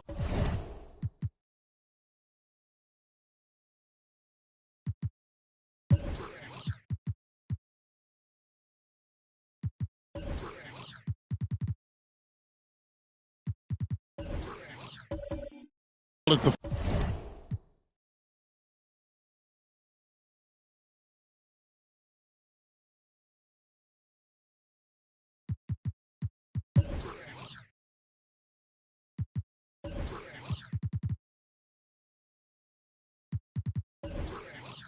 four, and Kessler at the 5. Conley out there with Clarkson. And it's Markkanen in at the 3, the small forward. And for Charlotte, the guard pair, Ball and Rozier. The big men on the floor, it's Washington and Plumlee. And it's Oubre in at the small forward. Frank, last offseason, the Hornets decided to part ways with their coach of the past 4 years. Always a tough decision, and this is a critical time for Charlotte. They've got a tremendous young core. They think their time is now, and they want to make a bold move with the new hire. Plumlee with the rebound. For the Hornets, they come into this one following a loss to Indiana. Rozier looking around. Pass to Plumlee. Shoots over Clarkson. Plumlee, no luck. And here's Clarkson. He brings it up for the Utah Jazz. This their first chance this season playing Charlotte. And last season, they made short work of this club. 2 games, 2 wins. They may have wished for more games against them. A definite disparity in talent. We'll see if they take advantage again tonight. 4 on the shot clock. From deep. And Rozier pulls it down. Ball with a wide open look. Traps in the tray. Well, I like the fact that this is something Ball continues to work on, that deep shot of his. He knows he's got to be a threat from deep to expand his game. Conley gets the bucket. And once he got to the 10, I think he was surprised to find himself that wide open. Well, this early, they should be showing a lot more energy on defense. It's not there. Now, here's Ball. Rozier kicks to Washington. And that one hits back iron. The Jazz have gone 1 of 3 from the field to start this one so far. Over in the corner, Conley. Back to Clarkson. From deep. It's good. He makes his first shot of the game. Improving shot mechanics. Good height on that jumper. Nice arc. I like what I see there from Clarkson. Pass to Plumlee. Here's Ball. Well-timed pass, and he goes straight to the bucket for the layup. Ball's got 5 now. Boy, that was a sweet-looking teardrop. There's very little defense for that. Conley, the pass to Markkanen. And no one near Clarkson as he lets it go. A 3-pointer, no good. Rozier with the ball. Conley picks him up. Plumlee with the steal. Pass to Rozier. Here's Oubre, and finished off by Oubre. Rozier seeing the floor that well makes everything easier for him and his team. And it's Conley with the ball for the Utah Jazz. Trailing by 2. Outside, Markkanen. Deep 2 from Clarkson. They grab their own miss.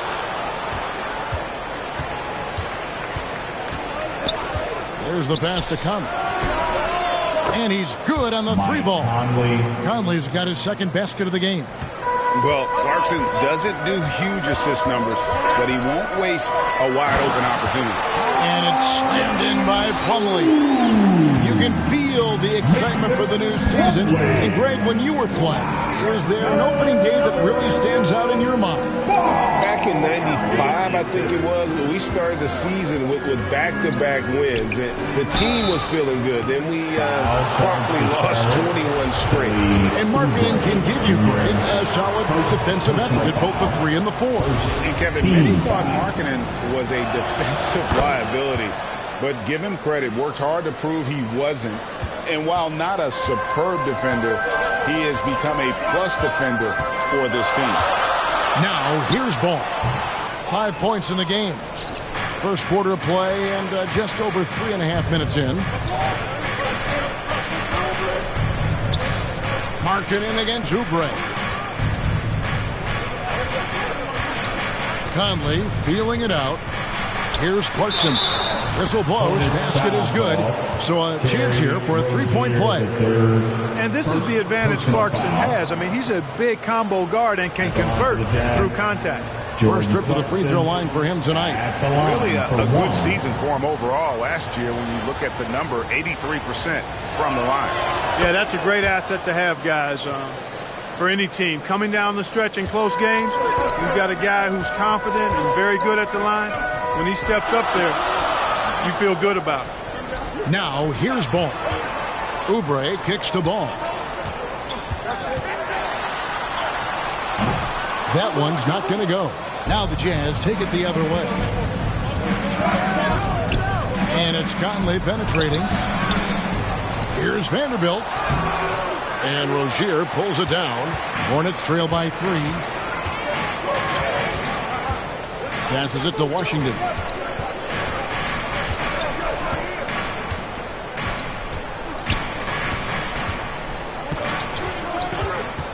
Shot clock at 6. And he could not get that one to go. Out of contact, and he'll go to the line for 2. And you know there aren't many teams with a more dedicated fan base than Utah. The Jazz fans are behind their team no matter what. It's always striking, Greg, to see the bond between the Jazz team and their followers. Well, when you're the only game in town, people take the team to heart. And we see it in cities like Portland and San Antonio as well. The fans form that attachment to their team. The Hornets have gone 50% from the field to this point, 4 of 8. Now, here's Melodon. He's covered by Azubuike. And we've got a moment now to look at the highest scoring teams in the NBA from last season. The Hornets 4th. Boy, they do an excellent job offensively. Most of the season last year, they were really in sync. A nice flow and rhythm to their offensive game. But anytime you score the points they did, it's about unselfishness and trusting each other. And we've seen it for years. And despite their regular season success, the Jazz just unable to make much noise in the playoffs. Credit the front office for coming to terms with it and pivoting to a rebuild while they could get top value for their stars. Sexton, the pass to Beasley. The basket good off the assist from Sexton. And we've seen several lead changes tonight. Neither team giving an inch. Yeah, and the lead has changed hands, and it just hasn't stayed in those hands very long when it's changed. Back and forth we go. Now, here's Melodon. It's good. It was silky smooth there by Washington. Only takes him a few seconds to lock and load. Outside, Sexton. Pass to Beasley. Nice ball movement by Utah. To the paint. 2 minutes remaining. Sexton's shot is good. And their post play has been really solid right off the bat. Now here's Melodon. Defended by Sexton. Melodon passes to Washington. 1:39 left in the first quarter. No good. That's miss number 2. He's 1 for 3. And the call on the shot that sends him to the line. You got to stay physical and stay aggressive if you're Rudy Gay. Force the defense to make some mistakes. And let's quickly check out the scoring breakdown here for the Utah Jazz. Well, they haven't wasted any time getting into a groove from deep, putting up and hitting a healthy amount of three-pointers thus far. One other thing they've done really well, moving the ball around. They've done a nice job not settling for that initial option and making that extra pass. The first one falls. For Charlotte, they might be the most electric team, Clark, in the NBA. Young and very exciting. Yeah, I agree, Kevin. I mean, they're extremely potent, and they are exciting to watch. LaMelo Ball, man, he can do just about everything. The Hornets, a lot of fun to watch for sure. Second free throw, no good. Well, Rudy Gay was born in Brooklyn. Over 100 NBA players hail from that borough of New York City, making it a hotbed for Hoops Town. Give credit where credit is due right there. A terrific assist. A lot of talent indeed, and Rudy Gay is just one of many stars hailing from Brooklyn. And future Hall of Famer Carmelo Anthony was born there. And just like Rudy, was in Maryland for high school. Kemba, Bernard King, Lenny Wilkins, other legends from the Brooklyn borough. At the line for one.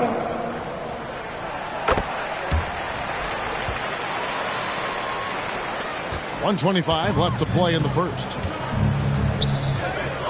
Beasley outside. Here's Horton Tucker. McDaniels defending. Outside, Sexton. And here's Azubuike. The shot, no good. They hold the early advantage on the glass. Yeah, nothing major, not a huge advantage, but certainly a good sign for them going forward. And that's out of bounds. Charlotte will retain possession. And right now, let's watch that terrific swat. And in a close game, blocks like that are so clutch, and that could be a real difference maker here tonight.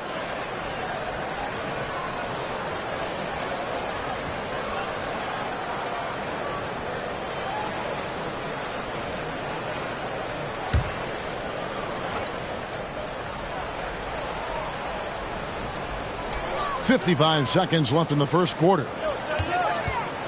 Here's Washington. The stupendous finish in traffic. Washington's got 6 points. Oh, lock into that focus from Washington there. Love the body control, too. Excellent. Horton Tucker, the pass to get, and he makes that one. Guys, 7 times the lead has changed hands here now. Yeah, and that number should easily top double figures before it's over. Pass to Bouknight.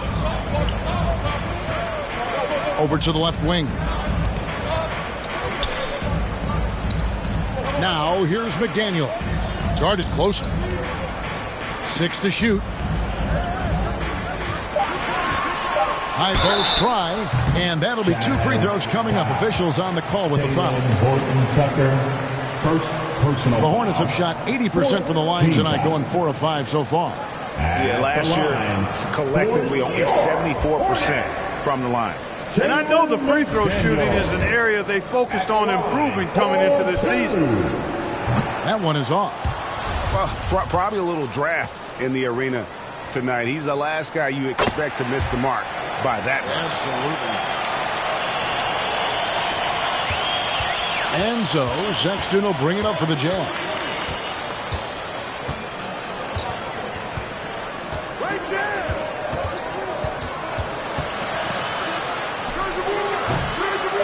Azubuike with the ball. And a missed layup.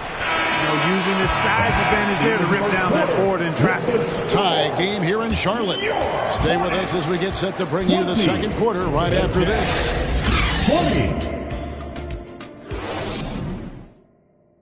Fans, make some noise. And if you're just tuning in, it's been a pretty even game through the first quarter. Looking at what we've seen from the Hornets, what do you think? What we saw in that first quarter, they won their matchups defensively. Yeah, I agree. I mean, look at the energy, the effort defensively. They put it all out there in that opening quarter.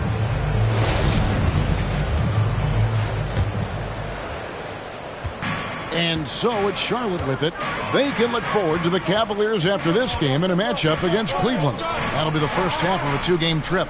The guard pair, Ball and Rozier. Then it's Plumlee. Then there's Kelly Oubre. And it's Richards in at the power forward. So that's who Charlotte starts the second with. Watch out now. When this guy gets into a rhythm, it is something to behold. Stolen by Ball. In the corner, it's Oubre. Off target with his 3. Utah trailing here. Outside, Markkanen. The feed to Clarkson. Score of the basket is third after 5 shots. And Markkanen, the big fella, has nice court vision. Solid at finding open teammates. And now the latest from our reporter, David Aldridge. Thanks very much. Now, you may not know this, but Gordon Hayward was a 2-time Indiana State singles champion in tennis. He says, in high school, I was better at tennis than basketball, but I've always loved hoops more. Thankfully, I was able to grow throughout high school to get to the frame I have now.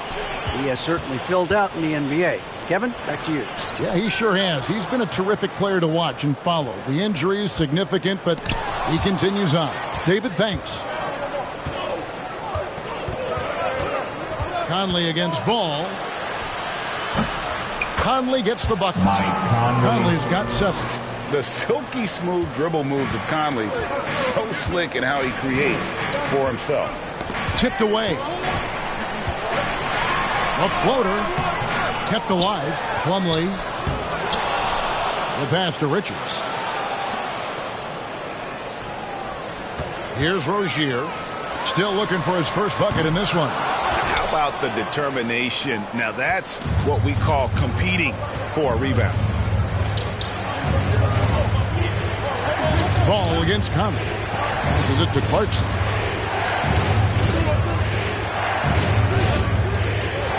Six on the shot clock. Clark, when the casual fan looks at a stat, turnovers sometimes go overlooked. They don't really grab your attention. But as a player, how conscious of turnovers were you?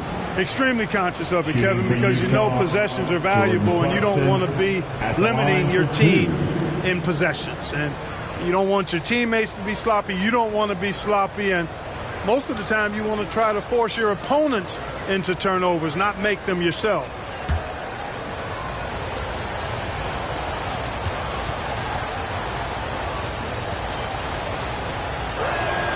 First one falls for him. You know, one of those rare second-round picks who played well immediately. Clarkson was first-team All-Rookie and continues to develop.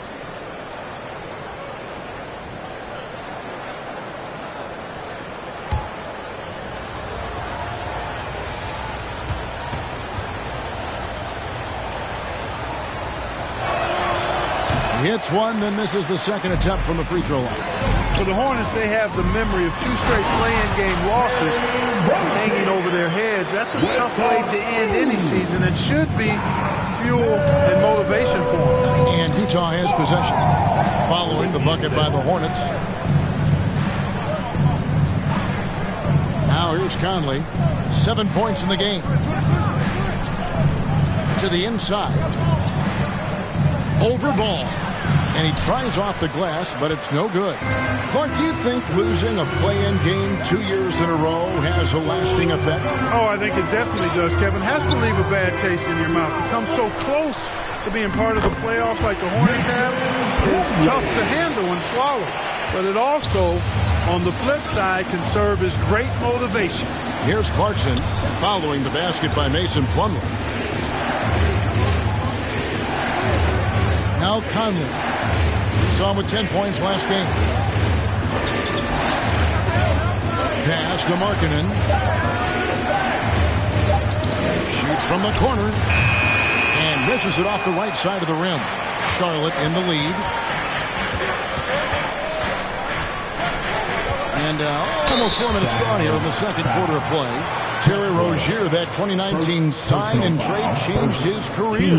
You know, going from Boston to Charlotte, Scary Terry got an increased role with the Hornets, and sometimes that's all a player needs. He became a starter there, doubled the scoring average, and it was really a hand-in-glove fit for Rozier.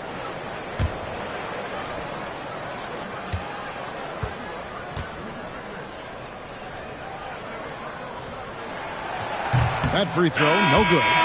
And for Terry Rozier, all of his efficiency numbers are way up the last couple years. Here's a guy who was just 37% from the field during his time in Boston. Charlotte making a switch here. McDaniels checked in.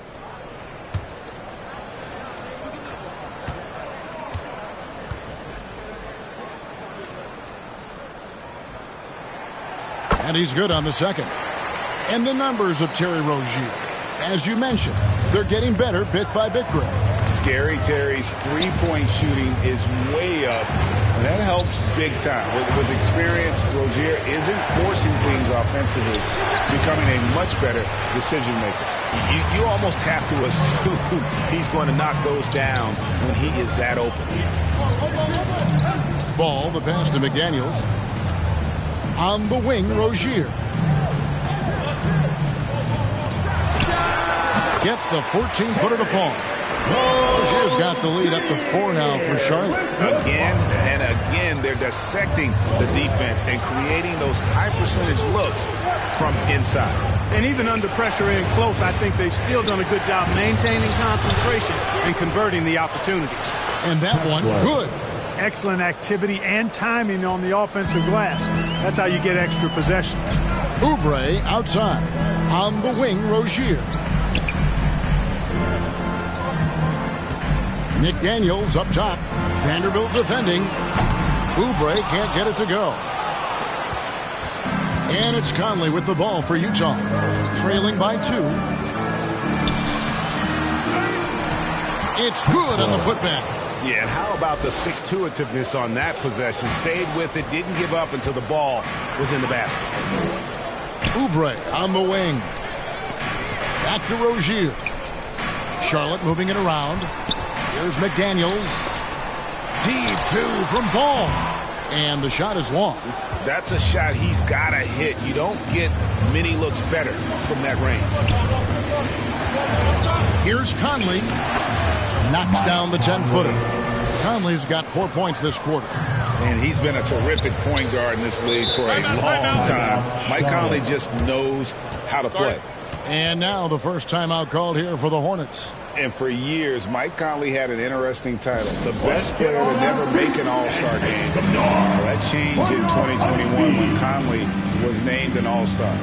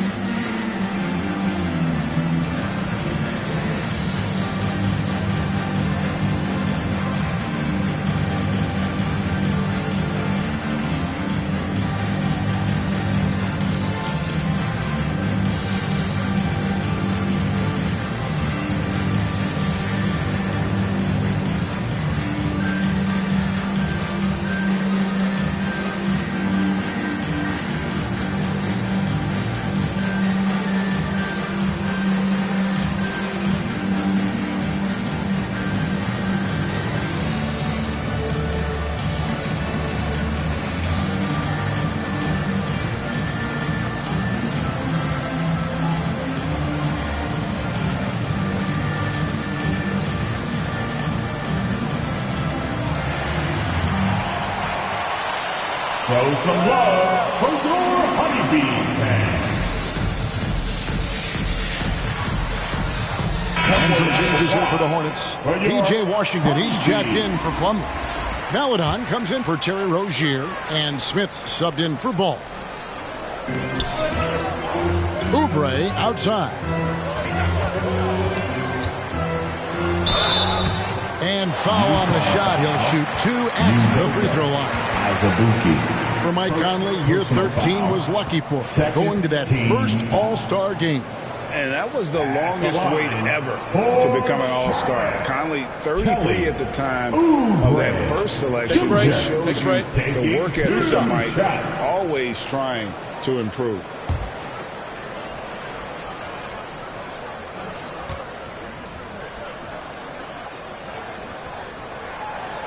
No good on the free throw.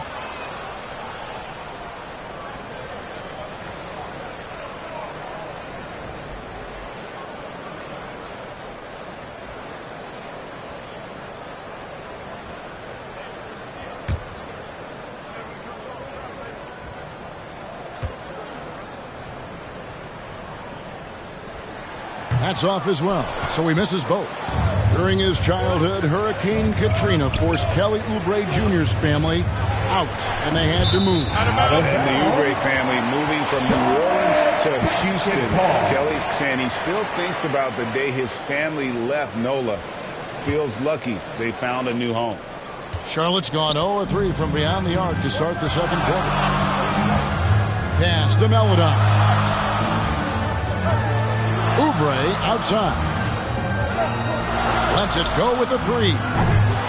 Doesn't go for him. And Utah the other way now. And gotta like what they've been doing down low in the post. I certainly do. You know, I like to see guys do their work inside. Their rebounding has been excellent, and that's always important in a close game. Now here's Beasley. This game we saw him score 14. You know, Beasley not trying to do too much or get too cute there. Just finding the open man in a simple fashion. Well done. And stolen by Sexton. Over Smith. They get it back. Azubuike. Good. Azubuike's got his first 2 points of the night. And guys, they continue to put a lot of pressure on the interior defenders with their work down low. Charlotte calls timeout.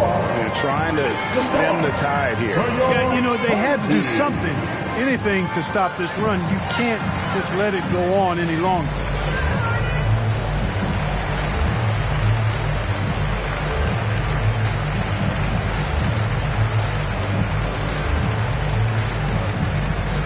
And who's running onto the floor? Make some noise for your Honeybee.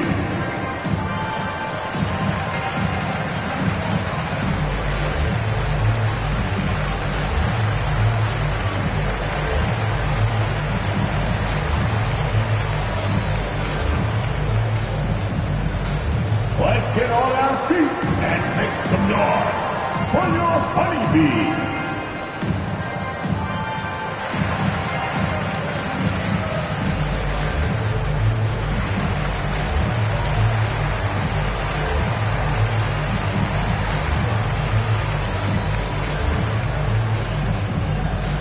Show some love for your Honeybee fans.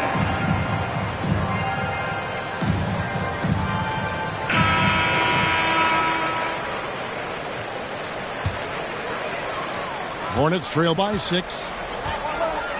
To the wing right side. McDaniels kicks to Smith. Now here's Maledon. By Beasley. And there's the call. It's going to be an illegal screen. And guys, point of emphasis for the league is to really crack down on illegal screens. Yeah, you know, he might have gotten away with that a few years ago, but not anymore. No way. Now you've got to be stationary on those screens. No extra hips or elbows, or they'll call it. It's stolen by Smith. Drives to the hoop. And it's slammed in by Smith.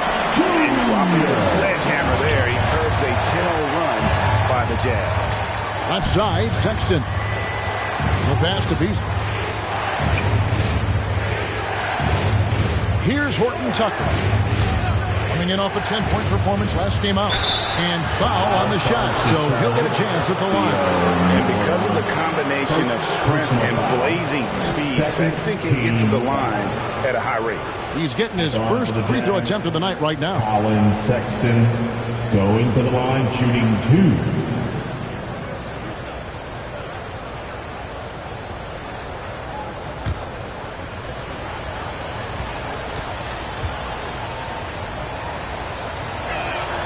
And he makes the first. And how about the explosiveness of Sexton? A crafty floor general who is consistent in how hard he attacks the defense. Mason Plumlee's checked in for McDaniels.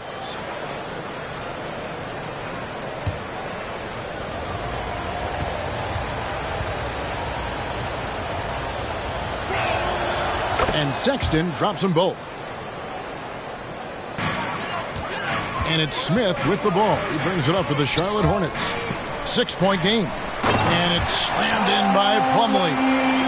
Boy, an excellent passer for a big man. P.J. Washington's floor awareness, impressive. Passes it to Horton Tucker. Pass to Beasley. That's the 3-fly. The offensive rebound. 1 second separating the shot clock and game clock. Gay against Washington. Shooting foul as the whistle blows. He'll shoot 2 free throws. Rudy Gay is a multi-talented and gifted athlete. I mean, he's an excellent shooter, a versatile defender, and continues to play at a high level. Gay at the line, 2 shots.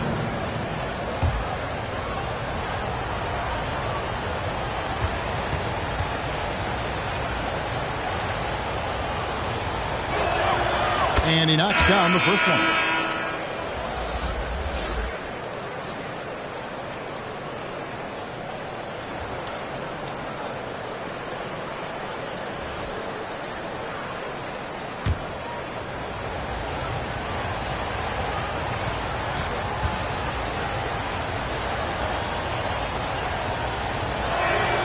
And both free throws good for Gay. And no need to rush this. Let the clock run down. Yeah, don't give them another possession here. Book night, no good. Gay scanning the floor. 1 second left. I think Washington, because of his athleticism and length, can be an outstanding defender in this league. And we finished one half of basketball. The Jazz out in front, up by 6. And now let's catch up with David Aldridge, who's standing by from the sideline. All right, Dave. Kevin, thanks. Here with Coach Clifford. What was the biggest problem for your guys in the first half? Well, you know what? We're a defensive team first, and we've been good defensively. We've been organized. We weren't that in that first half, and that's what we got to concentrate on to get the game going back our way. See if you revert back to your form in the second half. Back to you, Kevin. All right, thank you, David. And folks, don't go away. After the break, we'll see you right back here for the start of quarter number 3. And now, the 2K Sports Halftime Show. Ernie Johnson here with Shaq and Kenny, and a favorite time of the year as we're halfway through one of the first games of this fresh NBA season. Utah found themselves in a close game in the first. And trying as they might, they couldn't push their lead past 4 points. What a second quarter for them. They're up by 6 at the break. A nice lead. And, Kenny, what'd you see out there from the Jazz? We have to recognize their bench play. Sometimes we overlook the second unit. But tonight, they've been elite. The coaching staff has got to be loving this. Getting that extra boost is huge. And, big fella, your thoughts on the Hornets? They were strong in transition. Seemed like the guys fed off the higher tempo. Certainly, they definitely got the looks they wanted, playing an outstanding game. They can keep it up in the second half, they may wear the other side out. And that'll about do it as we get ready for the second half. Let's take you down to Kevin Harlan. Shout out to my man Joel. Joel, what up?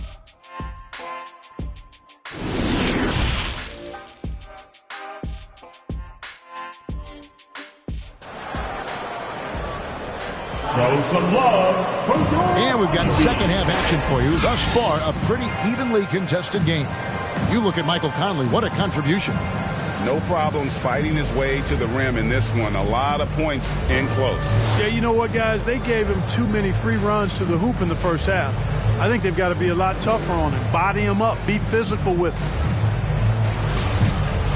And in that first half, we saw a pretty tight battle. We'll soon find out what sort of adjustments were discussed during the half. Heading underway here in the second half, here's Will Hardy's 5. Up front, it's Vanderbilt at the 4 and Kessler at the 5.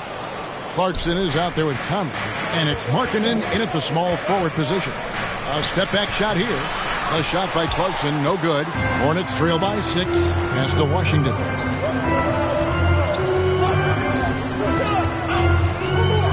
To the wing. Conley against Ball. Yep, that one goes in there. Ball's got the first field goal the second half for the Hornets. You know, because Ball is so skilled, defenders try to get physical with him, rough him up a bit, but it doesn't faze him. That rarely works against Ball. Now, here's Clarkson. 9 points in the game so far. Gets the three-pointer to fall. Clarkson's got the lead up to 7 now for the Jazz. Not surprised at all. He's shooting it well and scoring points in bunches. Charlotte moving it around.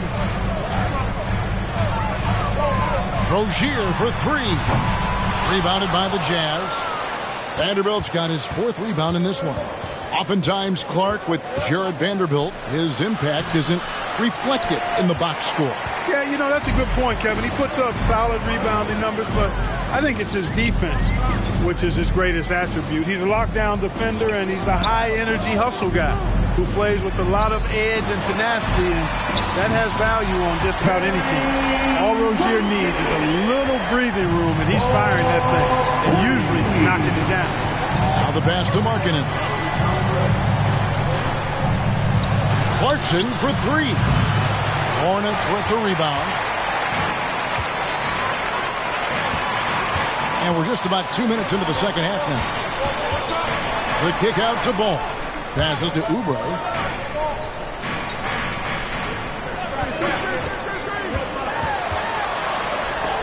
It's tipped, and they get it back. And with that, the Utah lead is cut down to 2 on the bucket from Plumlee. And it's Conley with the ball for the Jazz. Outside, Markkanen. Pass to Vanderbilt. Clarkson outside. Over Rozier. Here's Vanderbilt. And the rebound paying off as they pick up 2 on the second chance bucket right there. It's never easy trying to keep him off the glass. He's an absolute beast down there. Pass to Rozier. Oubre on the wing. He's guarded by Markkanen. Oubre, good. Crafty and cashing in from there. Oubre Jr. enjoys working on his interior game when given the opportunity.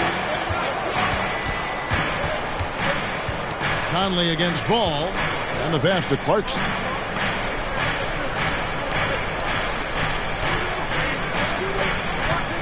From deep three-point range, Clarkson missing again. And he has definitely been struggling in this quarter. You know, guys, it seems to me as though he's over-anxious. He seems to be pressing, trying too hard, moving too fast. Just needs to calm himself down and wait for good shots. And here is Markkanen after Terry Rozier hitting the 3. And the layup falls. 6 points for him. And, you know, Conley developed great vision in terms of the floor, and that allows him to spot an open teammate. And the Hornets call time here. And as the coaches go to the clipboard to outline their strategy during the timeout, the players getting a chance to rehydrate with some Gatorade. That's key to staying fresh all the way to the final whistle. And Kevin, it really is. And every one of these players knows it. They're all making sure to stay hydrated. It's impossible to play your A game if you're not getting enough to drink, especially towards the end of games when the physical toll of a long contest really starts to add up. Here's Rozier following the bucket by the Jazz. It's blocked. Rozier against Clarkson. Over Rozier. A shot by Clarkson, no good. Well, I'll tell you what, he's going to buy himself a ticket to the bench. If he keeps shooting it like that, he has been putrid here this quarter. There's Ball with the three. They get it back. Oubre for three. That shot, no good. Well, not really his best quarter as far as scoring. Let's see if he can eventually get back on track. Inside. Yes! And the foul. It's on Kelly Oubre. You know, kind of odd to see a lefty in today's game, but Conley is a player you have to anticipate properly, or he'll use your mistake to get the and one. Bouknight, he's checked in for Charlotte. Dennis Smith comes in for Ball. So Utah going with an almost entirely new group here. As Azubuike's checked in, Gay comes in for Vanderbilt. Horton Tucker's checked in for Lauri Markkanen. And it's Beasley in for Clarkson. 5 to shoot, and he gets the whistle for the 3-second call. Sexton, he's checked in for the Jazz. Coming onto the floor for the Jazz, Colin Sexton. And we have to take another glance at that powerful rejection. Reads the play well there and gets himself in the air at just the right time. Terrific denial.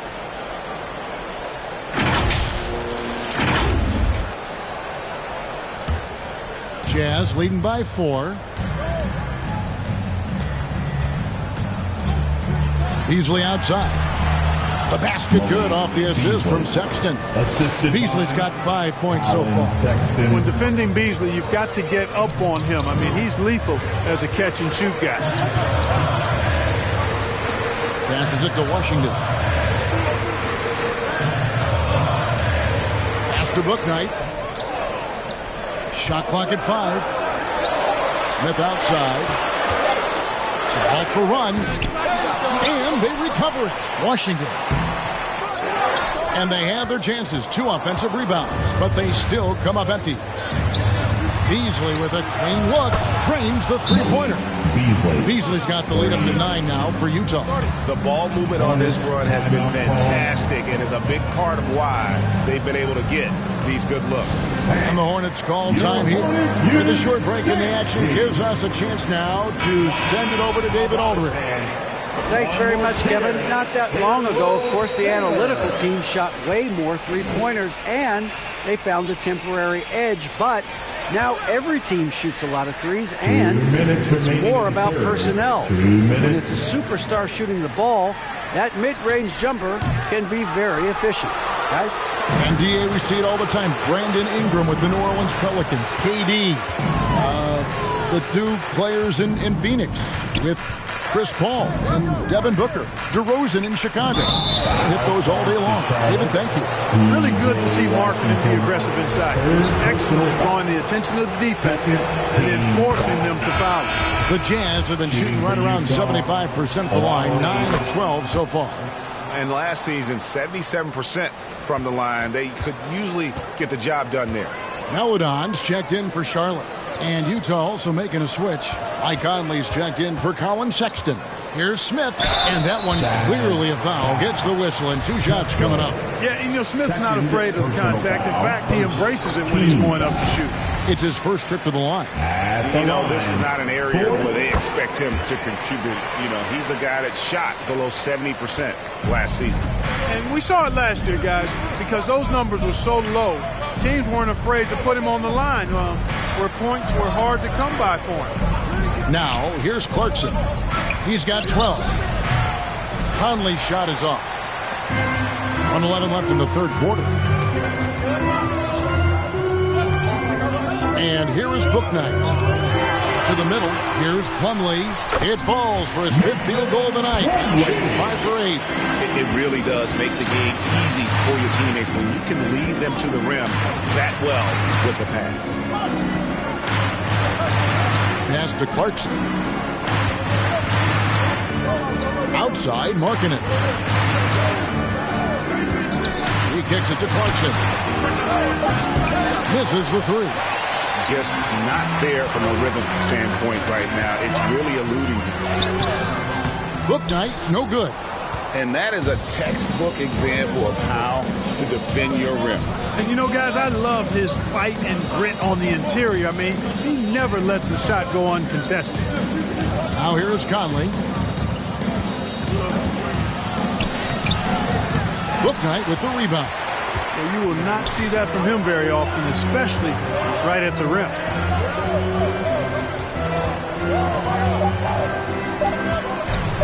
Fires it up. Can't connect. And so it's the Utah Jazz heading to the bench with a 7-point lead as we wrap up the quarter. A good size advantage, and they'll look to increase it. We come back right after this. And with 3 quarters behind us, let's see what this 4th period holds in store for us.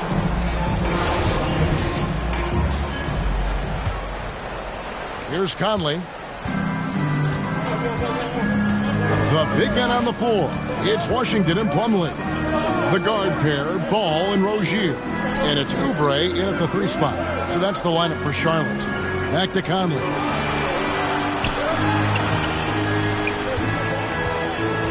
Just 3 to shoot. Got a piece of it. Stolen by Washington.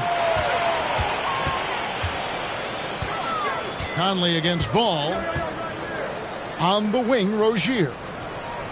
Back to Ball. A 3 ball. Here's Plumlee. Cross contact on the shot, and now a 3-point play chance as he'll head to the line. And really, at this stage of the game, to get those kinds of offensive rebounds for putbacks, you almost feel like it's a 4-point swing. Yeah, you really do, because those extra possessions when they lead to points, that's huge. I mean, they did a nice job there. Never gave up on the play, and you know my motto, persistence pays dividends. In the corner, it's Clarkson. Just 5 to shoot. Over Rozier. The shot by Clarkson, no good. It's almost like he's trying to make things hard on himself. You know, he's just got to slow the game down. Try to get some easy ones. And so Clarkson will bring it up for the Jazz. Down low. Makes it off the glass. And the Jazz lead by 7. Oh, and look at how well he led him in there. Really, he passed him open for that deuce. Rozier against Clarkson. And it's Rozier missing. And the Jazz with possession here. Clarkson kicks to Markkanen.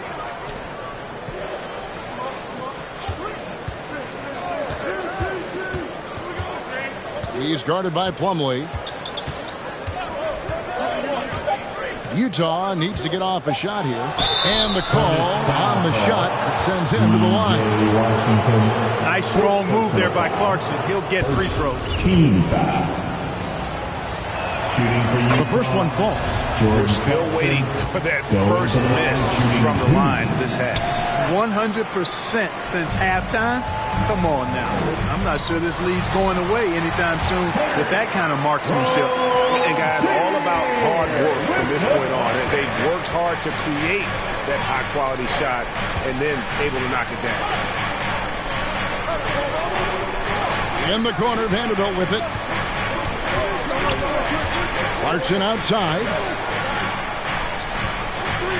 Over Rozier. The shot by Clarkson, no good. Not sure if he just ran out of gas or what. He's been awful ever since the second half started. Not even been a factor. And you can see him give a little nod and then just burst to the rim for the alley-oop slam. A pair of teammates, Greg, with a terrific feel for each other. Man, I tell you what, guys, that's a big play to make in a close game. Potential momentum builder there. Oubre against Markkanen. Boy, in this day and age of how the game is played, Markkanen's skill set, hand and glove fit, superb at spacing the floor with his shooting strength. Shooting for Utah, Lauri Markkanen. And the first one falls. And right now at about 85% from the line, that's up from where it was in that first half.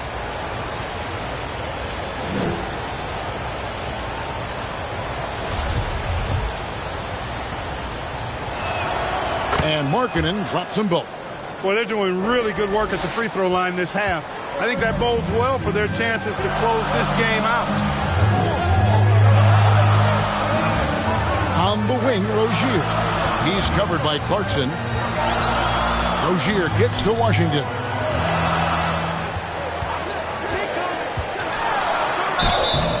And contact on the shot, so he'll be shooting free throws here. Well, it's a nice sight to see Washington attacking inside, just making the defense foul. And the first one at the line is good. Good on both. Starting to find a rhythm from the line now as they try to cut into this deficit. Utah leading by 4. Bounce pass, Conley. Clarkson dishes to Conley. The Jazz working the ball around now. Vanderbilt kicks to Conley. And the ball travels out of bounds. It was last touched by Conley. Basketball.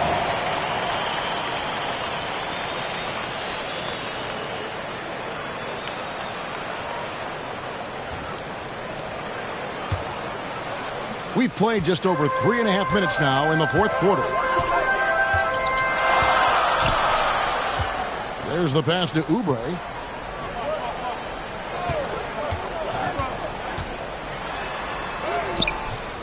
Vanderbilt with the rebound. Vanderbilt's got his 8th rebound here tonight. Outside, Markkanen. And the foul called on P.J. Washington. That's it for him. He's fouled out of the game. He came in with the aggressive mindset, but didn't quite know how to pull back. Jones checked in for P.J. Washington. And foul on the shot, so he'll get a chance at the line. It's going to be a Mason Plumlee. Wow, he got whacked on that one. Shouldn't be much debate there. Blatant contact. Straightforward call. Simple. Williams, he's checked in for the Hornets. At the line for 2. And he can't hit the second.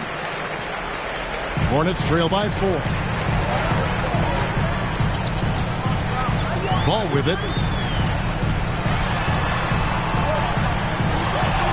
Basket counts. They are just killing them on the interior. Yeah, you can't say that with enough emphasis. I mean, defenders are just not being aggressive enough down low. You got to play with some physicality in the paint. Utah calls timeout. Who wants a t-shirt? And now a moment to present the New Balance Player of the Game. A no-brainer choice here. I mean, given how incredible he's played, just decimated the defense and did whatever he wanted to. No doubt in anybody's mind that this award was going to him. And the Hornets making a change here. Paladon's checked in, and with an update from the sidelines, let's check in with David Aldridge. Well, during that timeout, the coach of the Jazz talked to his team. With this game still up for grabs, he told his team, hey, we're in position to take this one, guys. Let's stay focused and stay together, and we'll get it done. We'll see how it plays out, Kevin. All right, David, thanks.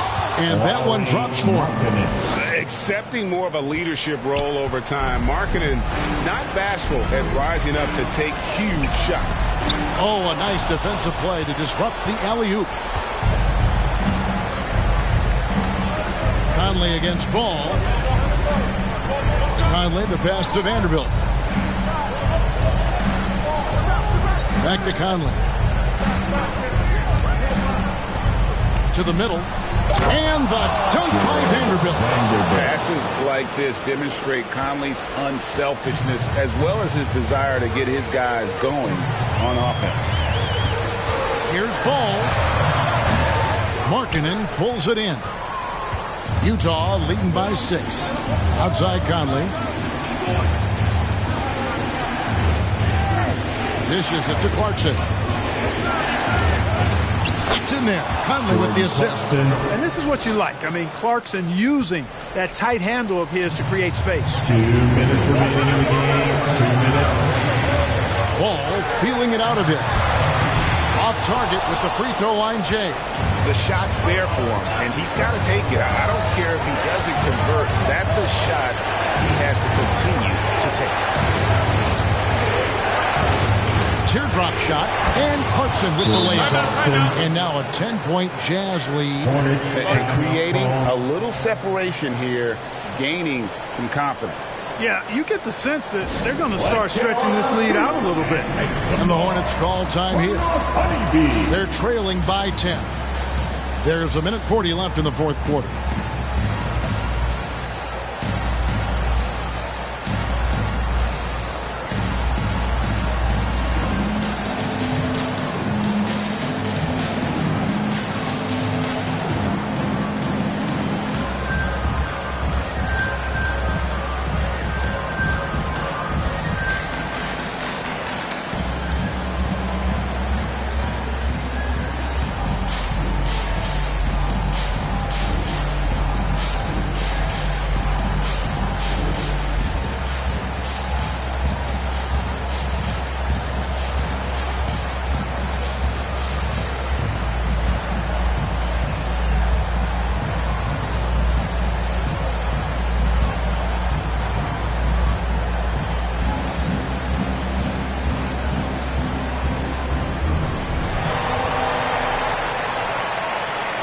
He's running onto the floor. It's the door for your Honeybee. And the Hornets making a change here. Richards is checked in. Show him some love. Conley against Ball. And they get it over Conley. Ball with the bucket. Ball's got a little more strength than you might think, able to muscle that time right through the aggressive defense. Clarkson outside.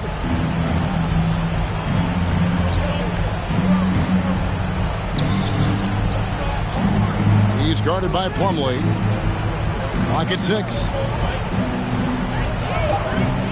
Pass to Vanderbilt. From deep. The rebound by LaMelo Ball.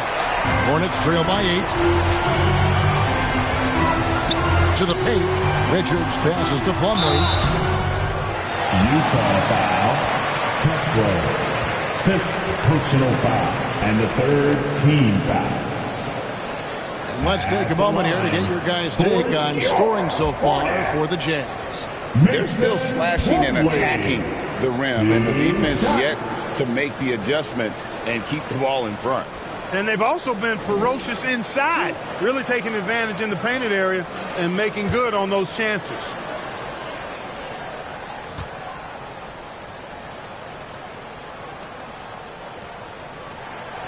Gets the first, and that narrows the gap to 7.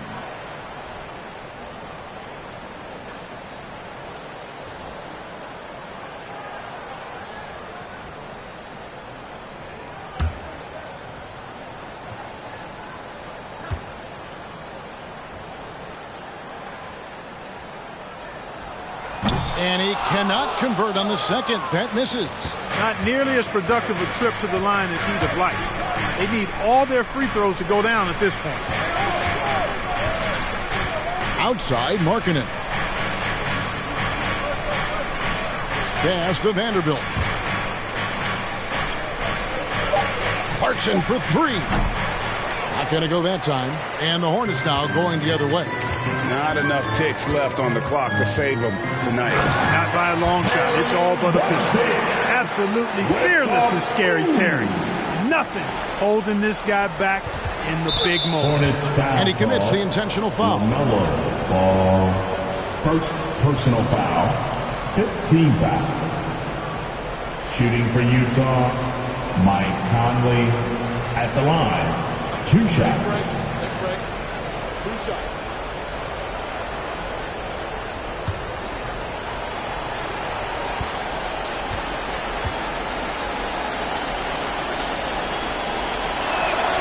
First free throw is good, and that increases their lead to 6. Still a solid point guard in this league. When Conley is healthy, he makes a considerable impact on both ends. So he goes 2 for 2 at the line, and it's a 7-point game. Those are critical foul shots. Love to see him knock them down there. And the Hornets call time here. They trail by 7. 27 seconds left in the game. I can hear you.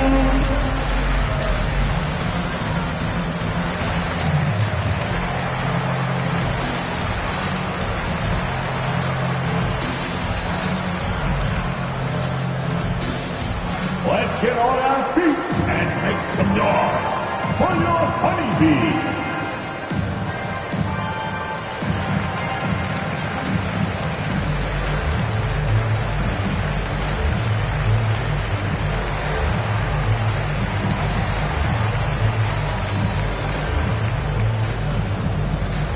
Show some love for your Honeybees fans.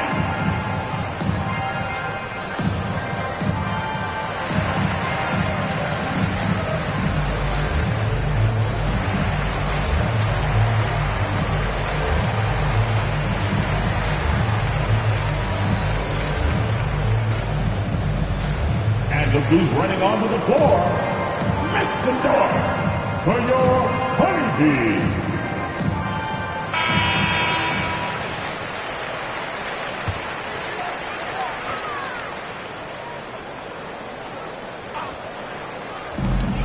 Three-second difference between shot clock and game clock. Here's Ball. Yes! Oh, and that cuts the lead to just 5. Well, I tell you, there's nothing more impressive than seeing a young player keeping his composure in a high-stakes, big-league situation. LaMelo Ball. Second personal foul. Team is in the penalty. At the line for the Jazz, Mike Conley. Going to the line, shooting 2.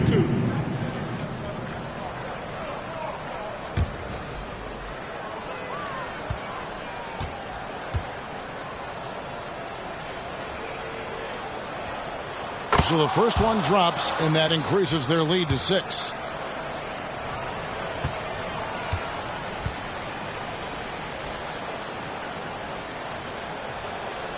And so both free throws are good, and it's a 7-point game. Here's Ball. Not sure the miracle, Greg, is on hand here tonight for them. Well, they need one, but gonna play it until the final whistle. Oubre for 3. Gets the 3 to fall. A legitimate sniper from distance. Love seeing Oubre Jr. shoot it with such precision. And now they foul and stop the clock. Yeah, that's right. No other option but to foul and hope for some misses. Yeah, they have to extend the game. I mean, plain and simple. Use every second you can on the clock here. Mike Conley at the line for 2. Take a break. Take a break. 2 shots.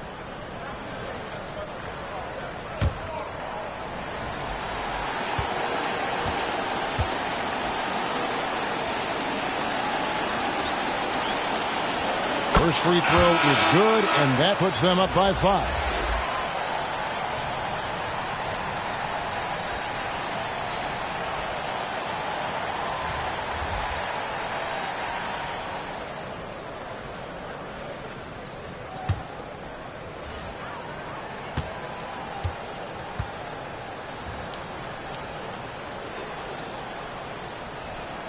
And so he drops them both.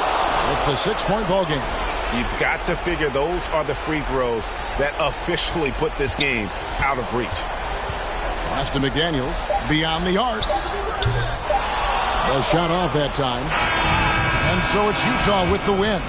They seem to relish their role as the bad guy here tonight. You know, Kevin, I sense that as well. I mean, they really did feed off all of that negative energy this crowd was directing at them. I mean, they turned it around and used it as motivation to close out a significant win. And a chance now to send it over to David Aldridge, standing by courtside. David. Thanks very much, Mike. Congrats on the win. It looked like you guys stayed with your identity tonight. You think so? Yeah, we wanted to just play our game, stick to what we do best, get the ball inside, score in the paint, just try to make easy plays. And I think that's what we did, and we're able to just build off of that.